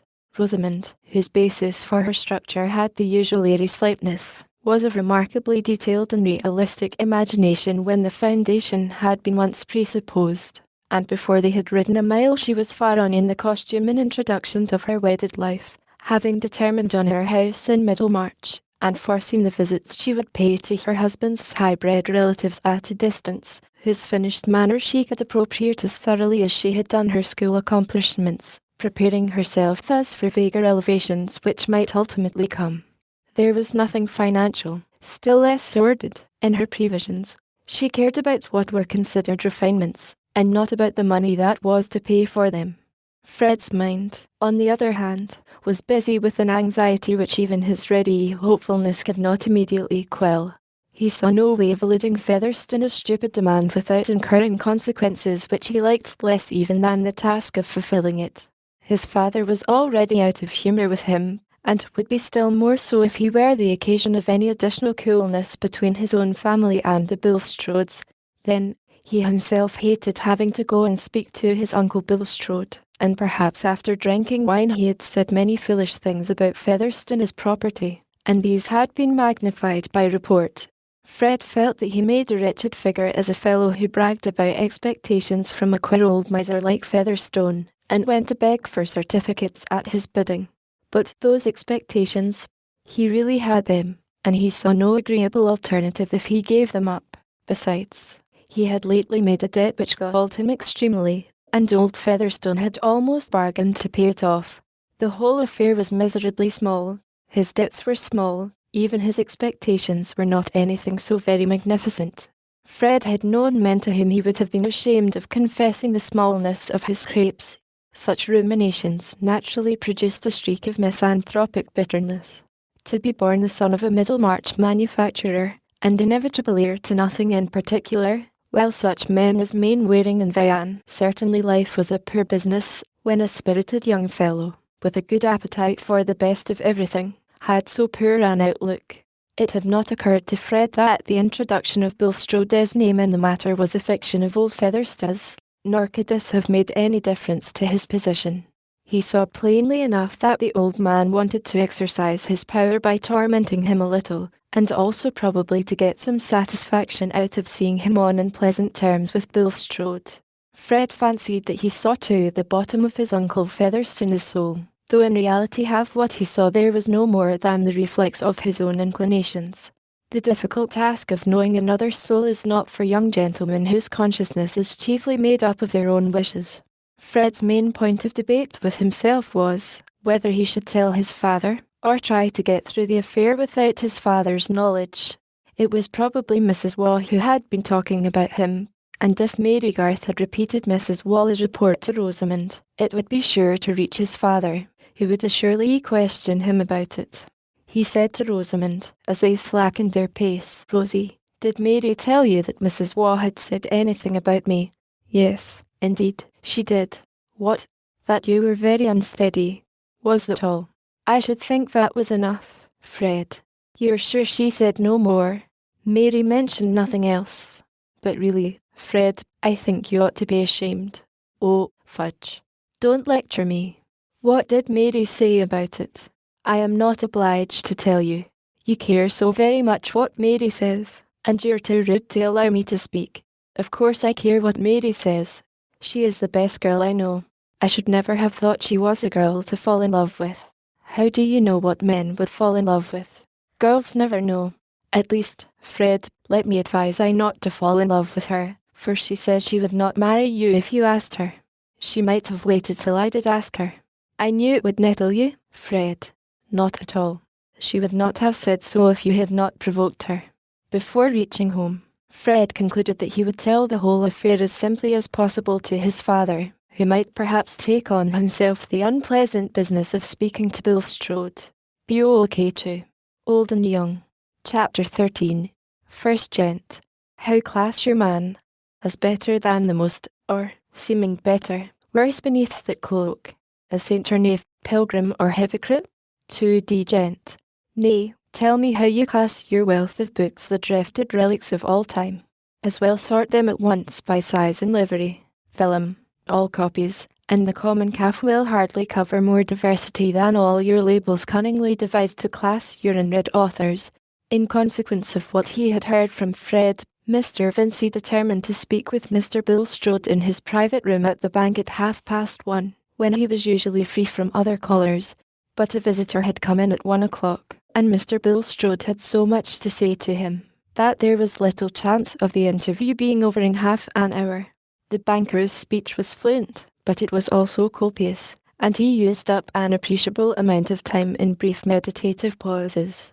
Do not imagine his sickly aspect to have been of the yellow, black-haired sort. He had a pale blonde skin, thin grey besprinkled brown hair, light grey eyes, and a large forehead. Loud men called his subdued tone an undertone, and sometimes implied that it was inconsistent with openness, though there seems to be no reason why a loud man should not be given to concealment of anything except his own voice, unless it can be shown that Holy Writ has placed the seat of candour in the lungs. Mr. Bulstrode had also a deferential bending attitude in listening, and an apparently fixed attentiveness in his eyes which made those persons who thought themselves worth hearing infer that he was seeking the utmost improvement from their discourse. Others, who expected to make no great figure, disliked this kind of moral lantern turned on them. If you are not proud of your cellar, there is no thrill of satisfaction in seeing your guest hold up his wine glass to the light and look judicial. Such joys are reserved for conscious merit.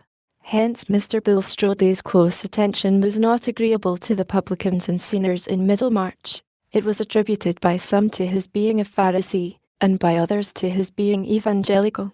Less superficial reasoners among them wished to know who his father and grandfather were, observing that 25 years ago nobody had ever heard of a Bulstrode in Middlemarch. To his present visitor, Eliot, the scrutinizing look was a matter of indifference. He simply formed an unfavourable opinion of the banker's constitution, and concluded that he had an eager inward life with little enjoyment of tangible things. I shall be exceedingly obliged if you will look in on me here occasionally, Mr. Eliot, the banker observed, after a brief pause. If, as I dare to hope, I have the privilege of finding you a valuable coadjutor in the interesting matter of hospital management, there will be many questions which we shall need to discuss in private.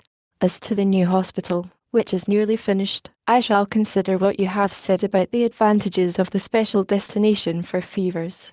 The decision will rest with me, for though Lord Medlicote has given the land and timber for the building, he is not disposed to give his personal attention to the object. There are few things better worth the pains in a provincial town like this, said Eliot. A fine fever hospital in addition to the old infirmary might be the nucleus of a medical school here, when once we get our medical reforms, and what would do more for medical education than the spread of such schools over the country? A born provincial man who has a grain of public spirit as well as a few ideas, should do what he can to resist the rush of everything that is a little better than common towards London. Any valid professional aims may often find a freer, if not a richer field, in the provinces. One of Eliot's gifts was a voice habitually deep and sonorous, yet capable of becoming very low and gentle at the right moment. About his ordinary bearing there was a certain fling, a fearless expectation of success, a confidence in his own powers and integrity much fortified by contempt for petty obstacles or seductions of which he had had no experience. But this proud openness was made lovable by an expression of unaffected goodwill. Mr. Bulstrode perhaps liked him the better for the difference between them in pitch and manners. He certainly liked him the better, as Rosamond did, for being a stranger in Middlemarch. One can begin so many things with a new person, even begin to be a better man. I shall rejoice to furnish your zeal with fuller opportunities, Mr. Bulstrode answered. I mean, by confiding to you the superintendence of my new hospital, should a maturer knowledge favour that issue, for I am determined that so great an object shall not be shackled by our two physicians. Indeed, I am encouraged to consider your advent to this town as a gracious indication that a more manifest blessing is now to be awarded to my efforts, which have hitherto been much withstood. With regard to the old infirmary, we have gained the initial point, I mean your election. And now I hope you will not shrink from incurring a certain amount of jealousy and dislike from your professional brethren by presenting yourself as a reformer. I will not profess bravery, said Eliot, smiling. but I acknowledge a good deal of pleasure in fighting, and I should not care for my profession if I did not believe that better methods were to be found and enforced there as well as everywhere else. The standard of the profession is low in Middlemarch, my dear sir, said the banker.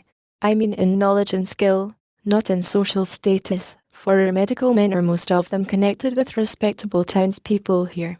My own imperfect health has induced me to give some attention to those palliative resources which the divine mercy has placed within our reach. I have consulted eminent men in the metropolis, and I am painfully aware of the backwardness under which medical treatment labours in our provincial districts. Yes, with our present medical rules and education, one must be satisfied now and then to meet with a fair practitioner. As to all the higher questions which determine the starting point of a diagnosis, as to the philosophy of medical evidence, any glimmering of these can only come from a scientific culture of which country practitioners have usually no more notion than the man in the moon. Mr. Bulstrode, bending and looking intently, found the form which Eliot had given to his agreement not quite suited to his comprehension. Under such circumstances a judicious man changes the topic and enters on ground where his own gifts may be more useful. I am aware, he said, that the peculiar bias of medical ability is towards material means. Nevertheless, Mr. Eliot, I hope we shall not vary in sentiment as to a measure in which you are not likely to be actively concerned, but in which your sympathetic concurrence may be an aid to me. You recognize, I hope, the existence of spiritual interests in your patients. Certainly I do. But those words are apt to cover different meanings to different minds. Precisely. And on such subjects wrong teaching is as fatal as no teaching. Now a point which I have much at heart to secure is a new regulation as to clerical attendance at the old infirmary. The building stands in Mr. Fairbrother's parish. You know Mr. Fairbrother. I have seen him. He gave me his vote. I must call to thank him.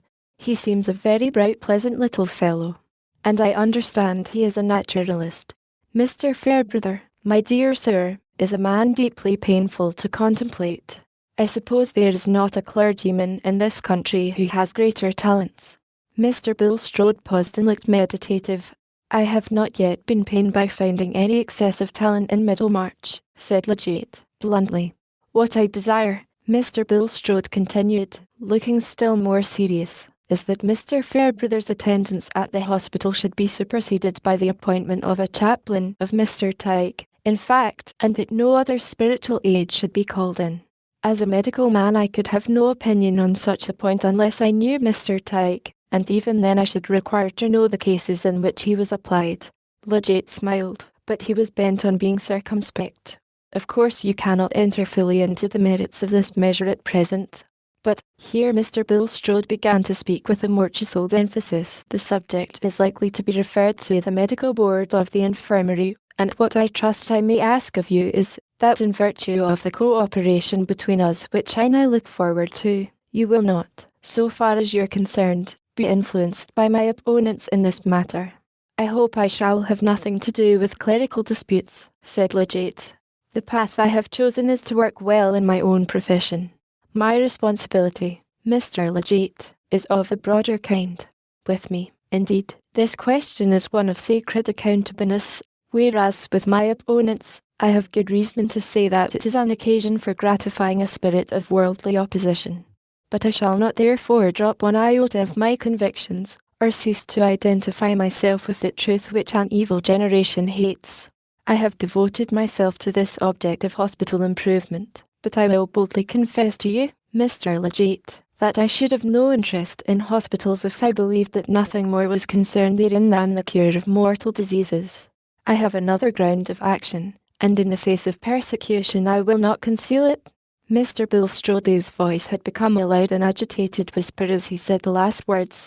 There we certainly differ, said Eliot. But he was not sorry that the door was now opened, and Mr. Vincey was announced. That florid sociable personage was become more interesting to him since he had seen Rosamond.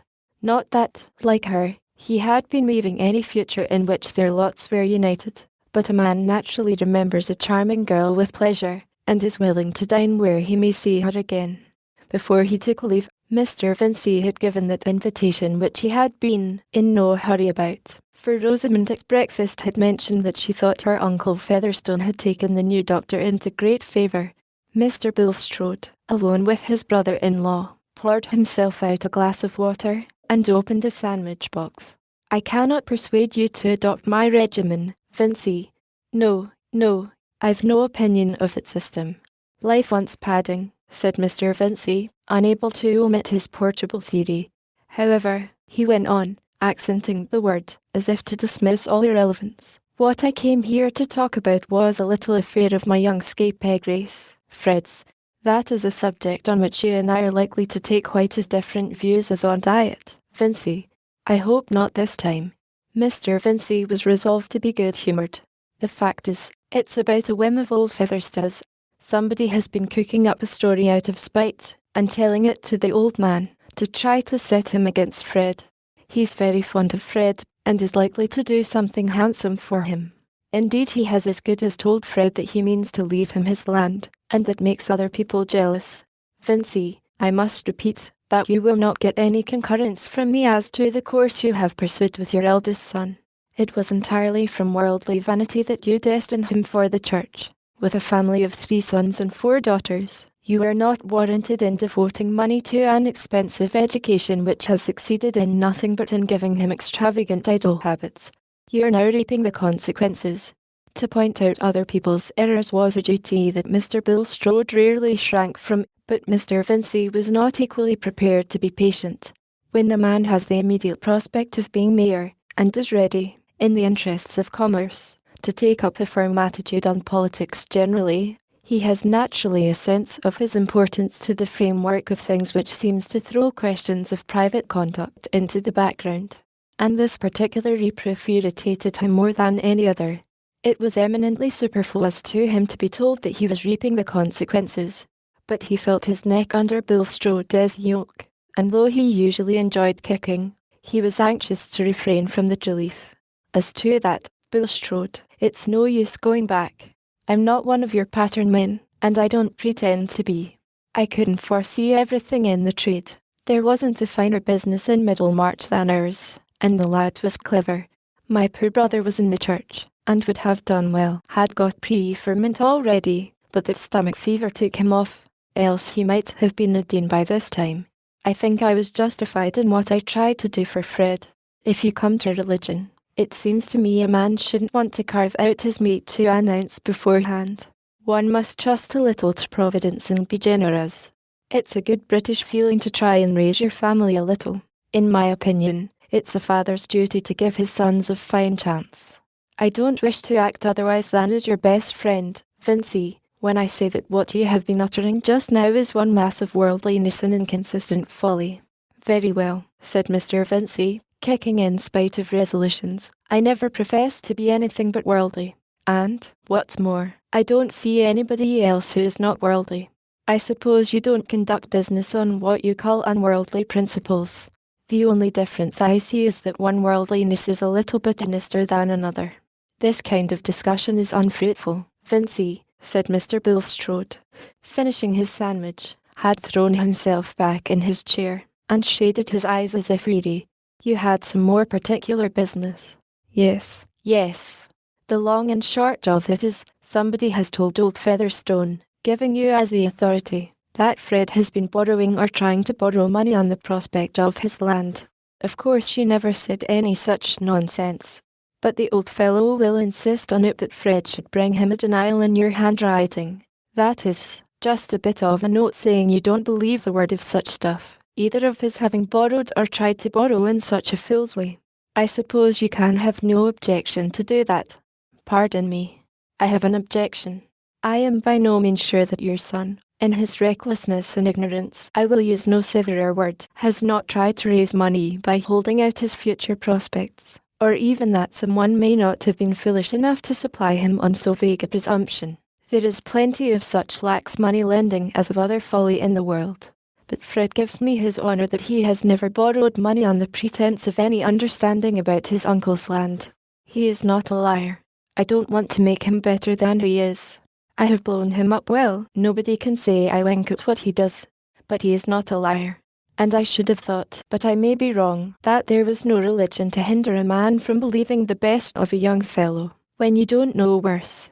It seems to me it would be a poor sort of religion to put a spoke in his wheel by refusing to say you don't believe such harm of him as you've got no good reason to believe.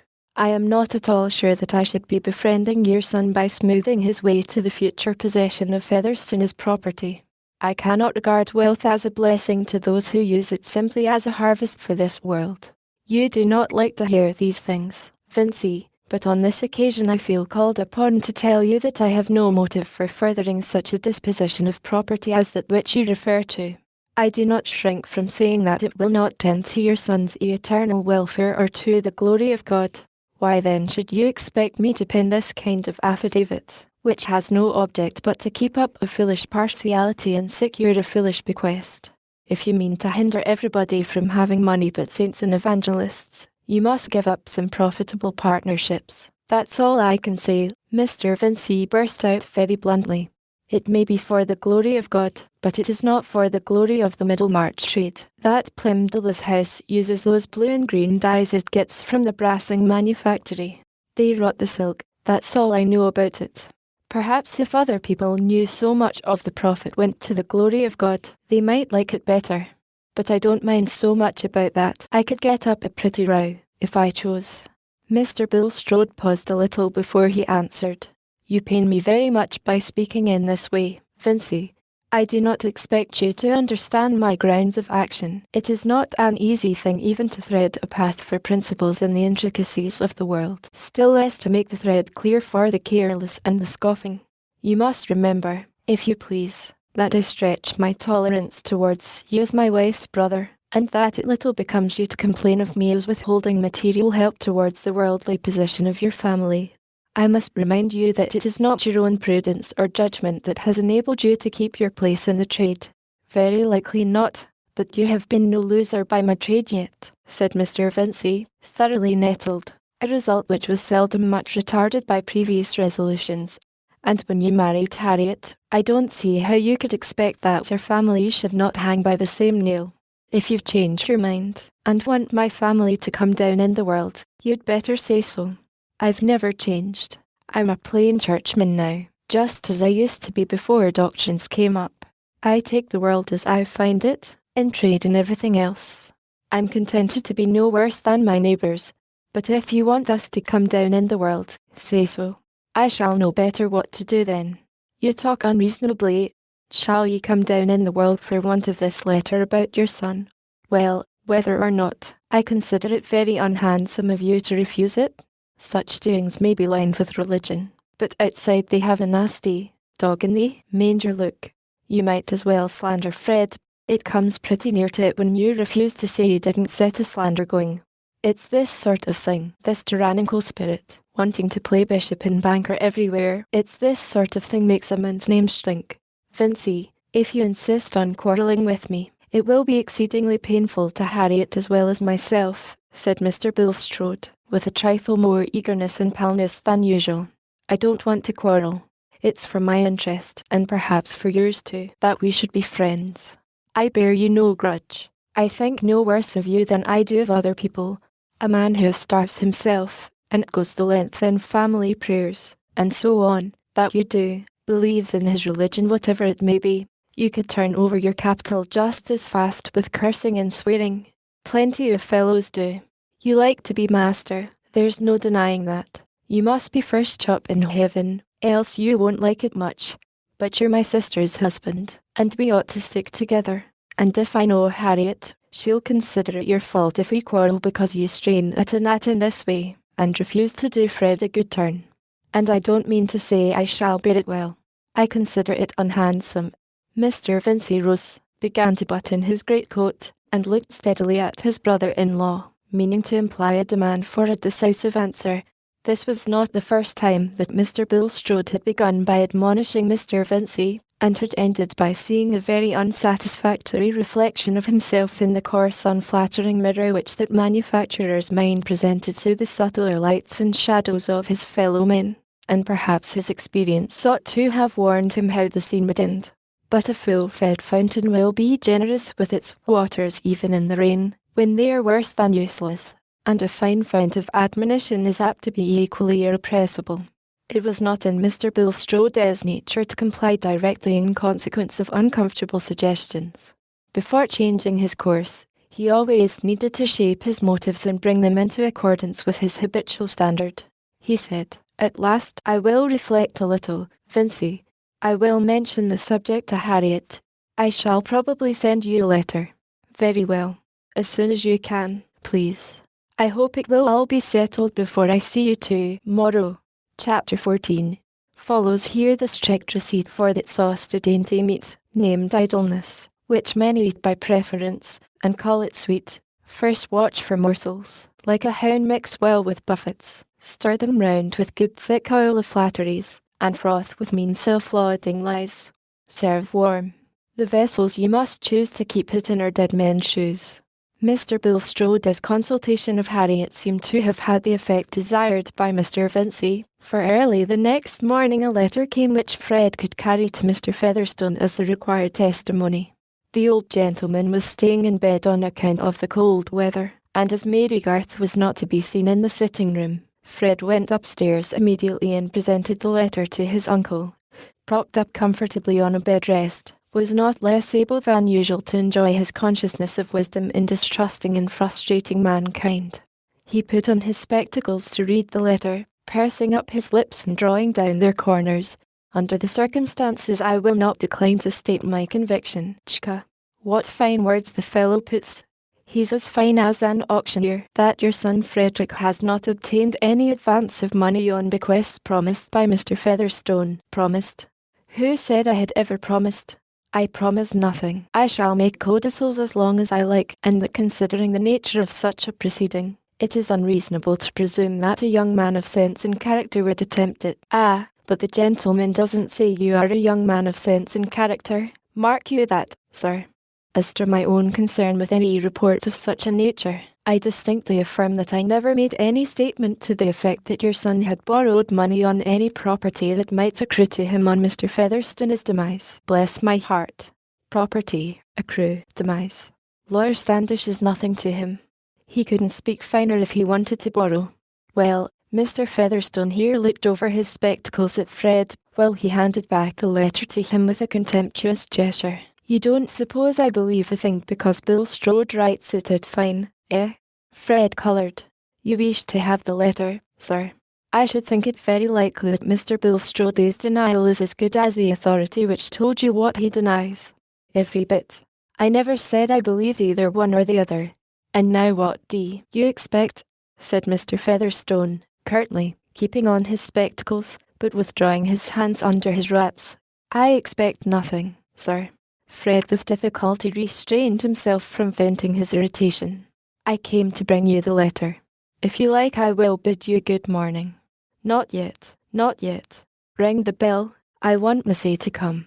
It was a servant who came in answer to the bell. "Tell Missy to come," said Mr. Featherstone, impatiently. What business had she to go away? He spoke in the same tone when Mary came. "Why couldn't you sit still here till I told you to go? I want my waistcoat now. I told you always to put it on the bed." Mary's eyes looked rather red, as if she had been crying. It was clear that Mr. Featherstone was in one of his most snappish humours this morning, and though Fred had now the prospect of receiving the much-needed present of money, he would have preferred being free to turn round on the old tyrant and tell him that Mary Garth was too good to be at his beck. Though Fred had risen as she entered the room, she had barely noticed him, and looked as if her nerves were quivering with the expectation that something would be thrown at her. But she never had anything worse than words to dread. When she went to reach the waistcoat from a peg, Fred went up to her and said, "Allow me. Let it alone. You bring it, Missy, and lay it down here," said Mr. Featherstone. "Now you go away again till I call you," he added, when the waistcoat was laid down by him. It was usual with him to season his pleasure in showing favour to one person by being especially disagreeable to another, and Mary was always at hand to furnish the condiment. When his own relatives came, she was treated better. Slowly he took out a bunch of keys from the waistcoat pocket, and slowly he drew forth a tin box which was under the bedclothes. "You expect I am going to give you little fortune, eh?" he said, looking above his spectacles and pausing in the act of opening the lid. Not at all, sir. You were good enough to speak of making me a present the other day, else, of course, I should not have thought of the matter. But Fred was of a hopeful disposition, and a vision had presented itself of a sum just large enough to deliver him from a certain anxiety. When Fred got into debt, it always seemed to him highly probable that something or other, he did not necessarily conceive what, would come to pass, enabling him to pay in due time. And now that the providential occurrence was apparently close at hand, it would have been sheer absurdity to think that the supply would be short of the need, as absurd as a faith that believed in half a miracle for want of strength to believe in a whole one. The defined hands fingered many banknotes one after the other, laying them down flat again, while Fred leaned back in his chair, scorning to look eager. He held himself to be a gentleman at heart, and did not like courting an old fellow for his money. At last, Mr. Featherstone eyed him again over his spectacles and presented him with a little sheaf of notes. Fred could see distinctly that there were but 5, as the less significant edges gaped towards him, but then, each might mean £50. He took them, saying, "I am very much obliged to you, sir," and was going to roll them up without seeming to think of their value. But this did not suit Mr. Featherstone, who was eyeing him intently. "Come, don't you think it worth your while to count, You take money like a lord. I suppose you lose it like one." "I thought I was not to look a gift horse in the mouth, sir. But I shall be very happy to count them."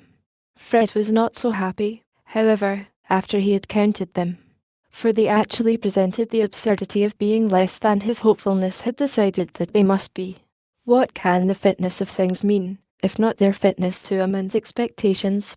Failing this, absurdity and atheism gaped behind him.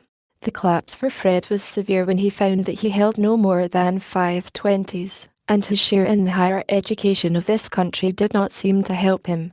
"Nevertheless," he said, with rapid changes in his fair complexion, "it is very handsome of you, sir." "I should think it is," said Mr. Featherstone, locking his box and replacing it, then taking off his spectacles deliberately, and at length, as if his inward meditation had more deeply convinced him, repeating, "I should think it handsome." "I assure you, sir, I am very grateful," said Fred, who had had time to recover his cheerful air. "So you ought to be. You want to cut a figure in the world, and I reckon Peter Featherstone is the only one you've got to trust to." Here the old man's eyes gleamed with a curiously mingled satisfaction in the consciousness that this smart young fellow relied upon him, and that the smart young fellow was rather a fool for doing so. "Yes, indeed, I was not born to very splendid chances. Few men have been more cramped than I have been," said Fred, with some sense of surprise at his own virtue, considering how hardly he was dealt with. "It really seems a little too bad to have to ride a broken-winded hunter, and seamen are not half such good judges as yourself, able to throw away any amount of money on buying bad bargains. Well, you can buy yourself a fine hunter now. £80 is enough for that, I reckon, and you'll have £20 over to get yourself out of any little scrape," said Mr. Featherstone, chuckling slightly. "You're very good, sir," said Fred, with a fine sense of contrast between the words and his feeling. Rather a better uncle than your fine Uncle Bulstrode. You won't get much out of his speculations, I think. He's got a pretty strong string round your father's leg, by what I hear, eh?" "My father never tells me anything about his affairs, sir." "Well, he shows some sense there, but other people find him out without his telling. _HELL_ never have much to leave you. He'll most like die without a will. He's the sort of man to do it. Let 'em make him mayor of Middlemarch as much as they like, but you won't get much by his dying without a will, though you are the eldest son." Fred thought that Mr. Featherstone had never been so disagreeable before. True, he had never before given him quite so much money at once. "Shall I destroy this letter of Mr. Bulstrode's, sir?" said Fred, rising with the letter as if he would put it in the fire. I don't want it. It's worth no money to me." Fred carried the letter to the fire, and thrust the poker through it with much zest. He longed to get out of the room, but he was a little ashamed before his inner self, as well as before his uncle, to run away immediately after pocketing the money. Presently, the farm bailiff came up to give his master a report, and Fred, to his unspeakable relief, was dismissed with the injunction to come again soon. He had longed not only to be set free from his uncle, but also to find Mary Garth. She was now in her usual place by the fire, with sewing in her hands and a book open on the little table by her side. Her eyelids had lost some of their redness now, and she had her usual air of self-command. "Am I wanted upstairs?" she said, half rising as Fred entered. "No, I am only dismissed, because Simmons has gone up." Mary sat down again, and resumed her work. She was certainly treating him with more indifference than usual. She did not know how affectionately indignant he had felt on her behalf upstairs. "May I stay here a little, Mary, or shall I bore you?" "Pray sit down," said Mary. "You will not be so heavy a bore as Mr. John Waugh, who was here yesterday, and he sat down without asking my leave. Poor fellow. I think he is in love with you. I am not aware of it, and to me it is one of the most odious things in a girl's life, that there must always be some supposition of falling in love coming between her and any man who is kind to her, and to whom she is grateful. I should have thought that I, at least, might have been safe from all that. I have no ground for the nonsensical vanity of fancying everybody who comes near me is in love with me." Mary did not mean to betray any feeling, but in spite of herself she ended in a tremulous tone of vexation. "Confound John Waugh. I did not mean to make you angry. I didn't know you had any reason for being grateful to me.